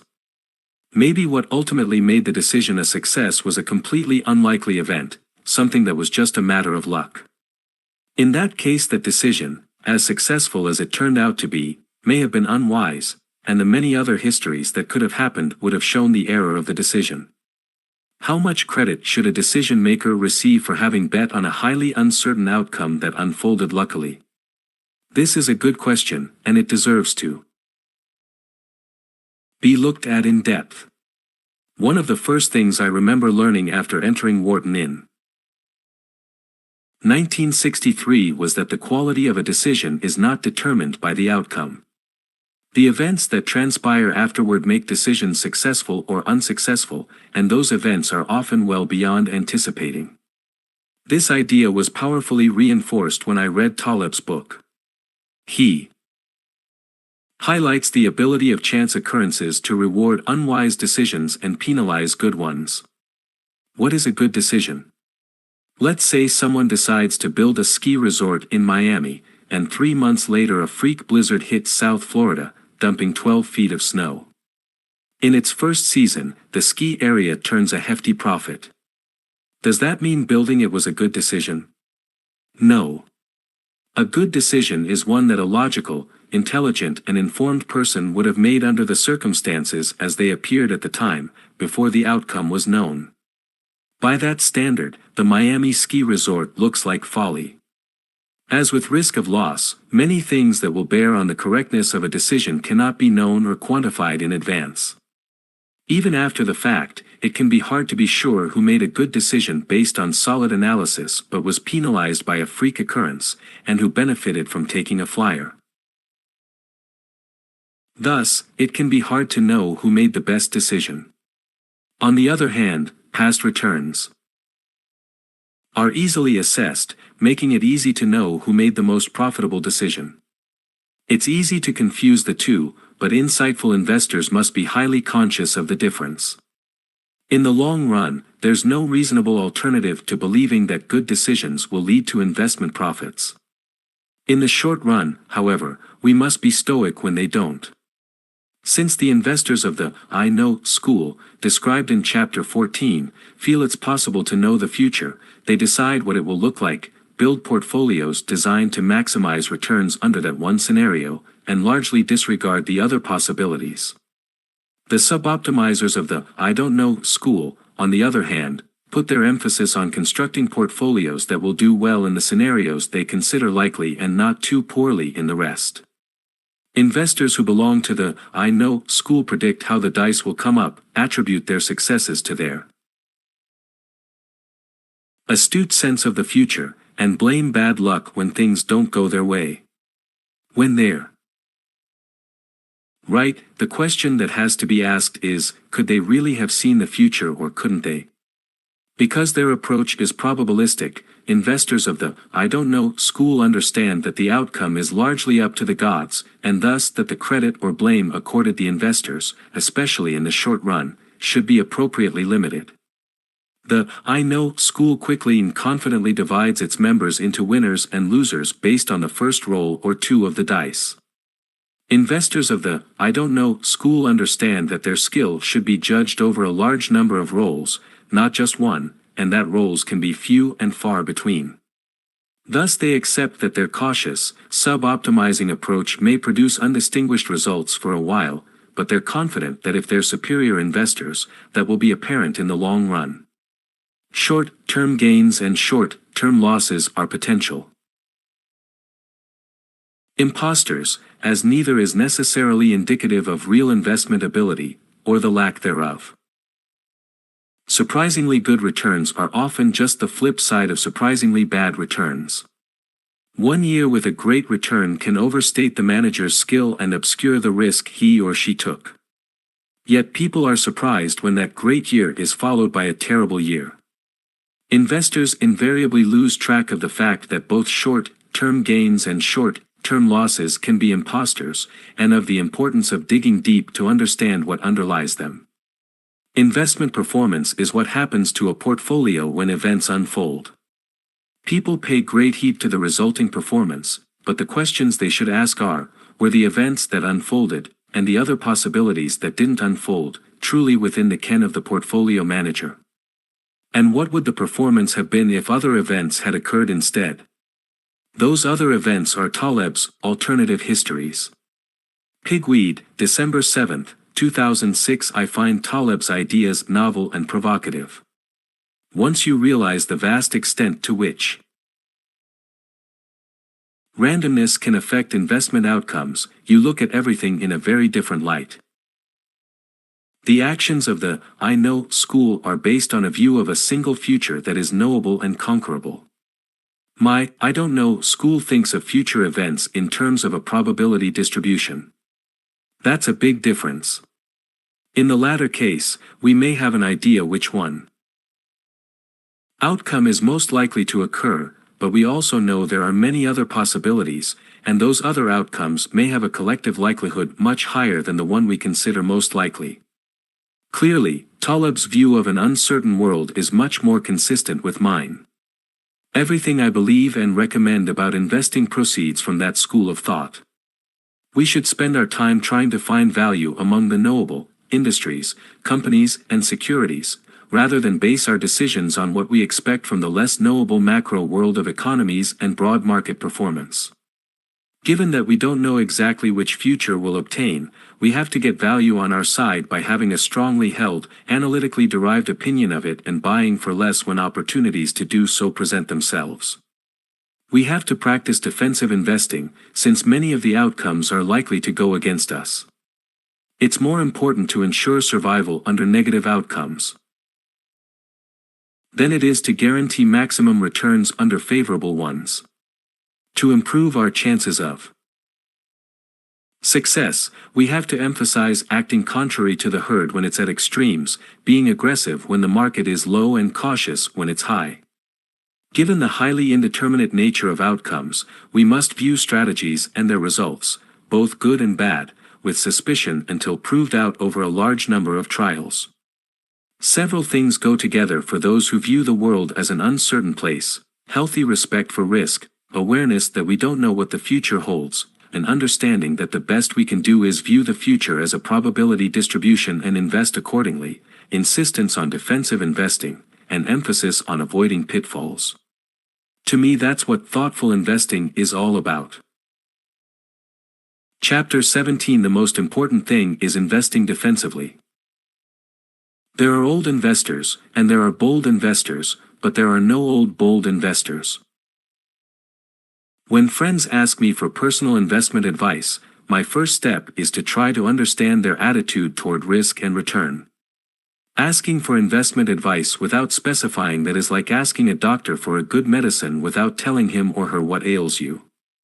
So I ask, which do you care about more, making money or avoiding losses? The answer is invariably the same: both. The problem is that you can't simultaneously go all out for both profit-making and loss avoidance. Each investor has to take a position regarding these two goals, and usually that requires striking a reasonable balance. The decision should be made consciously and rationally. This chapter's about the choice and my recommendation. The best way to put this decision into perspective is by thinking of it in terms of offense versus defense. And one of the best ways to consider this is through the metaphor of sports. 2. Establish the groundwork for this discussion. I'll refer to the wonderful article by Charles Ellis, titled "The Loser's Game," that appeared in the Financial Analyst's Journal in 1975. This may have been my first exposure to a direct analogy between investing and sports, and it was absolutely seminal regarding my emphasis on defensive investing. Charlie's article described the perceptive analysis of tennis contained in Extraordinary Tennis for the Ordinary Tennis Player by Dr. Simon Ramo, the R in TRW, once a conglomerate with products ranging from auto parts to credit reporting services. Ramo pointed out that professional tennis is a winner's game, in which the match goes to the player who's able to hit the most winners, fast-paced, well-placed shots that an opponent can't return. Given anything other than an outright winner by an opponent, professional tennis players can make the shot they want almost all the time, hard or soft, deep or short, left or right, flat or with spin. Professional players aren't troubled by the things that make the game challenging for amateurs: bad bounces, wind, sun in the eyes, limitations on speed, stamina and skill, or an opponent's efforts to put the ball beyond reach.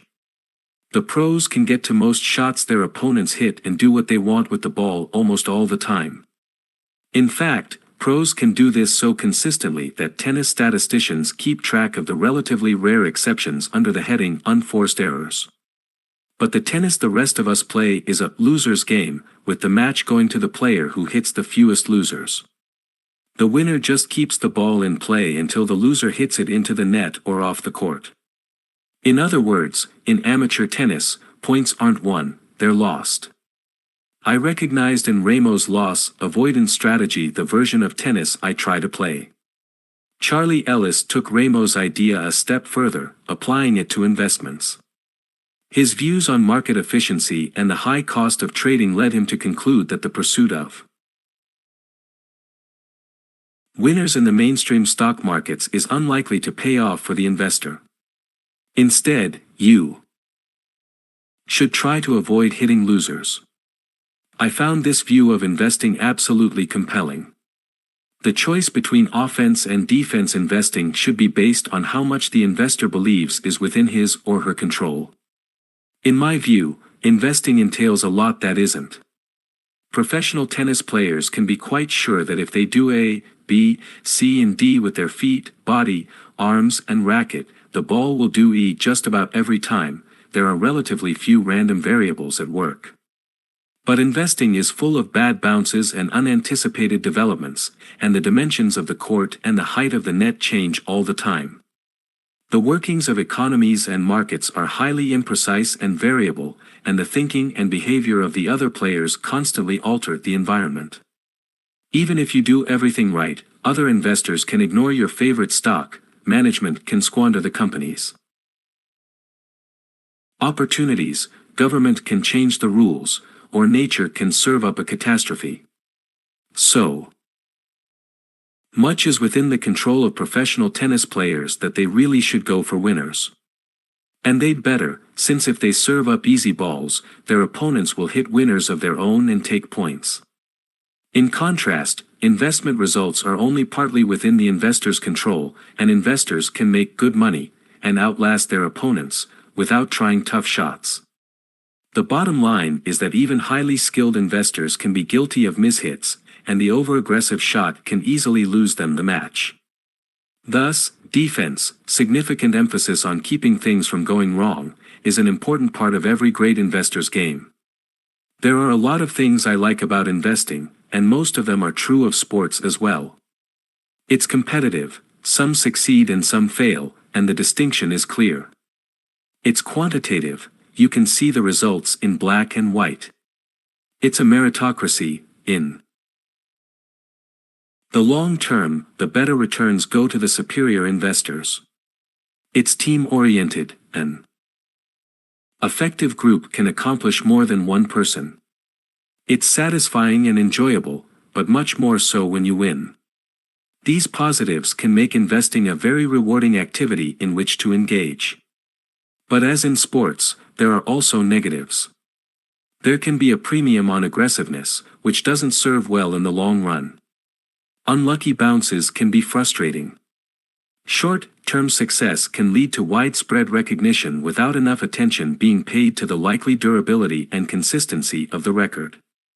Overall, I think investing and sports are quite similar, and so are the decisions they call for. Think about an American football game. The offense has the ball. They have 4 tries to make 10 yards. If they don't, the referee blows the whistle. The clock stops. Off the field goes the offense and on comes the defense, whose job it is to stop the other team from advancing the ball. Is football a good metaphor for your view of investing? Well, I'll tell you, it isn't for mine. In investing, there's no one there to blow the whistle, you rarely know when to switch from offense to defense, and there aren't any time outs during which to do it. No, I think investing is more like the football that's played outside the United States, soccer. In soccer, the same 11 players are on the field for essentially the whole game. There isn't an offensive squad and a defensive squad. The same people have to play both ways, have to be able to deal with all eventualities. Collectively, those 11 players must have the potential to score goals and stop the opposition from scoring more. A soccer coach has to decide whether to field a team that emphasizes offense, in order to score a lot of goals and somehow hold the other team to fewer, or defense, hoping to shut out the other team and find the net once, or one that's evenly balanced. Because coaches know they won't have many opportunities to switch between offensive and defensive personnel during the game, they have to come up with a winning lineup and pretty much stick with it. That's my view of investing. Few people, if any, have the ability to switch tactics to match market conditions on a timely basis. So investors should commit to an approach, hopefully one that will serve them through a variety of scenarios. They can be aggressive, hoping they'll make a lot on the winners and not give it back on the losers. They can emphasize defense, hoping to keep up in good times and excel by losing less than others in bad times. Or they can balance offense and defense, largely giving up on tactical timing but aiming to win through superior security selection in both up and down markets. Oaktree's preference for defense is clear. In good times, we feel it's okay if we just keep up with the indices, and in the best of times we may even lag a bit. But even average investors make a lot of money in good times, and I doubt many managers get fired for being average in up markets. Oaktree portfolios are set up to outperform in bad times, and that's when we think outperformance is essential.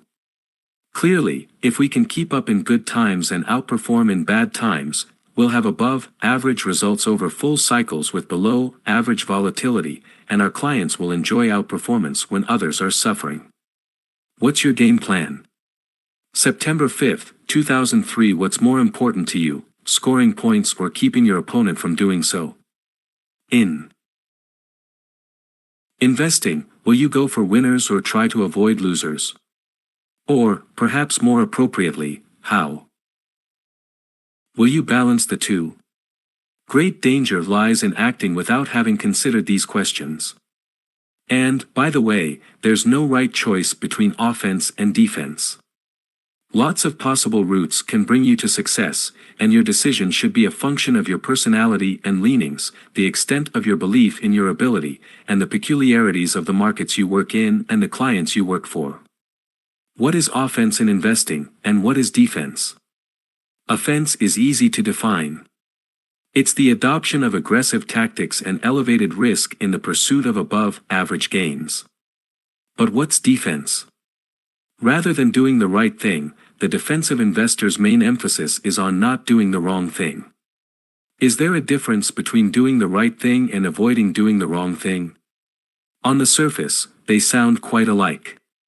But when you look deeper, there's a big difference between the mind set needed for one and the mind set needed for the other, and a big difference in the tactics to which the two lead. While defense may sound like little more than trying to avoid bad outcomes, it's not as negative or non-aspirational as that. Defense actually can be seen as an attempt at higher returns, but more through the avoidance of minuses than through the inclusion of pluses, and more through consistent but perhaps moderate progress than through occasional flashes of brilliance. There are two principal elements in investment defense. The first is the exclusion of losers from portfolios. This is best accomplished by conducting extensive due diligence, applying high standards, demanding a low price and generous margin for error, see later in this chapter, and being less willing to bet on continued prosperity, rosy forecasts and developments that may be uncertain. The second element is the avoidance of poor years and, especially, exposure to meltdown in crashes. In addition to the ingredients described previously that help keep individual losing investments from the portfolio, this aspect of investment defense requires thoughtful portfolio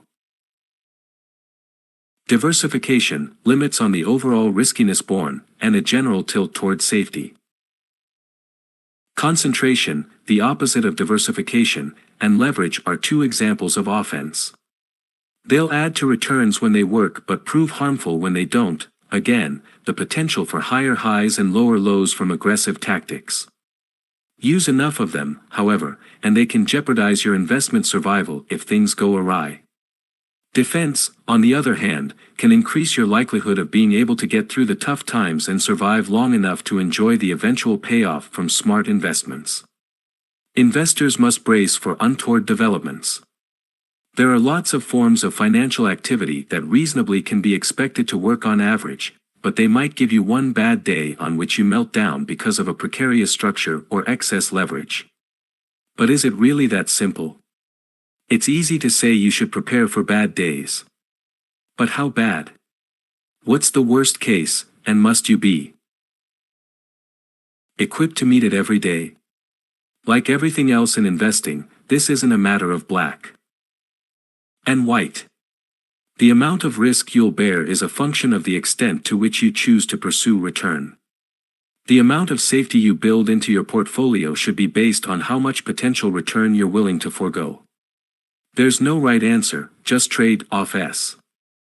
That's why I added this concluding thought in December 2007, because ensuring the ability to survive under adverse circumstances is incompatible with maximizing returns in the good times. Investors must choose between the two. The Aviary, May 16, 2008. The critical element in defensive investing is what Warren Buffett calls margin of safety or margin for error. He seems to go back and forth between the two without making a distinction. This subject deserves considerable discussion. It's not hard to make investments that will be successful if the future unfolds as expected. There's little mystery in how to profit under the assumption that the economy will go a certain way and particular industries and companies will do better than others. Tightly targeted investments can be highly successful if the future turns out as you hope. But you might want to give some thought to how you'll fare if the future doesn't oblige. In short, what is it that makes outcomes tolerable even when the future doesn't live up to your expectations? The answer is margin for error.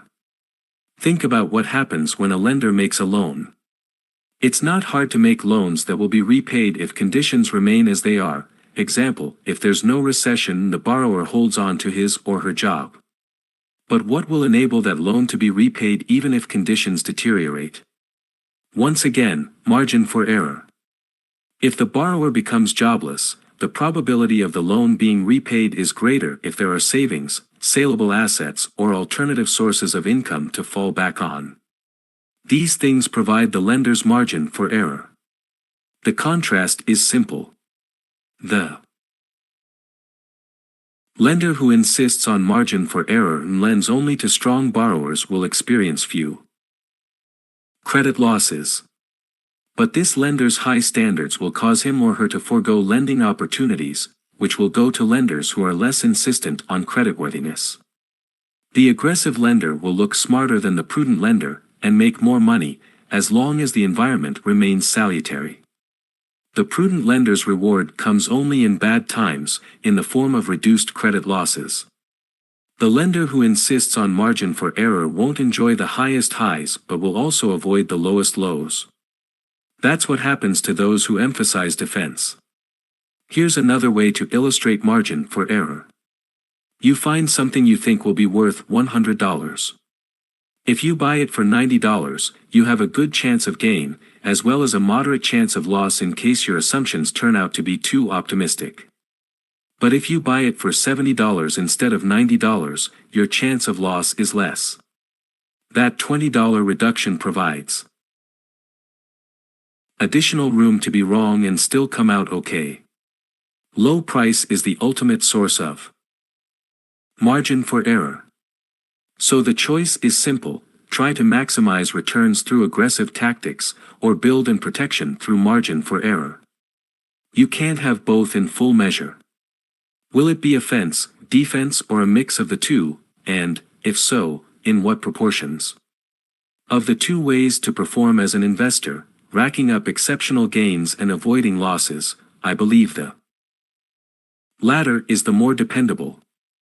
Achieving gains usually has something to do with being right about events that are on the come, whereas losses can be minimized by ascertaining that tangible value is present, the herd's expectations are moderate and prices are low.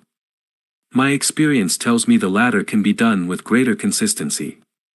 A conscious balance must be struck between striving for return and limiting risk, between offense and defense. In fixed income, where I got my start as a portfolio manager, returns are limited and the manager's greatest contribution comes through the avoidance of loss.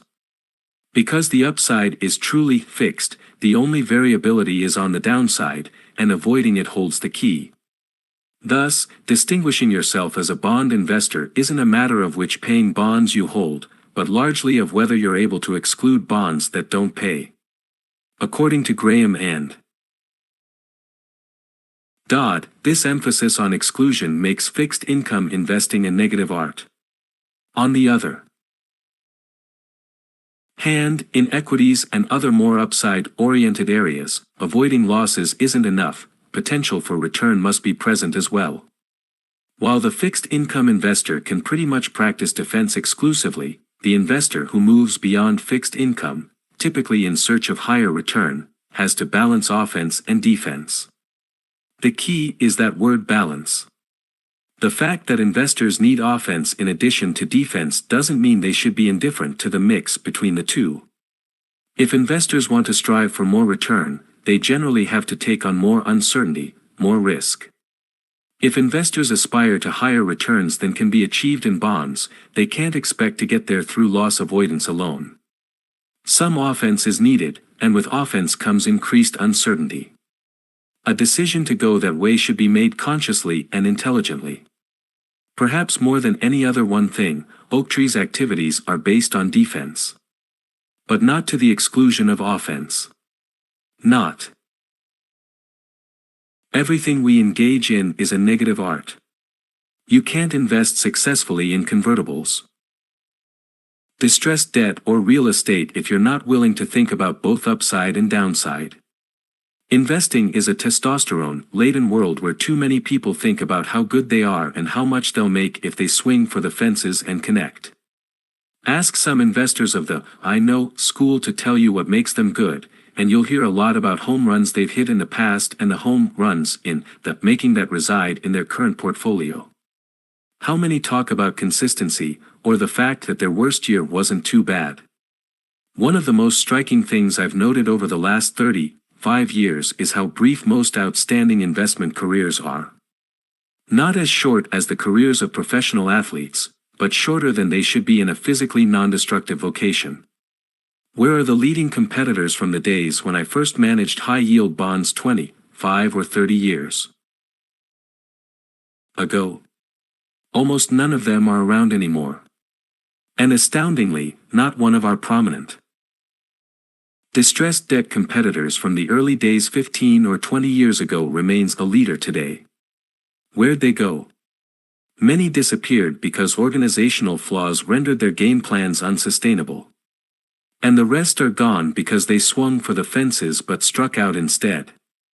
That brings up something that I consider a great paradox. I don't think many investment managers' careers end because they fail to hit home runs. Rather, they end up out of the game because they strike out too often, not because they don't have enough winners, but because they have too many losers. And yet, lots of managers keep swinging for the fences. They bet too much when they think they have a winning idea or a correct view of the future, concentrating their portfolios rather than diversifying. They incur excessive transaction costs by changing their holdings too often or attempting to time the market. And they position their portfolios for favorable scenarios and hoped-for outcomes, rather than ensuring that they'll be able to survive the inevitable miscalculation or stroke of bad luck. At Oaktree, on the other hand, we believe firmly that, if we avoid the losers, the winners will take care of themselves. That's been our motto since the beginning, and it always will be. We go for batting average, not home runs. We know others will get the headlines for their big victories and spectacular seasons. But we expect to be around at the finish because of consistent good performance that produces satisfied clients. What's your game plan? September 5, 2003. It suggests there are gains to be had for assuming risk. The difference between the two figures, of course, is that the former doesn't indicate the great uncertainty entailed in bearing increased risk, while the latter does. As it makes clear, riskier investments entail wider ranges of outcomes, including the possibility of losses instead of the hoped-for gains. Playing offense, trying for winners through risk-bearing, is a high-octane activity. It might bring the gains you seek or pronounced disappointment. And here's something else to think about: the more challenging and potentially lucrative the waters you fish in, the more likely they are to have attracted skilled fishermen. Unless your skills render you fully competitive, you're more likely to be prey than victor. Playing offense, bearing risk and operating in technically challenging fields mustn't be attempted without the requisite competence.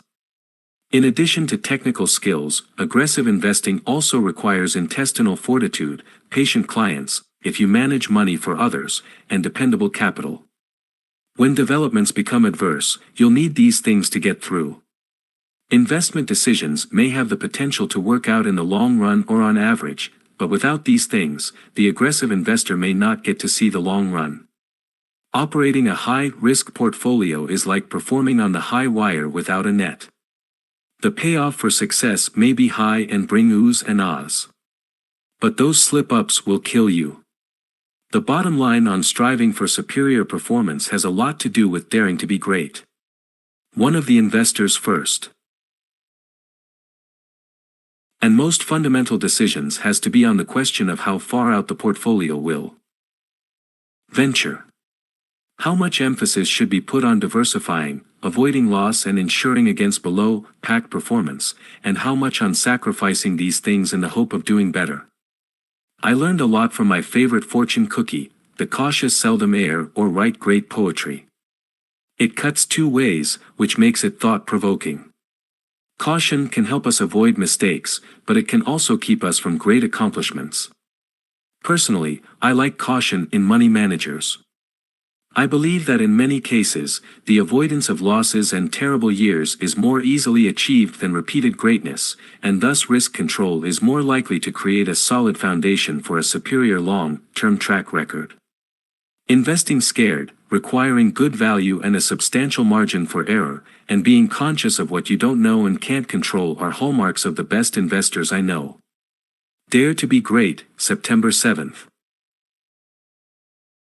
2006. The choice between offense and defense, like so many in this book, defies an easy answer. For example, consider this conundrum: many people seem unwilling to do enough of anything, example, buy a stock, commit to an asset class or invest with a manager, such that it could significantly harm their results if it doesn't work. But in order for something to be able to materially help your return if it succeeds, you have to do enough so that it could materially hurt you if it fails. In investing, almost everything is a two-edged sword. That goes for opting to take bigger risks, substituting concentration for diversification and using leverage to magnify gains. The only exception is genuine personal skill. As for all the rest, if it'll help if it works, that means it'll hurt if it doesn't. That's what makes the choice between offense and defense important and challenging. Many see this decision as the choice between aspiring for more and settling for less. For the thoughtful investor, however, the answer is that defense can provide good returns achieved consistently, while offense may consist of dreams that often go unmet. For me, defense is the way to go. Investing defensively can cause you to miss out on things that are hot and get hotter, and it can leave you with your bat on your shoulder in trip after trip to the plate. You may hit fewer home runs than another investor, but you're also likely to have fewer strikeouts and fewer inning-ending double plays. Defensive investing sounds very erudite, but I can simplify it: invest scared. Worry about the possibility of loss. Worry that there's something you don't know. Worry that you can make high-quality decisions but still be hit by bad luck or surprise events. Investing scared will prevent hubris, will keep your guard up and your mental adrenaline flowing, will make you insist on adequate margin of safety, and will increase the chances that your portfolio is prepared for things going wrong. And if nothing does go wrong, surely the winners will take care of themselves. The Most Important Thing, July 1st, 2003. Chapter 18. The most important thing is avoiding pitfalls. An investor needs do very few things right as long as he avoids big mistakes. Warren Buffett. In my book, trying to avoid losses is more important than striving for great investment successes. The latter can be achieved some of the time, but the occasional failures may be crippling. The former can be done more often and more dependably and with consequences when it fails that are more tolerable. With a risky portfolio, a downward fluctuation may make you lose faith or be sold out at the low. A portfolio that contains too little risk can make you underperform in a bull market, but no one ever went bust from that. There are far worse fates. To avoid losses, we need to understand and avoid the pitfalls that create them. In this chapter 1, bring together some of the key issues discussed in earlier chapters, in the hope that highlighting them under one umbrella will help investors become more alert for trouble spots. The starting point consists of realizing that many kinds of pitfalls exist and learning what they look like. I think of the sources of error as being primarily analytical/intellectual or psychological/emotional. The former are straightforward: we collect too little information or incorrect information. Or perhaps we apply the wrong analytical processes, make errors in our computations, or omit ones we should have performed. There are far too many errors of this sort for me to enumerate, and anyway, this book is more about philosophy and mindset than it is about analytical processes. One type of analytical error that I do want to spend some time on, however, is what I call failure of imagination.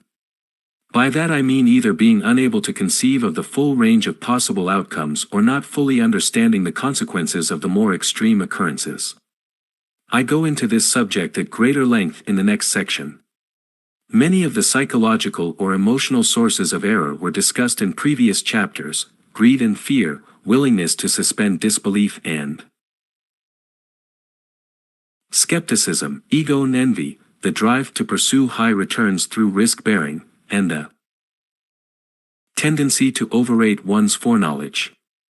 These things contribute to booms and busts, in which most investors join together to do exactly the wrong thing. Another important pitfall, largely psychological, but important enough to constitute its own category, is the failure to recognize market cycles and manias and move in the opposite direction. Extremes in cycles and trends don't occur often, and thus they're not a frequent source of error, but they give rise to the largest errors. The power of herd psychology to compel conformity and capitulation is nearly irresistible, making it essential that investors resist them.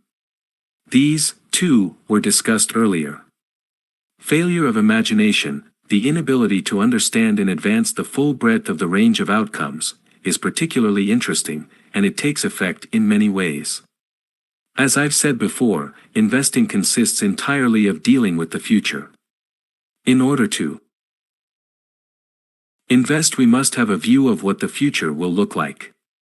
In general, we have little choice but to assume it will look pretty much like the past. Thus, it's relatively uncommon for anyone to say, the average price/earnings ratio on U.S. stocks has been 15 over the last 50 years, and I predict that in the coming years it will be 10 or 20.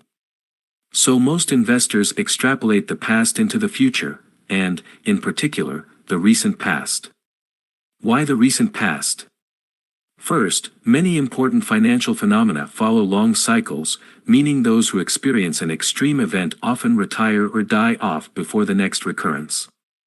Second, as John Kenneth Galbraith said, the financial memory tends to be extremely short. And third, any chance of remembering tends to be erased by the promise of easy money that's inevitably a part of the latest investment fad. Most of the time the future is indeed like the past, so extrapolation doesn't do any harm.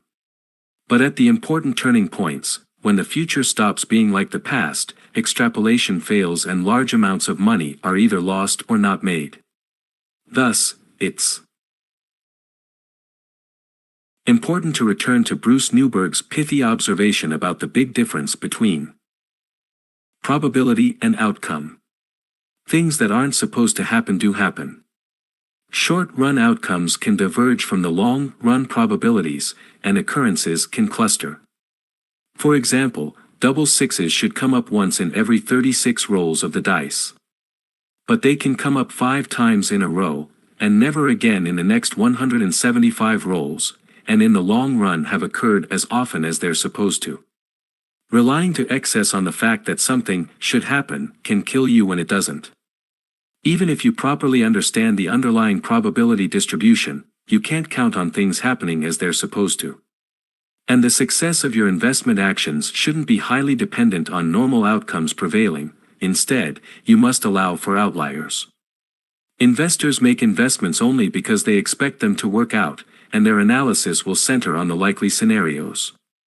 But they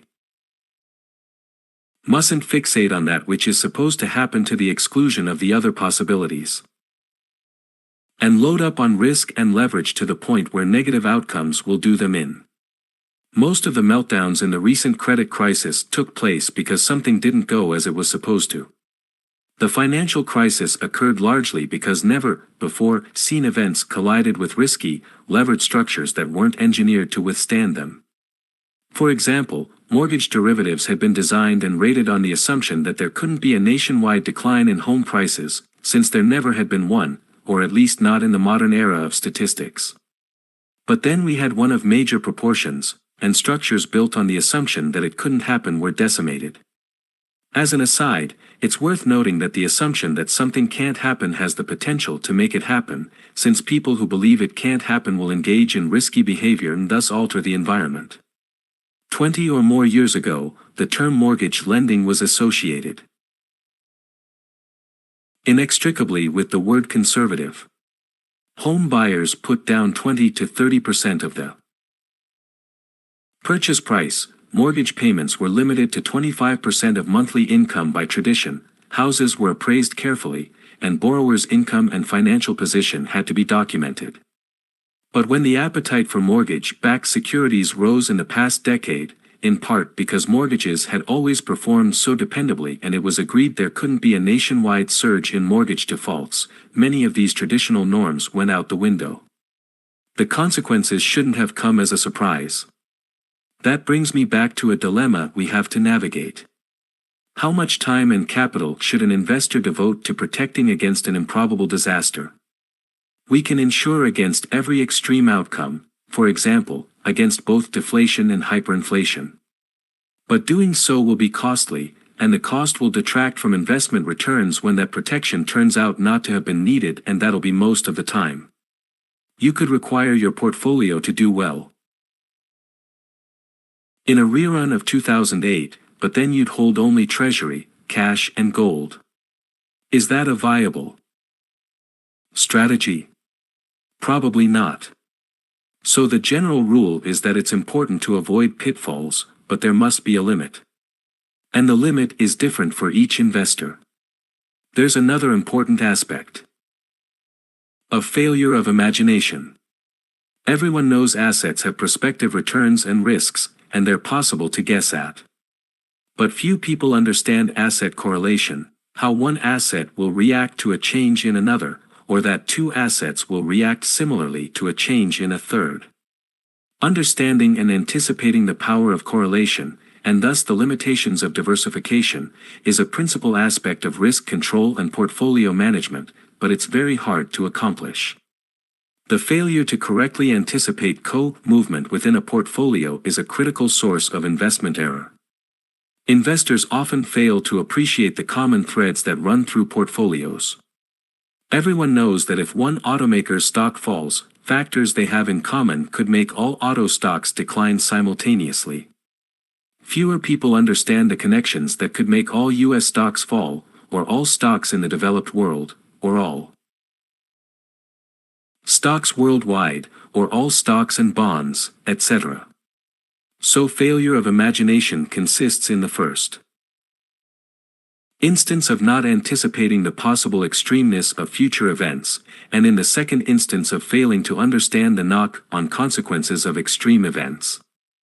In the recent credit crisis, some skeptics may have suspected that subprime mortgages would default in large numbers, but not necessarily that the ramifications would spread far beyond the mortgage market. Few people envisioned the mortgage collapse, but far fewer anticipated that as a result commercial paper and money market funds would be compromised, or that Lehman Brothers, Bear Stearns, and Merrill Lynch would cease to exist as independent companies, or that General Motors and Chrysler would file for bankruptcy and require bailouts. In many ways, psychological forces are some of the most interesting sources of investment error. They can greatly influence security prices. When they cause some investors to take an extreme view that isn't balanced out by others, these forces can Make prices go way too high or way too low. This is the origin of bubbles and crashes. How are investors harmed by these forces? By succumbing to them, by participating unknowingly in markets that have been distorted by others, succumbing by failing to take advantage when those distortions are present. Are these all the same thing? I don't think so. Let's dissect these three mistakes in the context of one of the most insidious psychological forces, greed. When greed goes to excess, security prices tend to be too high. That makes prospective return low and risk high. The assets in question represent mistakes waiting to produce loss, or to be taken advantage of. The first of the three errors just listed, succumbing to negative influences, means joining in the greed and buying. If the desire to make money causes you to buy even though price is too high, in the hope that the asset will continue appreciating or the tactic will keep working, you're setting yourself up for disappointment. If you buy when price exceeds intrinsic value, you'll have to be extremely lucky. The asset will have to go from overvalued to even more overvalued, in order to experience gain rather than loss. Certainly the elevated price renders the latter more likely than the former. The second of the errors is something we might call the error of not noticing.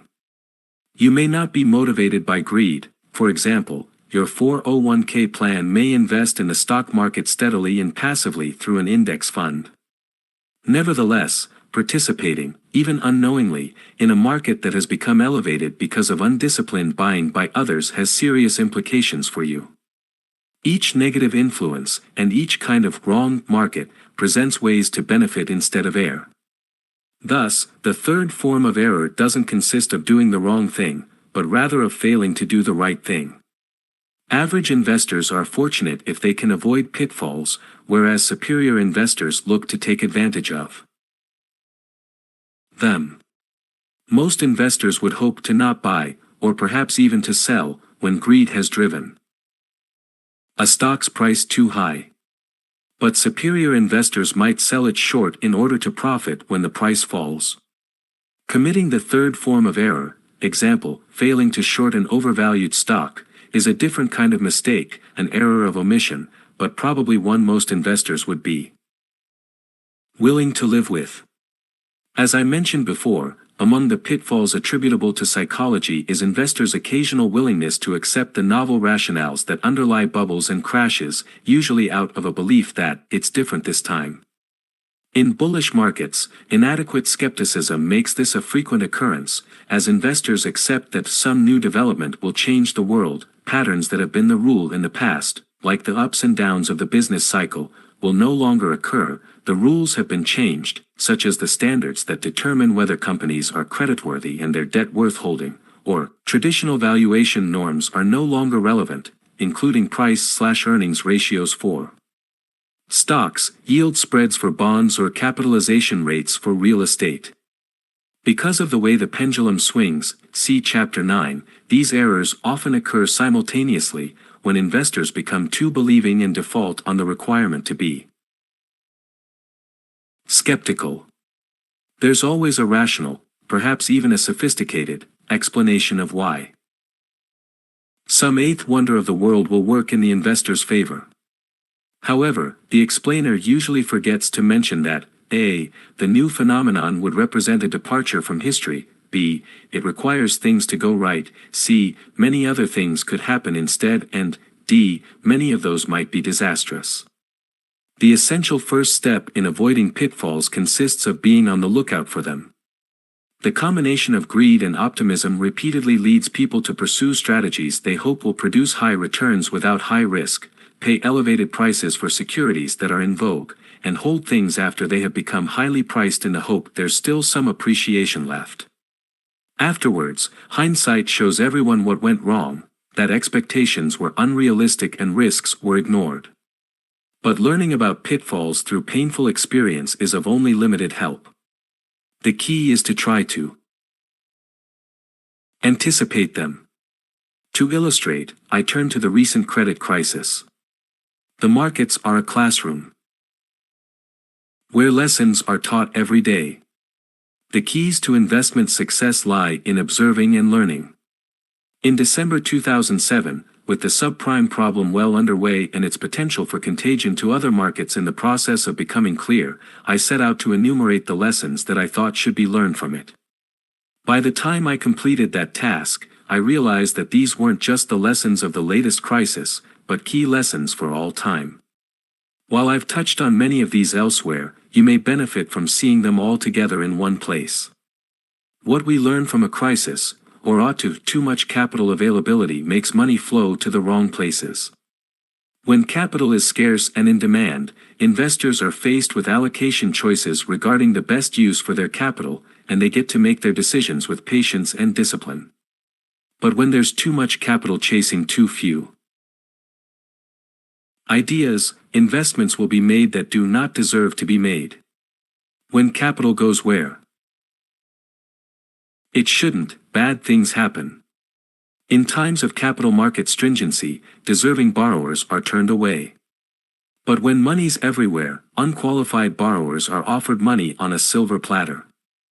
The inevitable results include delinquencies, bankruptcies, and losses. When capital is in oversupply, investors compete for deals by accepting low returns and a slender margin for error. When people want to buy something, their competition takes the form of an auction in which they bid higher and higher. When you think about it, bidding more for something is the same as saying you'll take less for your money. Thus, the bids for investments can be viewed as a statement of how little return investors demand and how much risk they're willing to accept. Widespread disregard for risk creates great risk. Nothing can go wrong. No price is too high. Someone will always pay me more for it. If I don't move quickly, someone else will buy it. Statements like these indicate that risk is being given short shrift. This cycle's version saw people think that because they were buying better companies or financing with more borrower-friendly debt, buyout transactions could support larger and larger amounts of leverage. This caused them to ignore the risk of untoward developments and the danger inherent in highly leveraged capital structures. Inadequate due diligence leads to investment losses. The best defense against loss is thorough, insightful analysis and insistence on what Warren Buffett calls margin for error. But in hot markets, people worry about missing out, not about losing money, and time-consuming, skeptical analysis becomes the province of old fogies. In heady times, capital is devoted to innovative investments, many of which fail the test of time. Bullish investors focus on what might work, not what might go wrong. Eagerness takes over from prudence, causing people to accept new investment products they don't understand. Later, they wonder what they could have been thinking. Hidden fault lines running through portfolios can make the prices of seemingly unrelated assets move in tandem. It's easier to assess the return and risk of an investment than to understand how it will move relative to others. Correlation is often underestimated, especially because of the degree to which it increases. In crisis, a portfolio may appear to be diversified as to asset class, industry, and geography, but in tough times, non-fundamental factors such as margin calls, frozen markets, and a general rise in risk aversion can become dominant, affecting everything similarly. Psychological and technical factors can swamp fundamentals. In the long run, value creation and destruction are driven by fundamentals such as economic trends, companies' earnings, demand for products, and the skillfulness of managements. But in the short run, markets are highly responsive to investor psychology and the technical factors that influence the supply and demand for assets. In fact, I think confidence matters more than anything else in the short run. Anything can happen in this regard, with results that are both unpredictable and irrational. Markets change, invalidating models. Accounts of the difficulties of quant funds center on the failure of computer models and their underlying assumptions. The computers that run portfolios attempt primarily to profit from patterns that held true in past markets. They can't predict changes in those patterns, they can't anticipate aberrant periods, and thus they generally overestimate the reliability of past norms.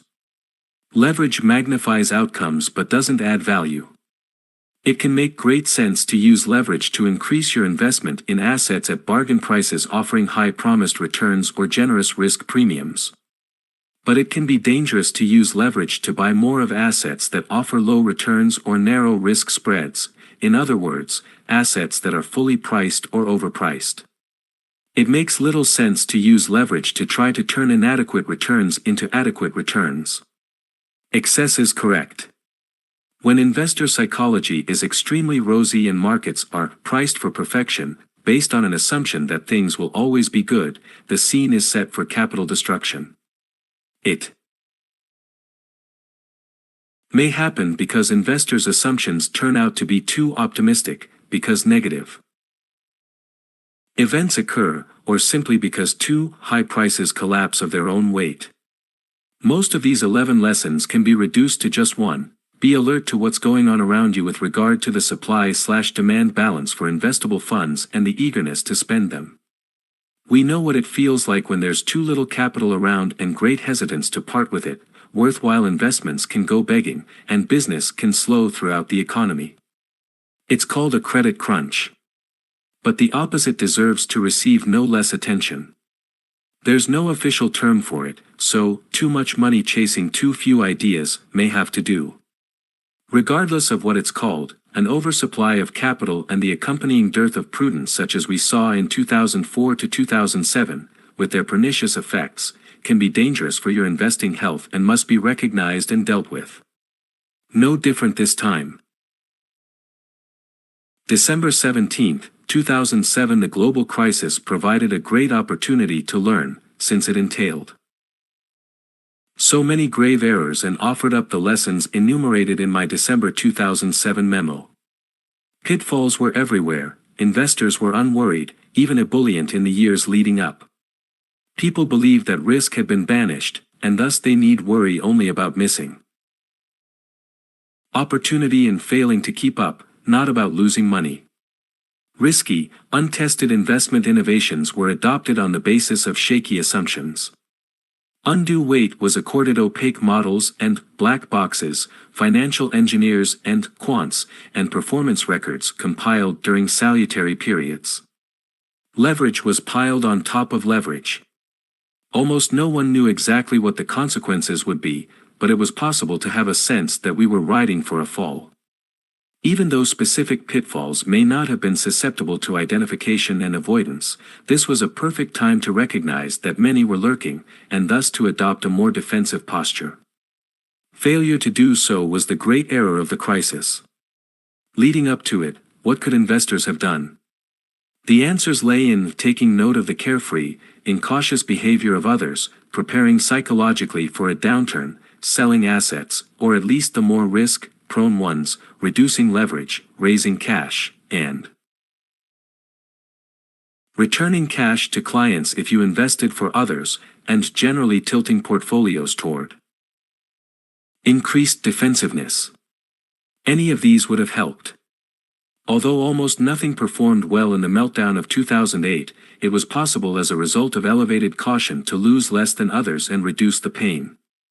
While it was nigh unto impossible to avoid declines completely, relative outperformance in the form of smaller losses was enough to let you do better in the decline and take greater advantage of the rebound. The crisis was rife with potential pitfalls: first, opportunities to succumb and lose, and then opportunities to go into a shell and miss out. In periods that are relatively loss-free, people tend to think of risk as volatility and become convinced they can live with it. If that were true, they would experience markdowns, invest more at the lows and go on to enjoy the recovery, coming out ahead in the long run. But if the ability to live with volatility and maintain one's composure has been overestimated, and usually it has, that error tends to come to light when the market is at its nadir. Loss of confidence and resolve can cause investors to sell at the bottom, converting downward fluctuations into permanent losses and preventing them from participating fully in the subsequent recovery. This is the greatest error in investing, the most unfortunate aspect of pro-cyclical behavior, because of its permanence and because it tends to affect large portions of portfolios. Since counter-cyclical behavior was the essential element in avoiding the full effect of the recent crisis, behaving pro-cyclically presented the greatest potential pitfall. Investors who maintained their bullish positions as the market rose, or added to them, were least prepared for the bust and the subsequent recovery. The declines had maximum psychological impact. Margin calls and confiscations of collateral decimated levered vehicles. Troubled holdings required remedial action that occupied managers. As usual, the loss of confidence prevented many from doing the right thing at the right time. While it's true that you can't spend relative outperformance, human nature causes defensive investors and their less traumatized clients to derive comfort in down markets when they lose less than others. This has two very important effects. First, it enables them to maintain their equanimity and resist the psychological pressures that often make people sell at lows. Second, being in a better frame of mind and better financial condition, they are more able to profit from the carnage by buying at lows. Thus, they generally do better in recoveries. Certainly, this is what happened in the last few years. The credit markets were particularly hard hit in 2007 to 2008, since they had been the focus of innovation, risk-taking in the use of leverage. Correspondingly, their gains in 2009 were the best in their history. Surviving the declines and buying at the resultant lows was a great formula for success, especially relative success, but first it required the avoidance of pitfalls.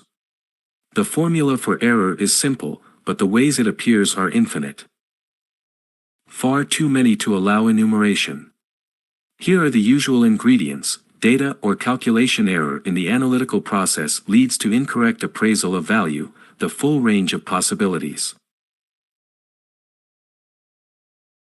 Or their consequences is underestimated, greed, fear, envy, ego, suspension of disbelief, conformity or capitulation, or some combination of these, moves to an extreme. As a result, either risk-taking or risk avoidance becomes excessive, prices diverge significantly from value, and investors fail to notice this divergence, and perhaps contribute to its furtherance. Ideally, astute and prudent second-level thinkers take note of the analytical error as well as the failure of other investors to react appropriately. They detect over- or underpriced assets in the context of too hot or too cool markets. They set their course to avoid the mistakes others are making and hopefully take advantage instead. The upshot of investment error is simple to define: prices that differ from intrinsic value. Detecting it and acting on it are less simple. The fascinating and challenging thing is that the error moves around. Sometimes prices are too high and sometimes they're too low. Sometimes the divergence of price from value affects individual securities or assets and sometimes whole markets, sometimes one market and sometimes another. Sometimes the error lies in doing something and sometimes in not doing it, sometimes in being bullish and sometimes in being bearish. And, of course, by definition most people go along with the error, since without their concurrence it couldn't exist. Acting in the opposite direction requires the adoption of a contrarian position, with the loneliness and feeling of being wrong that it can bring for long periods. As with the rest of the tasks discussed in this book, avoiding pitfalls and identifying and acting on error aren't susceptible to rules, algorithms, or roadmaps. What I would urge is awareness, flexibility, adaptability, and a mind set that is focused on taking cues from the environment. One way to improve investment results, which we try hard to apply at Oaktree, is to think about what today's mistake might be and try to avoid it. There are times in investing when the likely mistake consists of not buying enough, not making one more bid in an auction, holding too much cash, not using enough leverage, or not taking enough risk. I don't think that describes 2004. I've always heard that no one awaiting heart surgery ever complained, "I wish I'd gone to the office more." Well, likewise, I don't think anyone in the next few years is going to look back and say, "I wish I'd invested more in 2004. Rather, I think this year's mistake is going to turn out to be buying too much, buying too aggressively, making one bid too many, using too much leverage, and taking too much risk in the pursuit of superior returns. There are times when the investing errors are of omission, the things you should have done but didn't. Today, I think the errors are probably of commission, the things you shouldn't have done but did. There are times for aggressiveness. I think this is a time for caution. Risk and Return today, October 27, 2004. Finally, it's important to bear in mind that in addition to times when the errors are of commission, example, buying, and times when they are of omission, failing to buy, there are times when there's no glaring error. When investor psychology is at equilibrium and fear and greed are balanced, asset prices are likely to be fair relative to value. In that case, there may be no compelling action, and it's important to know that, too. When there's nothing particularly clever to do, the potential pitfall lies in insisting on being clever. Chapter 19. The most important thing is adding value. The performance of investors who add value is asymmetrical. The percentage of the market's gain they capture is higher than the percentage of loss they suffer. Only skill can be counted on to add more in propitious environments than it costs in hostile ones. This is the investment asymmetry we seek. It's not hard to perform in line with the market in terms of risk and return. The trick is to do better than the market, to add value. This calls for superior investment skill, superior insight. So here, near the end of the book, we come around full circle to the first chapter and second-level thinkers possessing exceptional skill. The purpose of this chapter is to explain what it means for skillful investors to add value. To accomplish that, I'm going to introduce two terms from investment theory. One is beta, a measure of a portfolio's relative sensitivity to market movements. The other is alpha, which I define as personal investment skill, or the ability to generate performance that is unrelated to movement of the market. As I mentioned earlier, it's easy to achieve the market return. A passive index fund will produce just that result by holding every security in a given market index in proportion to its equity capitalization. Thus, it mirrors the characteristics, example, upside potential, downside risk, beta, or volatility, growth, richness or cheapness, quality or lack of same, of the selected index and delivers its return. It epitomizes investing without value added. Let's say, then, that all equity investors start not with a blank sheet of paper but rather with the possibility of simply emulating an index. They can go out and passively buy a market-weighted amount of each stock in the index, in which case their performance will be the same as that of the index. Or they can try for outperformance through active rather than passive investing. Active investors have a number of options available to them. First, they can decide to make their portfolio more aggressive or more defensive than the index, either on a permanent basis or in an attempt at market timing. If investors choose aggressiveness, for example, they can increase their portfolio's market sensitivity by overweighting those stocks in the index that typically fluctuate more than the rest, or by utilizing leverage. Doing these things will increase the systematic riskiness of a portfolio, its beta. However, theory says that while this may increase a portfolio's return, the return differential will be fully explained by the increase in systematic risk borne. Thus, doing these things won't improve the portfolio's risk-adjusted return. Second, investors can decide to deviate from the index in order to exploit their stock-picking ability, buying more of some stocks in the index, underweighting or excluding others, and adding some stocks that aren't part of the index. In doing so, they will alter the exposure of their portfolios to specific events that occur at individual companies, and thus to price movements that affect only certain stocks, not the whole index. As the composition of their portfolios diverges from the index for non-systematic, we might say idiosyncratic, reasons, their return will deviate as well. In the long run, however, unless the investors have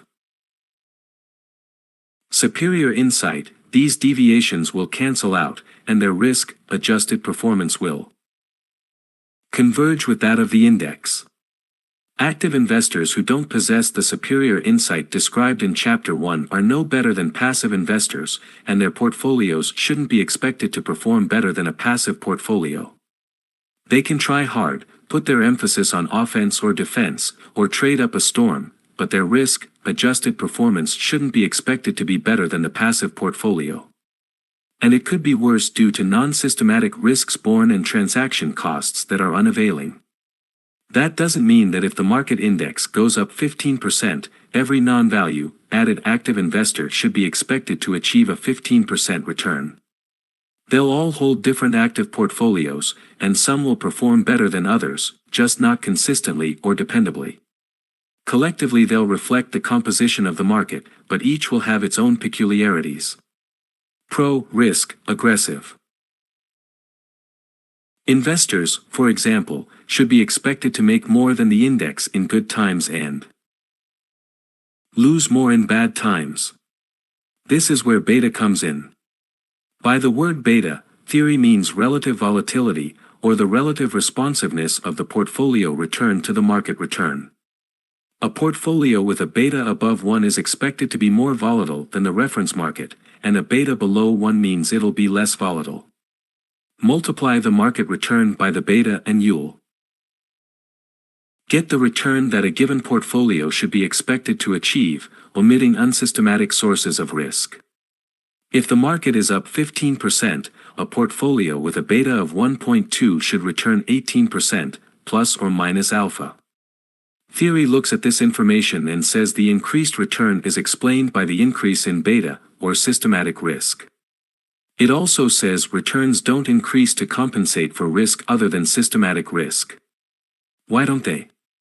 According to theory, the risk that markets compensate for is the risk that is intrinsic and inescapable in investing, systematic or non-diversifiable risk. The rest of risk comes from decisions to hold individual stocks, unsystematic risk. Since that risk can be eliminated by diversifying, why should investors be compensated with additional return for bearing it?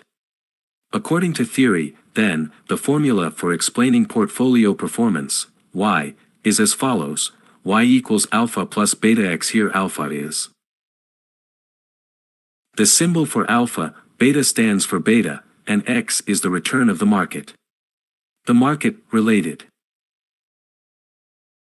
return of the portfolio is equal to its beta times the market return, and alpha, skill-related return, is added to arrive at the total return. Of course, theory says there's no such thing as alpha. Although I dismiss the identity between risk and volatility, I insist on considering a portfolio's return in the light of its overall riskiness, as discussed earlier. A manager who earned 18% with a risky portfolio isn't necessarily superior to one who earned 15% with a lower risk portfolio. Risk-adjusted return holds the key, even though, since risk other than volatility can't be quantified, I feel it is best assessed judgmentally, not calculated scientifically. Of course, I also dismiss the idea that the alpha term in the equation has to be zero. Investment skill exists, even though not everyone has it. Only through thinking about risk-adjusted return might we determine whether an investor possesses superior insight, investment skill, or alpha, that is, whether the investor adds value. It's important to keep these considerations in mind when assessing an investor's skill and when comparing the record of a defensive investor and an aggressive investor. You might call this process style adjusting. In a bad year, defensive investors lose less than aggressive investors. Did they add value? Not necessarily. In a good year, aggressive investors make more than defensive investors. Did they do a better job? Few people would say yes without further investigation. A single year says almost nothing about skill, especially when the results are in line with what would be expected on the basis of the investor's style. It means relatively little that a risk-taker achieves a high return in a rising market, or that a conservative investor is able to minimize losses in a decline. The real question is how they do in the long run and in climates for which their style is ill-suited. A 2-by-2 matrix tells the story. Aggressive investor, defensive investor without skill gains a lot when the market goes up, and loses a lot when the market goes down. Doesn't lose much when the market goes down, but doesn't gain much when the market goes up. With skill gains a lot when the market goes up, but doesn't lose to the same degree when the market goes down. Doesn't lose much when the market goes down, but captures a fair bit of the gain when the market goes up. The key to this matrix is the symmetry or asymmetry of the performance. Investors who lack skill simply earn the return of the market and the dictates of their style. Without skill, aggressive investors move a lot in both directions, and defensive investors move little in either direction. These investors contribute nothing beyond their choice of style. Each does well when his or her style is in favor but poorly when it isn't. On the other hand, the performance of investors who add value is asymmetrical. The percentage of the market's gain they capture is higher than the percentage of loss they suffer. Aggressive investors with skill do well in bull markets but don't give it all back in corresponding bear markets, while defensive investors with skill lose relatively little in bear markets but participate reasonably in bull markets. Everything in investing is a two-edged sword and operates symmetrically, with the exception of superior skill. Only skill can be counted on to add more in propitious environments than it costs in hostile ones. This is the investment asymmetry we seek. Superior skill is the prerequisite for it. Here's how I describe Oaktree's performance aspirations. In good years in the market, it's good enough to be average. Everyone makes money in the good years, and I have yet to hear anyone explain convincingly why it's important to beat the market when the market does well. No, in the good years average is good enough. There is a time, however, when we consider it essential to beat the market, and that's in the bad years. Our clients don't expect to bear the full brunt of market losses when they occur, and neither do we. Thus, it's our goal to do as well as the market, and it does well and better than the market when it does poorly. At first blush, that may sound like a modest goal, but it's really quite ambitious. In order to stay up with the market when it does well, a portfolio has to incorporate good measures of beta and correlation with the market. But if we're aided by beta and correlation on the way up, shouldn't they be expected to hurt us on the way down? If we're consistently able to decline less when the market declines and also participate fully when the market rises, this can be attributable to only one thing: alpha, or skill. That's an example of value-added investing, and if demonstrated over a period of decades, it has to come from investment skill. Asymmetry, better performance on the upside than on the downside relative to what your style alone would produce, should be every investor's goal. Chapter 20. The most important thing is pulling it all together. The best foundation for a successful investment, or a successful investment career, is value. You must have a good idea of what the thing you're considering buying is worth. There are many components to this and many ways to look at it. To oversimplify, there's cash on the books and the value of the tangible assets, the ability of the company or asset to generate cash, and the potential for these things to increase. To achieve superior investment results, your insight into value has to be superior. Thus you must learn things others don't, see things differently, or do a better job of analyzing them, ideally, all three. Your view of value has to be based on a solid factual and analytical foundation, and it has to be held firmly. Only then will you know when to buy or sell. Only a strong sense of value will give you the discipline needed to take profits on a highly appreciated asset that everyone thinks will rise non-stop, or the guts to hold an average down in a crisis even as prices go lower every day. Of course, for your efforts in these regards to be profitable, your estimate of value has to be on target. The relationship between price and value holds the ultimate key to investment success. Buying below value is the most dependable route to profit. Paying above value rarely works out as well. What causes an asset to sell below its value? Outstanding buying opportunities exist primarily because perception understates reality. Whereas high quality can be readily apparent, it takes keen insight to detect cheapness. 4. This reason, investors often mistake objective merit for investment opportunity. The superior investor never forgets that the goal is to find good buys, not good assets. In addition to giving rise to profit potential, buying when price is below value is a key element in limiting risk. Neither paying up for high growth nor participating in a hot momentum market can do the same. The relationship between price and value is influenced by psychology and technicals, forces that can dominate fundamentals in the short run. Extreme swings in price due to those two factors provide opportunities for big profits or big mistakes. To have it be the former rather than the latter, you must stick with the concept of value and cope with psychology and technicals. Economies and markets cycle up and down. Whichever direction they're going at the moment, most people come to believe that they'll go that way forever. This thinking is a source of great danger since it poisons the markets, sends valuations to extremes, and ignites bubbles and panics that most investors find hard to resist. Likewise, the psychology of the investing herd moves in a regular, pendulum-like pattern, from optimism to pessimism, from credulousness to skepticism, from fear of missing opportunity to fear of losing money, and thus from eagerness to buy to urgency to sell. The swing of the pendulum causes the herd to buy at high prices and sell at low prices. Thus, being part of the herd is a formula for disaster, whereas contrarianism at the extremes will help to avert losses and lead eventually to success. In particular, risk aversion, an appropriate amount of which is the essential ingredient in a rational market, is sometimes in short supply and sometimes excessive.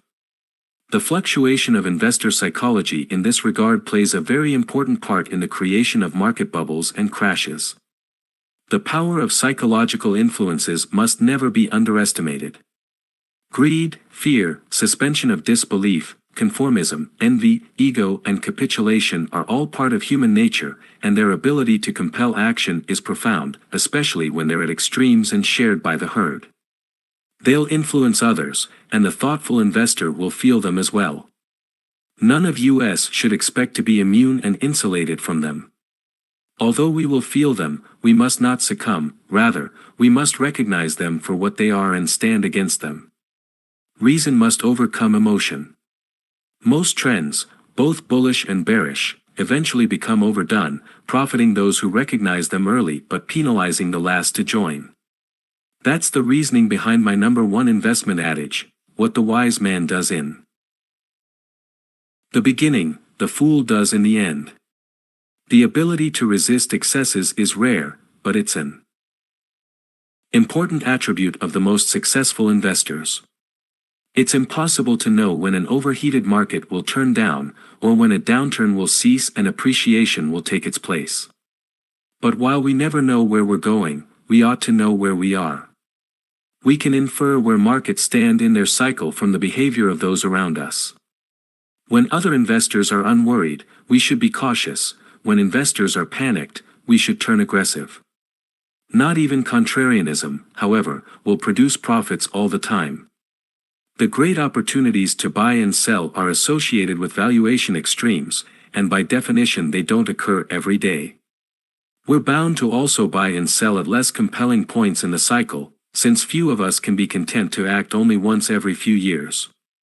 We must recognize when the odds are less in our favor and tread more carefully.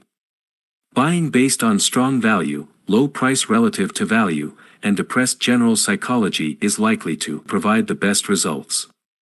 Even then, however, things can go against us for a long time before turning as we think they should.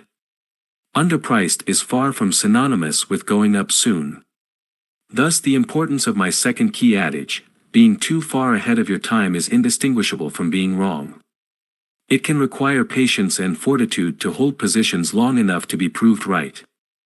In addition to being able to quantify value and pursue it when it's priced right, successful investors must have a sound approach to the subject of risk.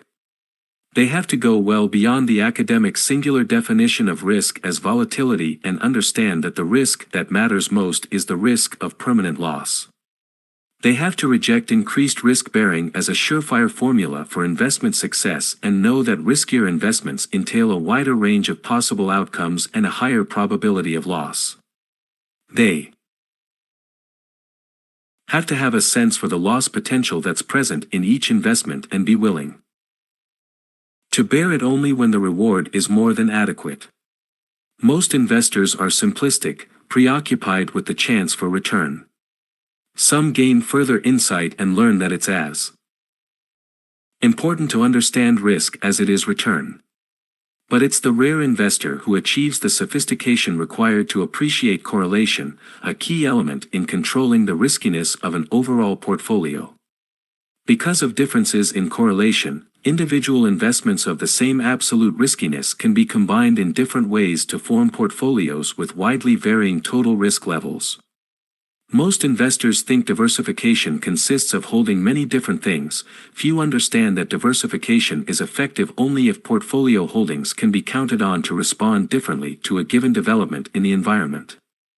While aggressive investing can produce exciting results when it goes right, especially in good times, it's unlikely to generate gains as reliably as defensive investing.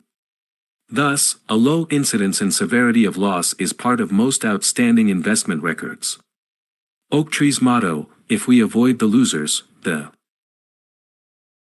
winners will take care of themselves," has served well over the years. A diversified portfolio of investments, each of which is unlikely to produce significant loss, is a good start toward investment success. Risk control lies at the core of defensive investing. Rather than just trying to do the right thing, the defensive investor places a heavy emphasis on not doing the wrong thing. Because ensuring the ability to survive under adverse circumstances is incompatible with maximizing returns in good times, investors must decide what balance to strike between the two. The defensive investor chooses to emphasize the former. Margin for error is a critical element in defensive investing. Whereas most investments will be successful if the future unfolds as hoped, it takes margin for error to render outcomes tolerable when the future doesn't oblige. An investor can obtain margin for error by insisting on tangible, lasting value in the here and now, buying only when price is well below value. Eschewing leverage, and diversifying. Emphasizing these elements can limit your gains in good times, but it will also maximize your chances of coming through intact when things don't go well. My third favorite adage is, never forget the 6-foot-tall man who drowned crossing the stream that was 5 feet deep on average. Margin for error gives you staying power and gets you through the low spots. Risk control and margin for error should be present in your portfolio at all times. But you must remember that they're hidden assets. Most years in the markets are good years, but it's only in the bad years, when the tide goes out, that the value of defense becomes evident. Thus, in the good years, defensive investors have to be content with the knowledge that their gains, although perhaps less than maximal, were achieved with risk protection in place, even though it turned out not to be needed.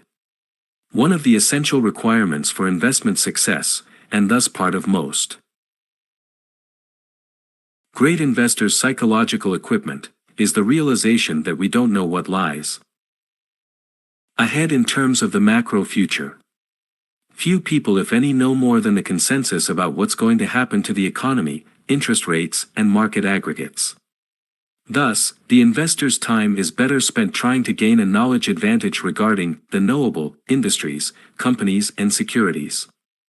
The more micro your focus, the greater the likelihood you can learn things others don't. Many more investors assume they have knowledge of the future direction of economies and markets, and act that way, than actually do. They take aggressive actions predicated on knowing what's coming, and that rarely produces the desired results. Investing on the basis of strongly held but incorrect forecasts is a source of significant potential loss. Many investors, amateurs and professionals alike, assume the world runs on orderly processes that can be mastered and predicted.